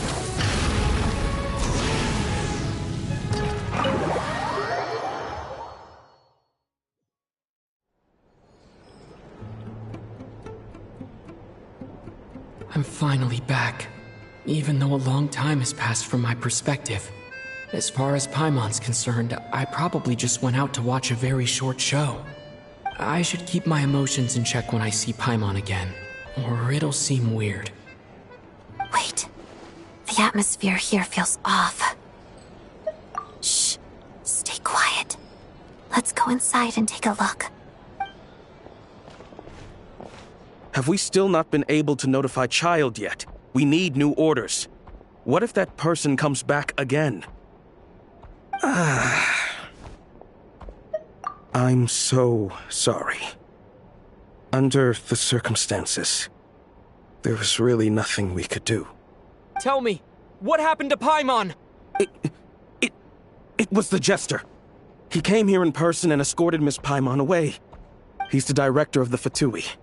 His authority supersedes all others and cannot be questioned. There was nothing we could do. How long ago did he leave? And what was Paimon's status? It was about an hour ago. Miss Paimon was fast asleep at the time. The Jester simply walked off with her as if it was only natural. I assure you, he absolutely did not use any force. Do you know where they went? The Armory Palace, most likely.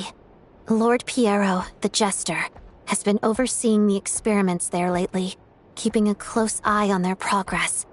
Everyone in the Fatui has heard about it by now. I'm surprised he came in person.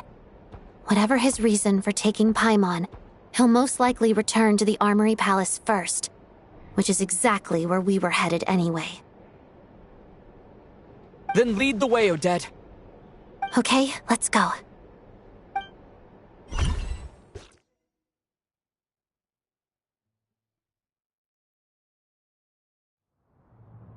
It's just up ahead. Quick, let's get inside. No, I'll go alone. You know I'm planning to force my way in. You're with the Fatui, so you should stay outside. I was hardly planning on taking you through the official channels anyway. I'm here to force my way in, just like you. I may be a Fatus, but I'm also Lelik, enemy of Project Stuja. Paimon's safety is paramount right now. With me around, you'll have an extra pair of hands. There might be devices inside that are easier for an insider to deal with. If you say so. Let's go. There's no time to hesitate.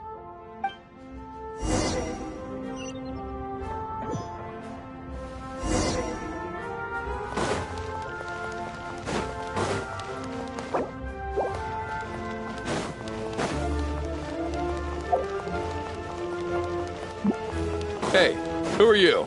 This part of the Armory Palace is under restricted access. What do you think you're doing? No questions, please. We're short on time.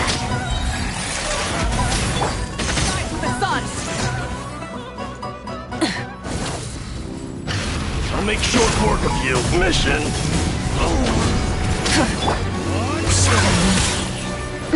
Pirouette. Gotcha. Take it easy. Full throttle!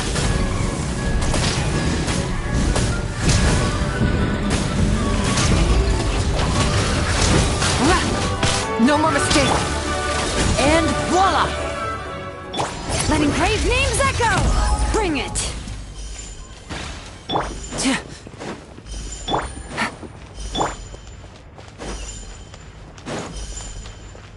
The footsteps of the Light it up! Where are you? Quietly now. Busted. Tricky. Step right up. A round of applause. Together. Watch the snowflakes. You're saved now. Gotcha. Things are about to get dicey. Burn it down! Now disappear! Your Majesty's teachings. A snowy burial.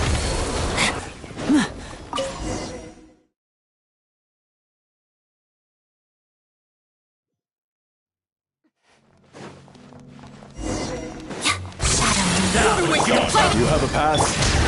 Where are you coming from? So, you're intruders, huh? Don't blame me for what happens next!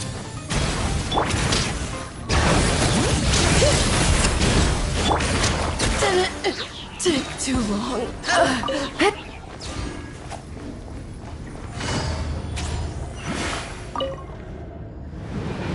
The Armory Palace is hidden this deep in? This place is much bigger than I imagined. They're conducting top-secret research, after all. The deeper it's hidden, the better, is standard Fatui logic.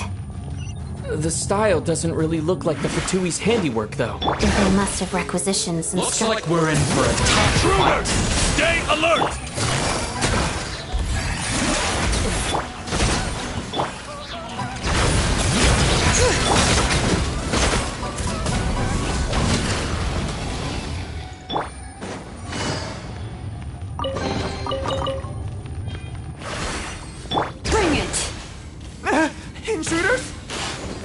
Soldiers, what are you guys trying to do here? I'm short words your skull! Time! Together, parted death. Witness the snow swan's grace. Light of the blazing sun! No one interferes with the Jester's work!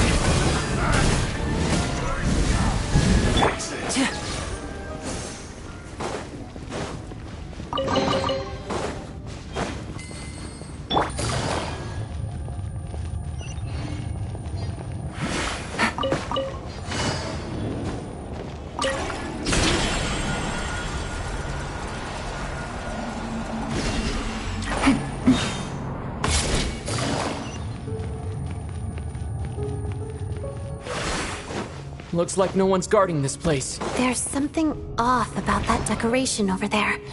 Look out! Let's deal with these before we move on.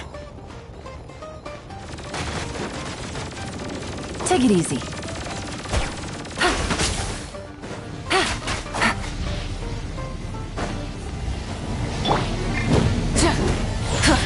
Full throttle!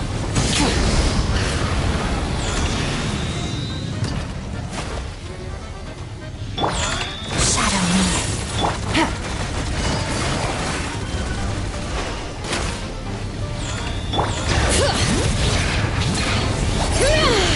Let the mountain's veins boil!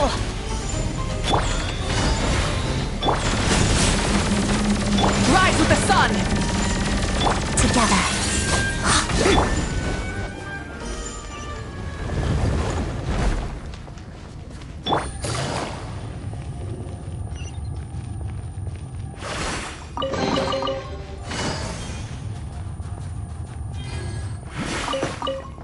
Take it easy.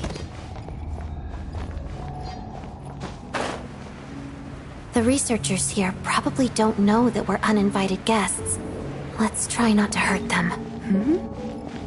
What's the big star from the theater doing here? That's Miss Odette. She's a member of the Fatui. Don't... Was the whole reason for Project Stuja to support the research here at the Armory Palace? Just what are the Fatui and the Tsaritsa planning?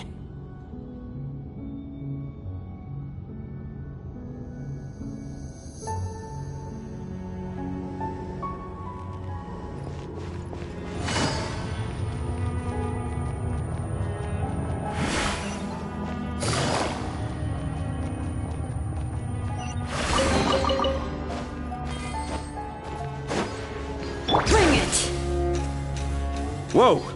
Who are you? Never seen you around here before. Looks like there's no way through here. Maybe using the power of this prism could help?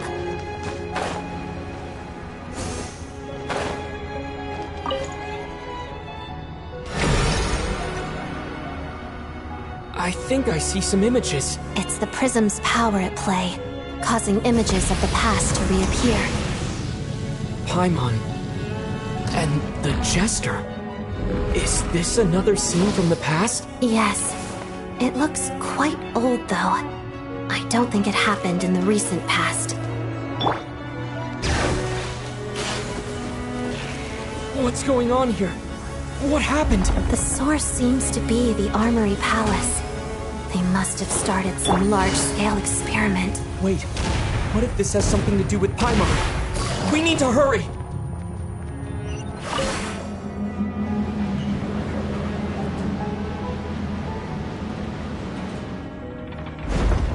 We're almost there. The Armory Palace is just up ahead. Paimon, please be okay.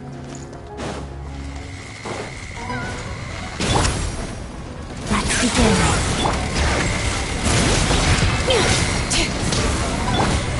Busted! Things are about to get dicey. Wrath from the sky!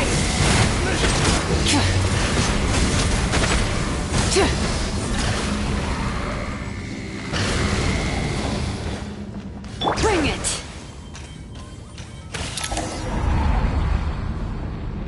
What's going on? Wait, I remember this feeling. It's the curse of death. No, not now. Why is the curse of death striking again already? Odette.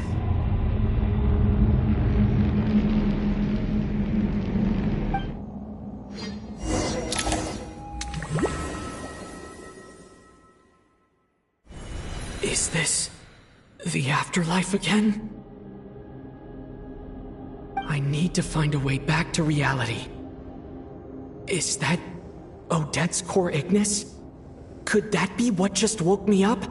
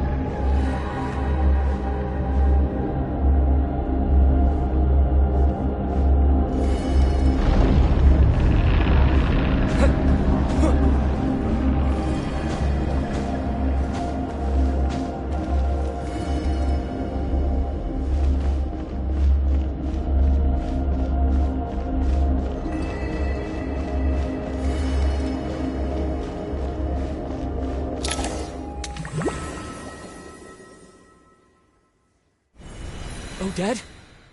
Odette! No signs of life. But past experience says that she should be resurrected before too long.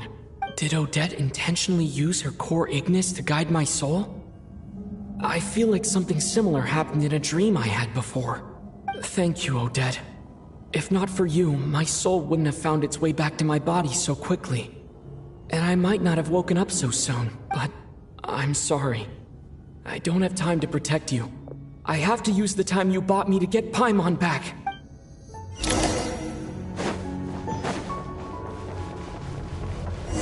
Sure enough, everyone here has been affected by the curse of Paimon! Paimon! No, wait. Paimon probably didn't escape Renova's curse either. She won't be able to respond to me right now. I'll have to find her myself.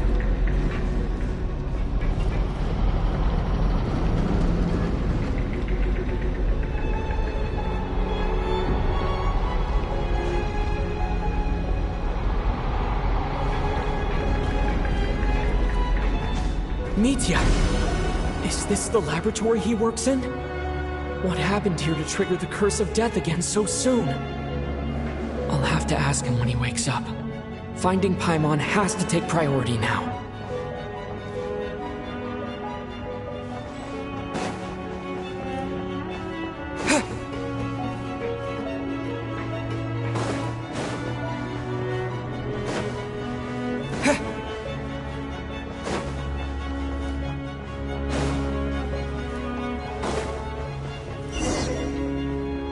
Found her! Paimon really is here!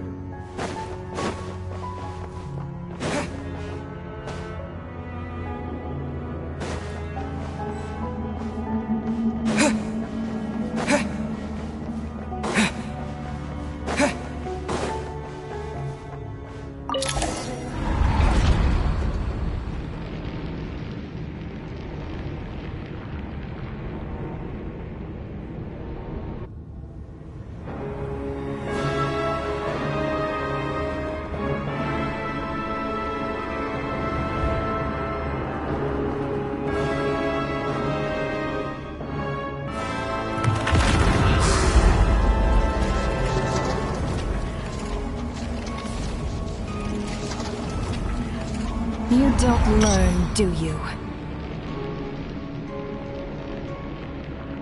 You've already been involved in one mass death, and now you show up at the scene of another.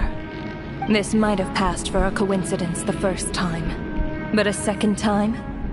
Am I to assume you are intentionally interfering in Snezhnaya's affairs?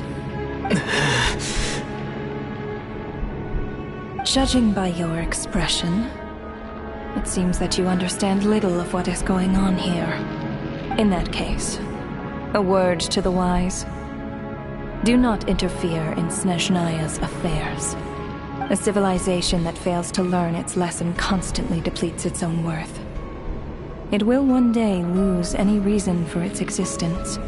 And as a descender, you are perfectly suited to be the lifeline to which a dying civilization might desperately cling. Consider your position carefully. No advice needed. I'll make my own judgments. Suit yourself. When the day of reckoning arrives, not even a descender can hope to escape unscathed. The time for resurrection fast approaches. The mortals here are not yet worthy to behold my form. So that will be all for today.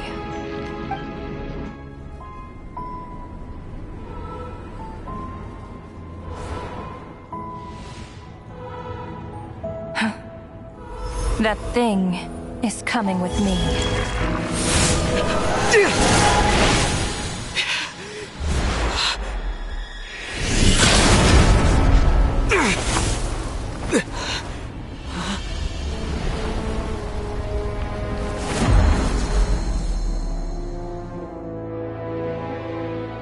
You awoke sooner than I thought.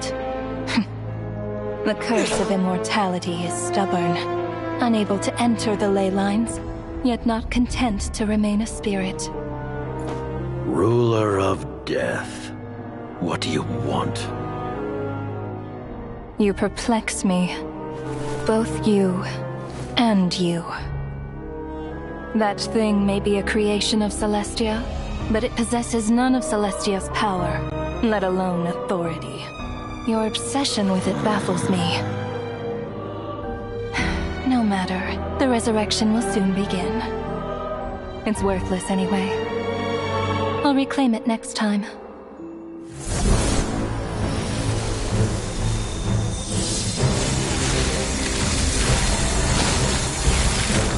Hey, who says there'll be a next time?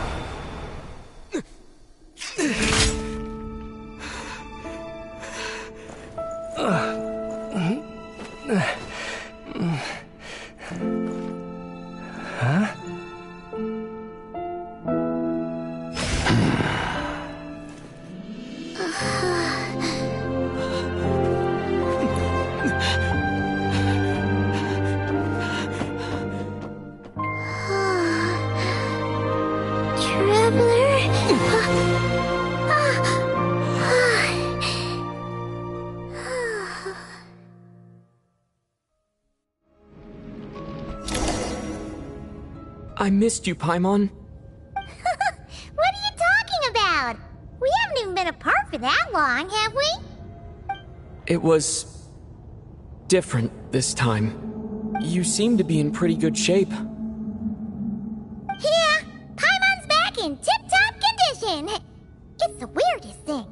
Paimon fell asleep earlier, and when she woke up, she found herself here. The jester and that guy talking to him used some kind of energy on Paimon, and she could kind of feel it canceling out that other thing that was making her feel unwell. So, Mitya helped too? Apologies for leaving in such a hurry at the theater earlier. I was in a rush to verify some theories. Rest assured that your companion is perfectly safe.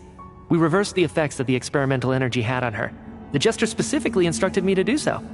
I suppose this is our first official meeting, Traveler. I could not let Paimon suffer in her condition for a moment longer, and so I simply took her without explanation. I hope you do not mind. But why would a big shot like you care about what happens to Paimon? As I said when you first arrived in Snezhnaya, we once spent some time together in the distant past. Oh yeah, you did mention that. And Paimon did think you seemed strangely familiar the first time we met. I'm afraid the reminiscing will have to wait. Mitya, let us continue with the report. What conclusions, if any, did you reach from conducting the final experiment of our energy research ahead of schedule? The good news is, my hypothesis regarding the Ruler of Death has been verified. As for the bad news, I recommend we suspend the experiments and Project Mistleton until further notice. Currently, we have no means with which to make a breakthrough. I say this purely as a scientist, guided by reason alone. I will trust your judgment. We shall put the project on hold until the Ruler of Death has been eliminated. Wait, what are you guys talking about? You want to get rid of Renova? Like, how? By killing her? By whatever means necessary, so long as it removes the threat she poses to us. Until then, everything we do will be in vain. After what just happened, I've ascertained Renova's goal. Or rather, the trigger condition for the Curse of Death. Okay, let's hear it. What she's doing is blocking Snezhnaya's technological progress, preventing us from possessing any means with which to threaten the heavenly principles. Just like the little lapdog she is. So, any ideas, research, or experiments that lead to technological progress can trigger the curse. Just now, for instance, I was set to launch a final phase energy experiment ahead of schedule. If the experiment was successful, we could have achieved a crucial breakthrough. As expected, though, the moment the experiment began, all the researchers, technicians, and witnesses died from the curse. All that effort, not to mention the energy and materials we relied on Project Stuja to gather for us, went to waste. In the end, nothing was gained. Does that mean something similar happened when we were at the theater? That's right. During the performance, I thought of an important breakthrough regarding the experiment, and wound up dragging everyone into this. So the nature of the curse seems to be something like, when moments of technological progress occur, all life in the vicinity is taken away. What a violent method.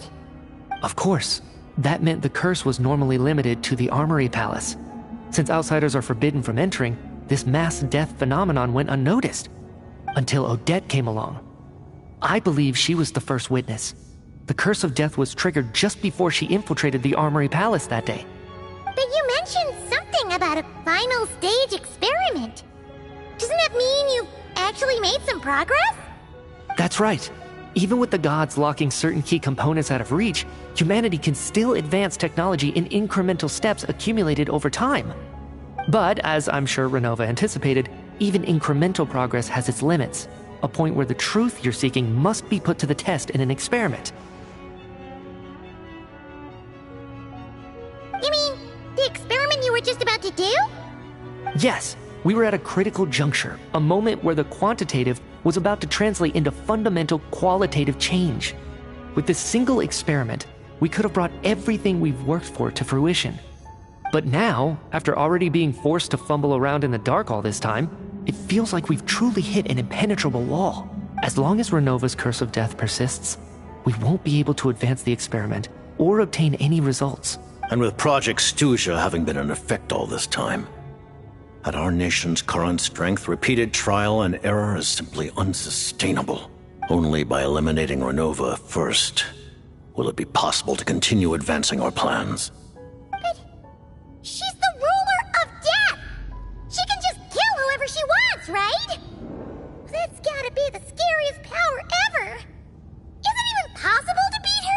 We'll see. But one thing's for sure. She definitely can't just do whatever she wants. The best proof of that is me, standing here, very much alive. You're saying... Wouldn't it be easier to just kill all of us researchers for good? Why resurrect us over and over again? Why let us advance our technology to this point? So, you're saying even the ruler of death has limitations we don't know about? Exactly. And I think that's where the key to our breakthrough lies. Regardless, the ruler of death has always been an obstacle we must overcome. Indeed, we must face life, death, time, and space. After all, our goal is the heavenly principles. The Fatui want to challenge the heavenly principles? For a long time, I've had a vague suspicion the Fatui and the Tsaritsa were targeting the heavenly principles, but hearing the Jester admit it is still a shock. No wonder the Tsaritsa's goal has always been kept a secret from the people. What kind of road will that lead Snezhnaya down? In that case... Lord Jester, I would like to request some leave. I'd like some time to organize my thoughts and go over the data. Granted. Get some rest, put the experiment out of your mind, and take care that the curse of death doesn't affect any civilians.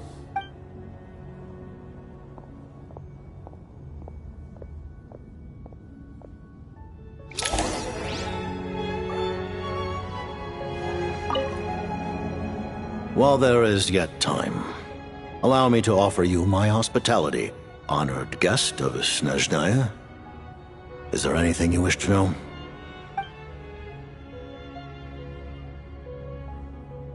I remember hearing the term Mistleton from Columbina. Yeah! Paimon wanted to ask about that when the name came up just now. What is it?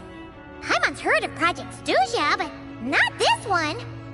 As you know, Project Stuja is a series of measures enacted to consolidate our nation's resources, the greater purpose of which is to serve Project Mistleton.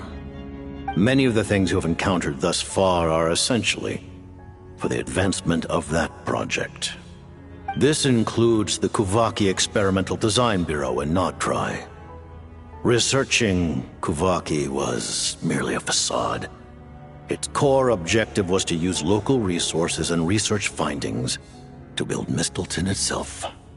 And that's a weapon built for the final battle against the heavenly principles, isn't it? Huh?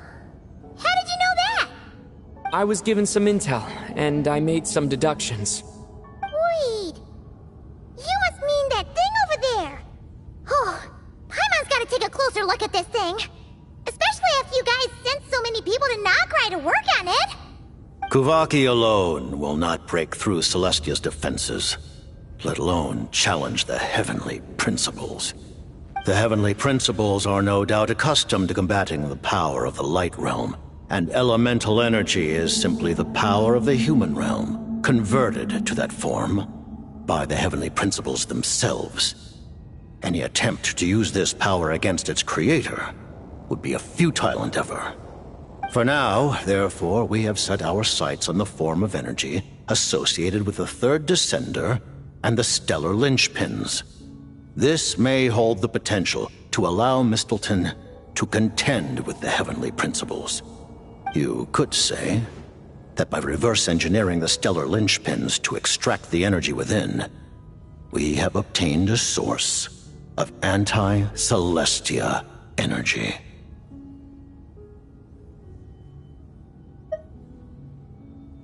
The Kuvaki Experimental Design Bureau, Project Stuja, and the new energy experiments. Huh. So, Project Mistleton is what ties it all together. And it looks like your plan is almost complete. No wonder the ruler of death came after you.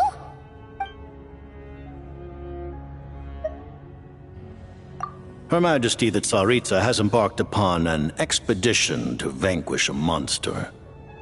Were it not for this, I imagine she would have been delighted to grant you an audience. Seems like the powers that be in Snezhnaya don't intend to hold my past conflicts with the Fatui against me. The Harbingers have been granted significant autonomy in retrieving the Gnosis. But by the same token, they do not completely represent Snezhnaya's official stance. You read my mind. Speaking of the Gnosis, Paimon's been dying to ask this question since forever. Why exactly does the Tsaritsa want to collect them? Is it something to do with the fight against the Heavenly Principles? The Gnosis will undoubtedly serve as a key bargaining chip when she confronts the Heavenly Principles. Beyond that, you had best ask the Tsaritsa herself. I am not sure if this information is mine to disclose. What do you mean, not sure? Don't you make the rules? You're the highest-ranking Harbinger! Ugh, never mind. Taking on the Heavenly Principles is something most people wouldn't even entertain in their wildest fantasies. Why is the Tsaritsa so fixated on this? In Tevat today, civilization is nothing but an illusion. Something whose very existence can be negated at any moment. Our civilization may very well be destroyed in the struggle, but as things stand, the Heavenly Principles could choose to negate our existence on a passing whim. And we must not sit back and accept that fate. Only by changing the state of affairs, only by overthrowing the Heavenly Principles, can our civilization truly be said to have taken root. Otherwise, the fate of the people of Conria and Hyperborea is a cycle doomed to repeat itself. Accepting potential destruction in return for getting to control your own fate. Furthermore, perhaps this is still somewhat difficult for you to understand. Are you aware that all the rules of this world are made up of curses? Huh? All of them? Paimon knows about the curse of death you mentioned, and the curse of immortality that you and Dainsleif have. Then the birth of the Hilichurls, the rules of Natlan's Ode of Resurrection. Those are curses too? Farina's long life seems to stem from a curse placed on her by Focalor as well. Yes. Even a god's love for humanity is a curse the Heavenly Principles inflicted upon the gods. What? The Tsaritsa has always had ample reason to hate the Heavenly Principles. If she can seize their authority, she will reconstruct the entire world, and when that time comes, humanity will be completely liberated from curses and lies. Look forward to it. It will be a world beyond your imagination. Though the ordinary people of Snezhnaya may not understand these details, in this frigid land locked in a ceaseless struggle against the environment, in this nation to which the gods have never shown favor, we all believe that standing in solidarity with the Tsaritsa in our shared struggle will surely usher in a new and better world.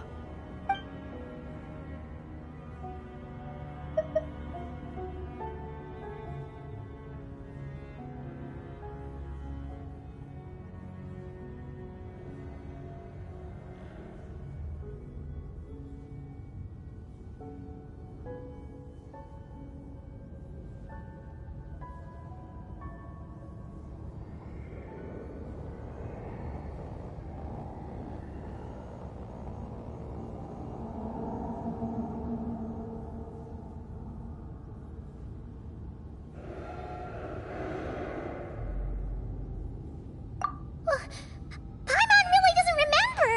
He's basically a stranger. You gotta believe Paimon.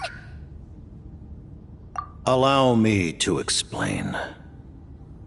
The reason Paimon reacted to the anti-Celestia energy developed by the Armory Palace is because she comes from Celestia herself. More specifically, she is one of its creations.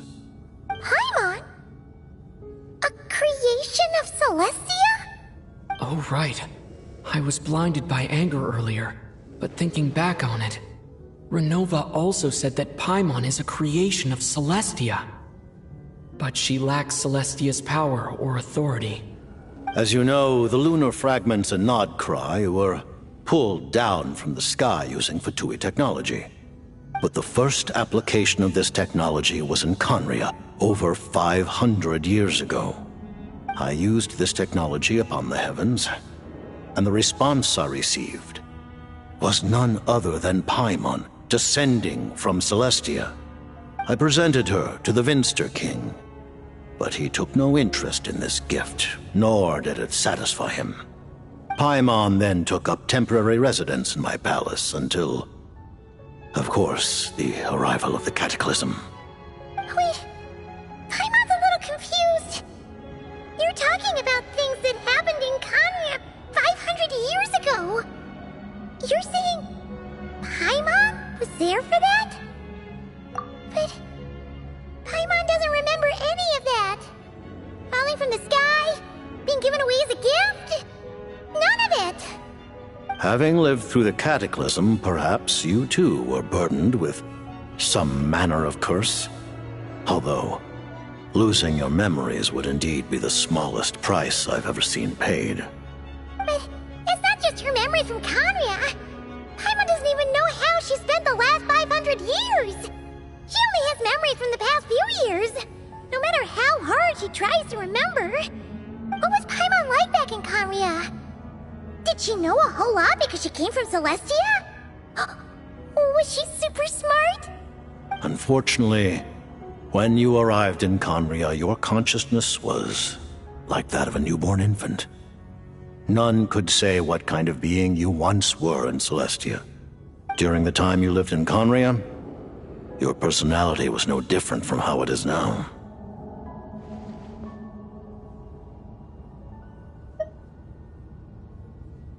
Aw, man! Paimon's plan to get her memories back and become super smart is ruined before it could even start. You know, even though Paimon lost her memories, she still feels weirdly close to you for some reason.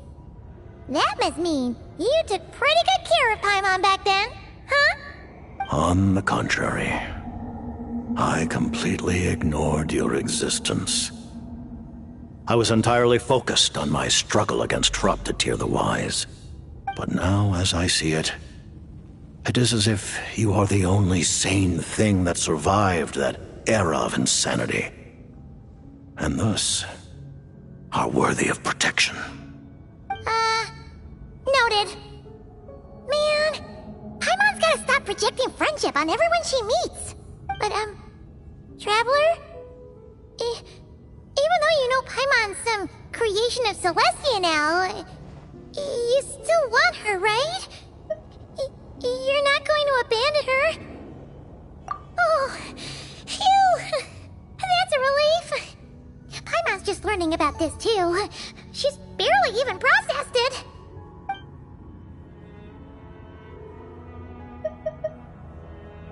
Thank you for telling me so much. I'm a bit surprised, honestly. I didn't expect you to be quite so transparent with me. Given the circumstances, the Fatui need not hide anything from our allies. Allies? To advance Project Mistleton, we must first resolve our issue with the Ruler of Death. And, if I presume correctly, you have no intention of letting her actions go unpunished either, do you? That's right. Ever since she said she intends to reclaim Paimon when we next meet, I figured reconciliation was out of the question. Against an opponent of this caliber, deliberating over our allegiances would waste time we do not have. We must join forces unreservedly with whomever we can, if we are to stand anything like a fighting chance. You're going to challenge the Ruler of Death? Just for Paimon? But Paimon's only... Thank you! Oh, thank you! Oh, gee! Now Paimon doesn't even know what to say! Anyway, Paimon's super touched! The Tsaritsa will return in triumph in short order, and the Fatui shall hold internal discussions regarding the enemy. The time for us to meet again will come very soon. Got it. Thanks for your help with Paimon. I'll be sure to look after her for you. There was just one other thing. Well, it's just a request, really. Paimon really wants to see what this Mistelton thingy you're gonna use against the Heavenly Principles looks like. Of course, Paimon knows it's top secret and stuff, but she just had to ask. It's okay if the answer's no. Certainly you may. Oh, for real? Actually, maybe it's best not to. What if Renova suddenly pops up again? She might take this chance to... While the technology is not yet fully developed, it has nevertheless reached the stage where Celestia's creations are unable to damage it. In that regard, you may rest assured. Oh. Wow. No wonder Paimon felt so out of sorts recently, even though it was super far away. Alright then! Paimon's ready to take a sneaky peek at this top secret super weapon!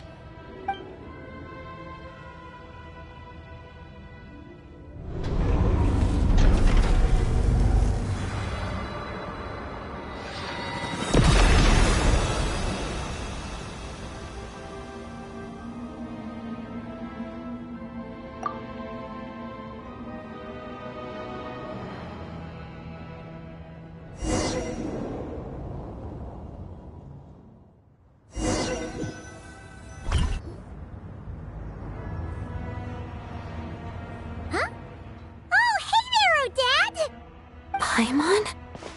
You're okay. Thank goodness. You look well. Have you recovered? Long story short, yep, Paimon's all better.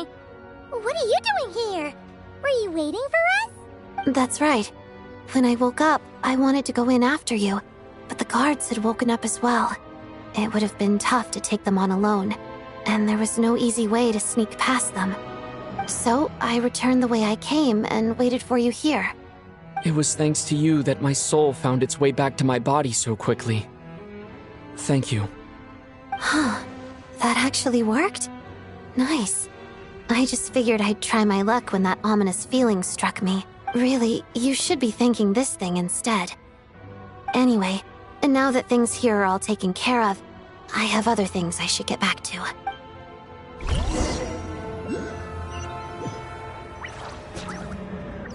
Ah, Director Chugunov, you're back. We just received notice that Project Stuja has been suspended, so we've convened an emergency meeting. This is the preliminary plan. In addition to expanding production capacity, we've also discussed feasible layoff plans to optimize revenue and expenditure structure. Our calculations indicate that the factory's profits will increase by at least 30%. Just give the word, Director. That won't be necessary. Leave the energy for those who need it. Whether they use it just to get by or to run a business, that's up to them. Start preparing to halt production and lay off the staff. Make sure the workers are able to land on their feet and that they are duly compensated.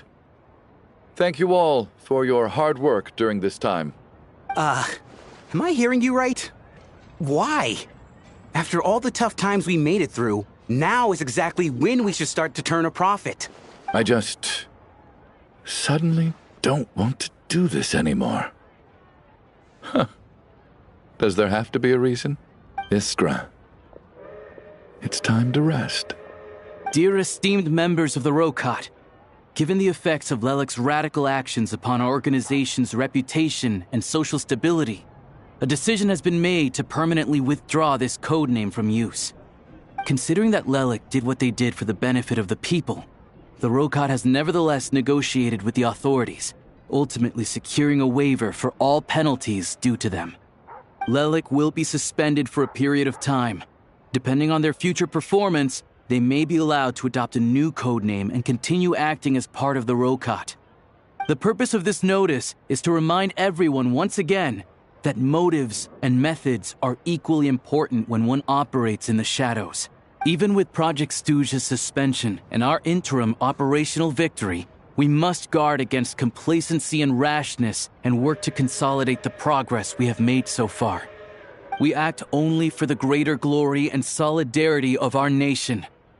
May the aurora shine ever on, and the tundra always stand firm. We act only for the greater glory and solidarity of our nation. May the aurora shine ever on, and the tundra always stand firm. Looks like it's finally over. You mean for us? Just thinking out loud. I've never seen the Snezhna Gradvecha so lively before. I never once thought I'd come here. But I understand everything now, Rosaline.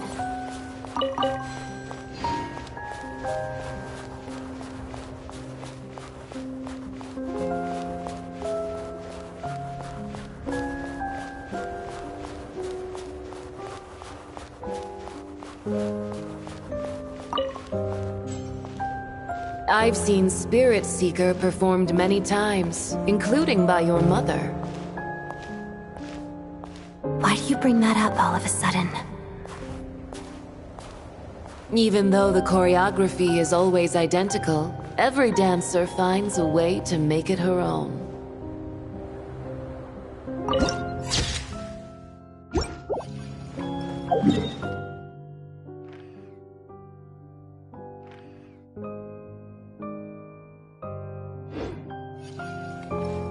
So you actually want to talk to me about ballet? I just think it would be a pity if the dance was lost to history. She didn't teach it to you, did she? That was an unusually subtle taunt for you.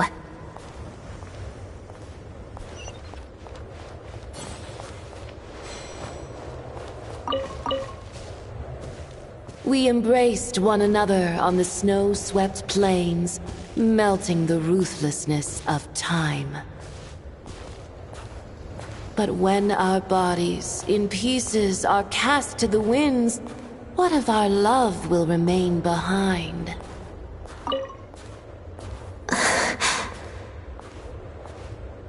Don't tell me you can't sing. Shush.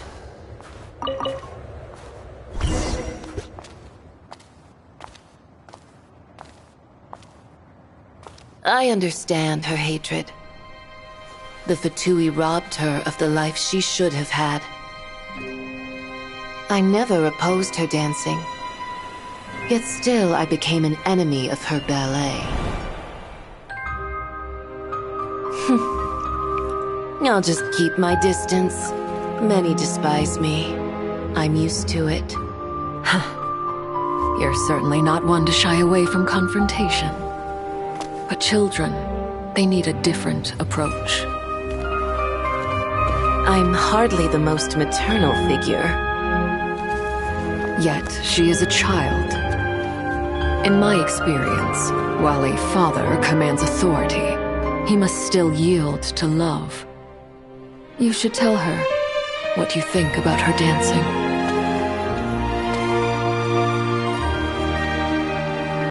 Odette will soon take the stage at the Koralyevsky Theater. This could be your chance. Geonosis secured. It went smoothly. I'll be there. Have them send me an invitation.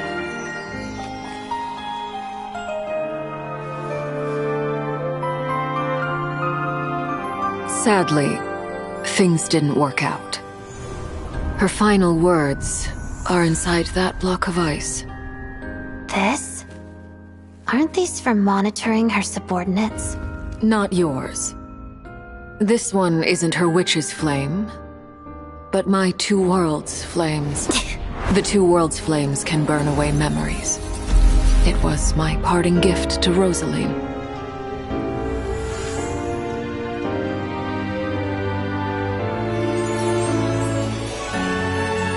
If all goes to plan, she and I will both live to see the Tsaritsa succeed. I believe she'll find peace. But if anything happens to me, she needn't follow in my footsteps. The cryo energy will fade away in time. Then the Two Worlds flames will burn away all memories of the Fatui. She'll be free to dance. She deserves this. I will handle the aftermath. The choice is yours, child.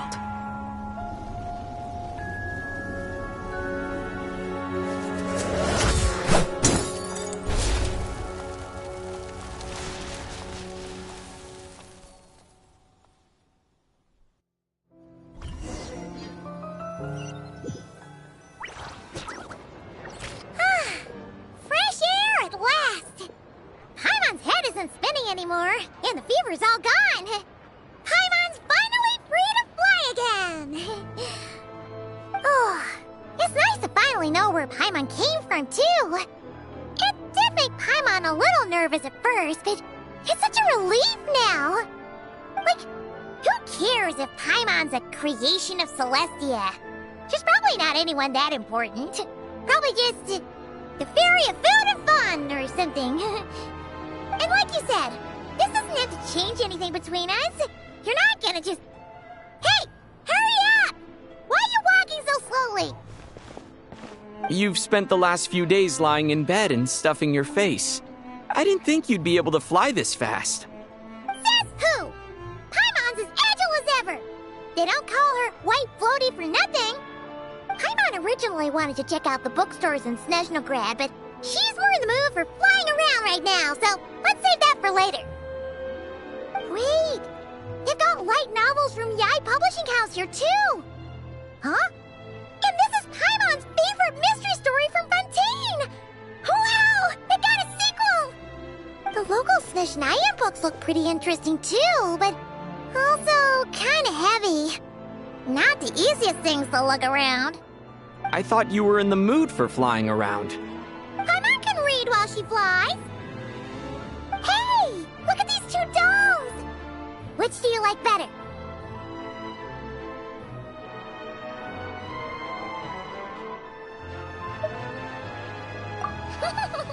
Alright! Boss, we'll take both. Paimon will have the other one. Oh, I thought we were only getting one. All right, fine. I'll pay. There you are. Thanks for visiting. Paimon will grab this and then... Huh? Huh? Huh? How many layers does this thing have? And what are you laughing at? Huh. You knew all along, didn't you? A whole bunch of people are gathered over by the plaza! Hey, look! That looks like Tartaglia! Hey, Tartaglia! I know that voice.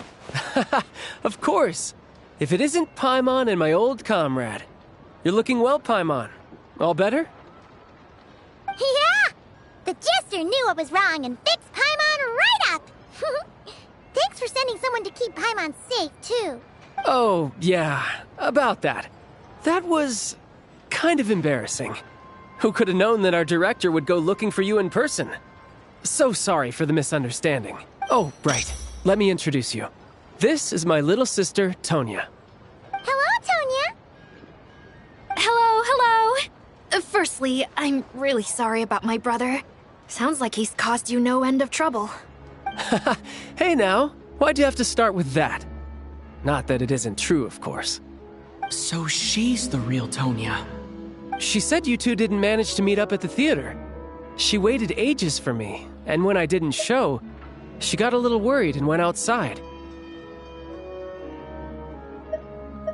I know, right? He didn't bother to say a word to me. I searched up and down the city for him, and he only told me about it when I finally caught him at the gates of Glupov. I've been rushed off my feet lately, so I didn't get the chance to go home. I just figured the Traveler would fill you in when he got there. Well, the snow was bad, and you're never late.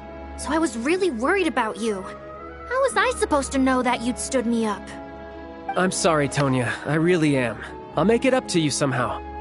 Just... please don't tell Mom and Dad. Although the mix-up led to a series of misunderstandings, It's probably for the best that the real Tonya didn't get caught up in that mess. Besides, it's obvious that Tartaglia isn't usually one to break a promise. He only gave his ticket to me because he had to look into Lelik. No, it's fine. It just meant I didn't get to see the show in the end. By the way, what did you think? You were one of the first people to see it, you know? I would say the best is yet to come. Huh? What kind of review is that? Hey, look!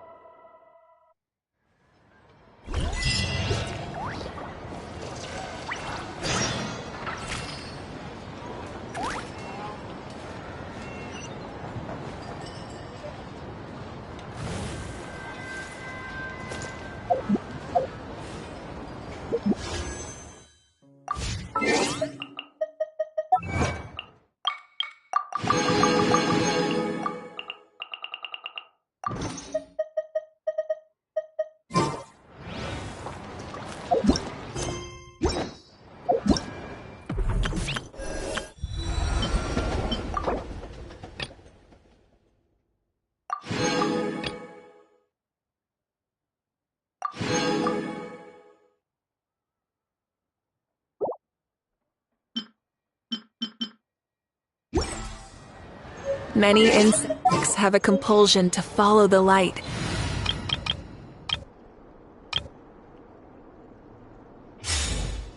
And humans are the same.